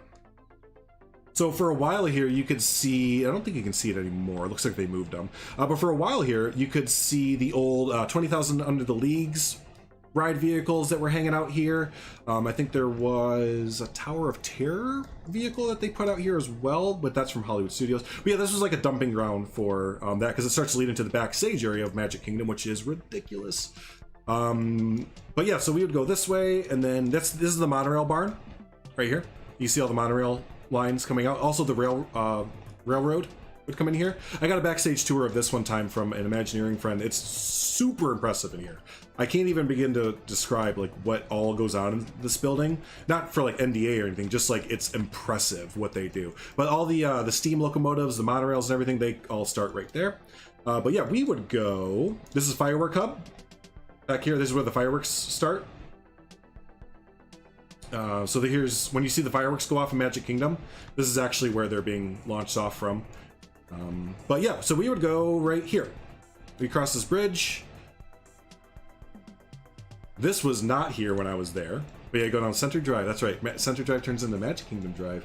Then you go back behind all of this, which again, this was not here. This was all still 20,000 Leagues Under the Sea when I was working there. Can I actually do a... Oh, no, you can't. But yeah, and then here you go. Here's what I was talking about, where you go underneath of Pinocchio Village House and the Small World building. So the bus comes right here. Oh, you can actually see a bus right there. See the bus outline? That's where they drop us off at. And then you go underneath right there. There's like 3 or 4 double wide doors that go into the Magic Kingdom right there. But like I said, this was a lot different now because this was all tree line when I was over there, and actually just a wall. It was just like straight up a wall. So that's way different looking. But yeah, that's where you go. Then you go underneath there and you walk underneath here, and I would always pop out right here. Oh, come on, you don't have any pictures from over there? I thought Disney World would have been covered all the way, but it's the Cinderella Wishing Well entrance and exit. Oh, shoot, it's not showing up. That's okay, I can zoom down in. But yeah, so here's the Wishing Well for Cinderella, but right there, right here is where we would go in and out. And it's not like you could just go in and out like willy-nilly. There's a guard that stands there. A lot of times, usually during peak times. Other times there's no one there and you kind of have to do it under your own discretion. But they tell you to wait for no one to be around because they don't want to ruin the show. That's all. That's what Disney's all about, right? They don't want to ruin the show. So seeing like 3 people dressed in like random guest outfits isn't going to look good for show. So yeah, the security guard sit there and be like, wait, go! And you like, it'll be really quick. He'd be like, okay, go! And he'd like push you out essentially to go because there'd be a little gap in between. But yeah, that's where we'd always go. We'd walk from the back entrance area here, and we would walk all the way underneath and pop out right there. No. Hey, what's up, Lion Rider? I didn't think I'd finish before you, but I guess that makes sense because I'm kind of turning this into a Disney World tour streamer. We're just going over the areas that I used to work in and be in for backstage and stuff like that. You want to see the other place I worked in? Because this is totally not a Planet Zoo stream anymore. We're going to end with this. The other place I worked in, Hollywood Studios. Hollywood Studios was my other work spot for half the year. I got to work an attraction at Hollywood Studios. Oops. And this one was a little bit interesting because I actually got dropped off at the front of the park, but then we'd have to go in over this way. So when I got dropped off at Hollywood Studios, I worked here less than I did at MK and Wilderness Lodge, so I'm trying to remember. But yeah, we get dropped off back here. These are all staff buildings back here. But yeah, we get dropped off, yep, right here. Right here to the main staff building, and this is like the main staff building. Oh my gosh, you did everything in this building. You did your clothing, you did your food. If you wanted to get a haircut, you could get a haircut in there to get like a Disney way haircut. The biggest thing though was the restaurant. The restaurant was so good in this building. I don't know what it was, but their chicken sandwiches were just like the best chicken sandwich in like Disney World. But yeah, you'd leave there and then you'd have to walk this way, and it sucked in the summertime going down here because there's no shade whatsoever, and I was always jealous of the people that worked here because I worked way over here at Playhouse Disney Junior Live on Stage is what it's called now. But I worked, yeah, Disney Junior Live on Stage and Voyage of the Little Mermaid. So yeah, we'd have to go from this building and then walk all the way down, all the way to here, and then we'd pop out near the Avenue of the Stars, or Crossroads of the World, excuse me, Crossroads of the World, and we get popped up bloop, right here. And if you wanted to, you could just kind of take a little quick jaunt up this way and then turn in, because your Hollywood Studios, their costumes are kind of all meld together except for Tot, which is weird, but everyone else's costumes kind of meld together really well. So if you wanted to, you could stay on stage, but a lot of time we just keep going backstage because right back here, no, back here, that's it. But yeah, we go backstage and just cut through all these backstage buildings just to kind of pop out over here. And then this was my main break area back here. I think this used to be a guest attraction, but they've converted into a guest cafe and lounge area. This whole area right here is all guest cafe and lounge. or not guests, excuse me, working cast members. So this is really, really good restaurant too. Like a really good restaurant. And I think half of it is the Brown Derby. It is, yeah. Half of it's the Hollywood Brown Derby, and I think it stops right about here-ish, where the Playhouse Disney show building stops, and then the rest is for cast members. It was kind of cool because for Disney Junior Live on Stage, like I'd have to go in there and like they do the show and I have to stand there. But if anyone ever wanted to leave, it was always nice because I got to escort them out of this multi-purpose building, and we'd always leave through the Hollywood Brown Derby, and we'd actually send them out right here. There's a little side door that's only for, oh, I'm sorry, no, right there, yep. Only for cast members to kind of access. So we send them out that way, and the kitchen was always like right about here-ish, I think. So we'd pass by a lot of the cooks and stuff, and they usually have some food kind of ready for us to snack on. So whenever a guest was like, I want to leave, I was like, I got it, I'm gonna take him out. I want to go get some food, I'm hungry. And then yeah, the other job I had was Voyage of the Little Mermaid. This was actually a more stressful one because we had to memorize a 20-minute, 15-minute or something like that spiel. And before the 15-minute spiel that we gave, we had to sit around with guests for like 30-ish minutes for them to get ready for the show. And then yeah, we give the spiel and we move in, sit there and watch the first 10 minutes of the show. When Ursula started singing her whatever song, then I get up, leave out, come back to the front and do it again. I always knew whenever Ursula's... I started to resent Ursula by the end of it. Whenever Ursula got on stage, I was like, ah! I gotta listen to her sing again! And it's time to go! So yeah, those are the two areas I worked at. Hollywood Studios is still such a weird theme park. It is a weird theme park. They need to decide on a theme for the theme park. The last thing I'll show off, there's some more areas of Disney I can show off for my personal like history with it, but the last thing to show off with it would be where I lived. Oh hey, there's Celebration. We were just talking about Celebration. Here's Celebration right here. So you can kind of get a feel for the houses and stuff a little bit. Here's the main downtown. Like I said, it's literally like just this for the downtown. And other than that, it's nothing. It's nothing. But the architecture is like really cool, old Key West, like old Florida type thing. Actually, can we go down in here? I love Celebration. At least the architecture around it. Yeah, here we go. Here we go. This is a great representation of Celebration. It's like Main Street USA. Just the entire town happens to be Main Street USA. And then yeah, you see all the cars parked out that way. There's not many cars parked on the main areas.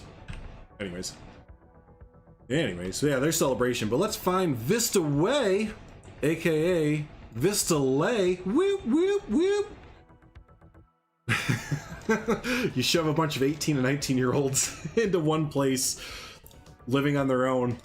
There's a reason why it was called Vista Lay.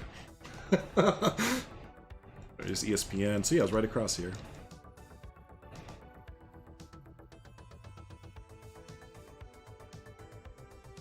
When exactly did that water park island close? What's that, Discovery Bay?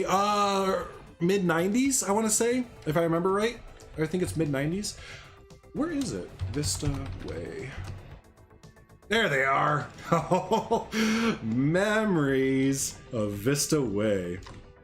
This Wendy's, I didn't starve to death because of this Wendy's.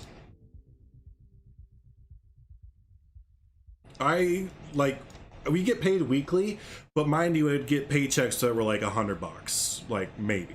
They take all of our money for like rent, water, electricity. They just take all of the money out of our paychecks automatically. So every week we get like enough money to not starve to death.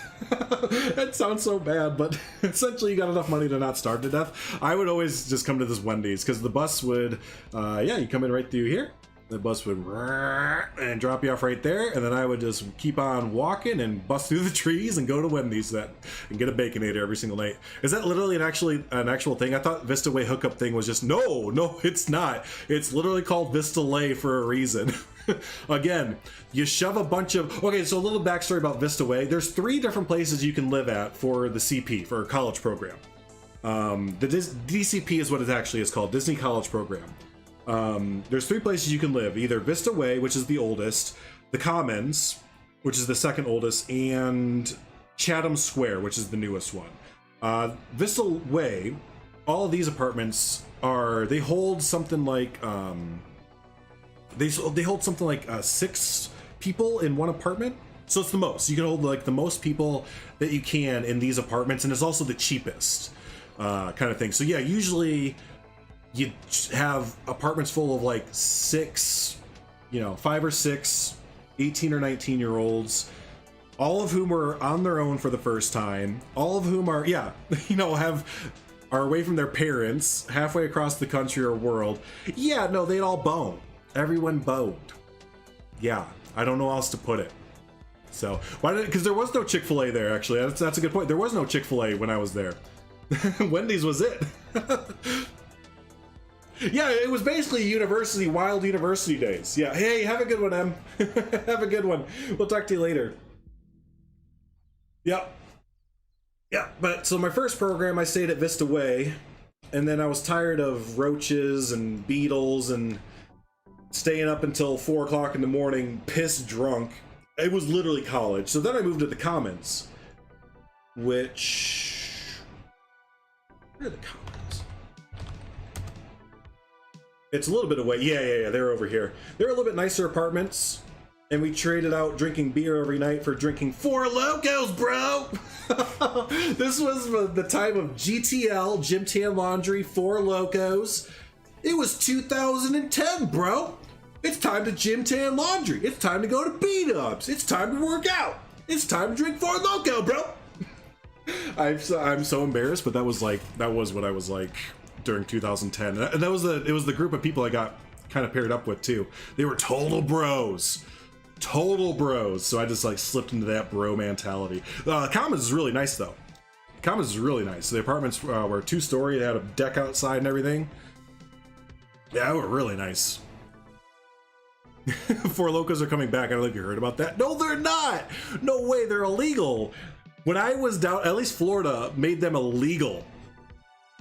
Because they were like, okay, it's gonna get serious, but like people were overdosing from Four Locos regularly in Florida, so they had to outlaw them because Four Locos is a drink. It's like energy drink mixed with all the alcohol,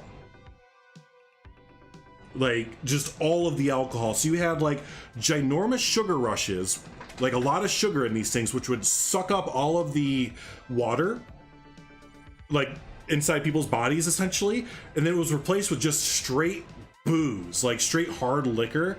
So they would dehydrate in the Florida sun drinking Four Locos all day and die. It was really, I didn't mean to like laugh at the end of that. It was just something you hear about. You're like, what the fuck? So yeah, they had to like redesign the components of it so it didn't have so much sugar in it. Gosh, am I crazy, or didn't Disney announce they are closing Vista Way once? It's already closed. This is all old. Disney, okay, yeah, I should say that. Oh, there's Chatham Square. Chatham was like for Chatham. Oh, you're from Chatham? I'm from Chatham. Chatham Square. But yeah, the Commons, Chatham Square, and Vista Way are no longer used by Disney. They actually built, I think they demolished Vista Way. Yeah, they did. They demolished? No. They didn't demolish Vista Way. I think they just built it right here, actually. I think right here is where they built it. They built a all-inclusive, ginormous apartment complex where all of the DCPs stay now. So it's not spread, because they were renting those. They were, Chatham Square, Commons, and Vista Way. Our actual apartment complex is not owned by Disney. Disney was renting through them. So this new complex, which again, I'm pretty sure is like either right here or very close, was built, managed, and owned by Disney. So they don't have to pay rent anymore for that kind of stuff. They look really nice too. They look like really modern, high tech, everything's in one spot.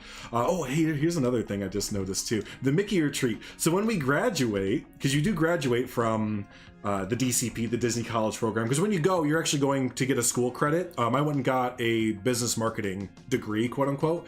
You get taught by people who work at Disney and are at like the top of their field within Disney. So I had Miss Penny.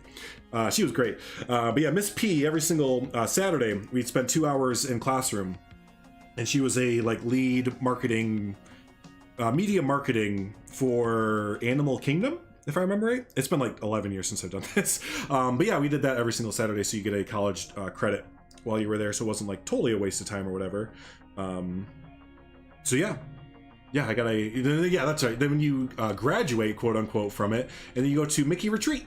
You go to the Mickey Retreat here and hang out with everybody, and usually everyone goes to the parks afterwards. You have your tassels and like some shirts, and it's really cool because all the cast members, like when you go to a park and you graduated, I'll have to see if I can find pictures from my graduation, but they all know who you are, like especially like the face characters and like the fur characters, like, you know, Tigger and Cinderella and them, so they make a really big deal about it. It was a really fun day because we had some like fun experiences with like the Peter Pan character, because again, like I was saying, they know who you are, like they know your fellow workers, and they're like having fun with you because they know that you just like spent the last like half a year working for the company, and like you're kind of, it's a big day, so yeah, it makes for some really fun memories and stuff like that. So but yeah, that's a quick overview of my DCP, my Disney College program. If you're a high school student, I'm like not getting paid to say this or anything, but if you're a high school student and you don't really know what the heck to do with your life after high school, I recommend looking into the DCP, the Disney College program. As long as you are going to be going to college, you can enroll in it. You just have to be enrolled in college of some sort. So I was enrolled in my local community college, and I was able to go and learn a whole bunch of stuff. So yeah, essentially college at Disney, taught by Disney. Yeah, yep.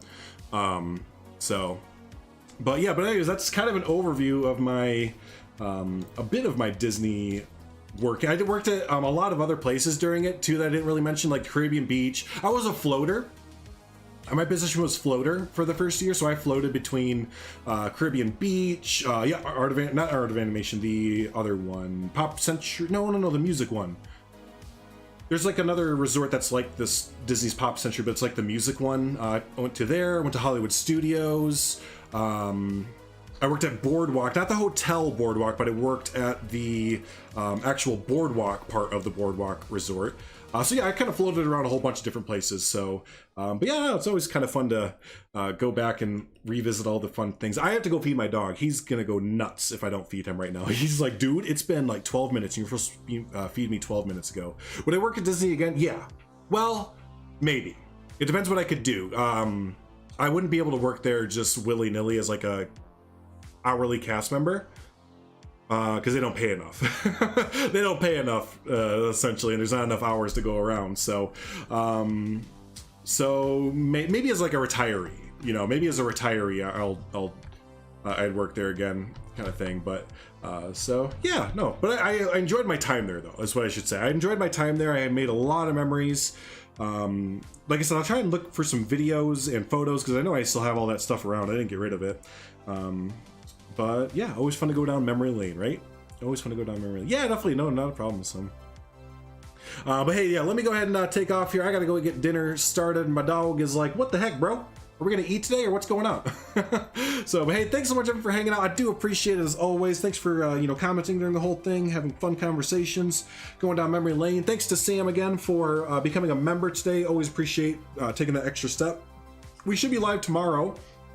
Probably for a shorter stream. We went really long today.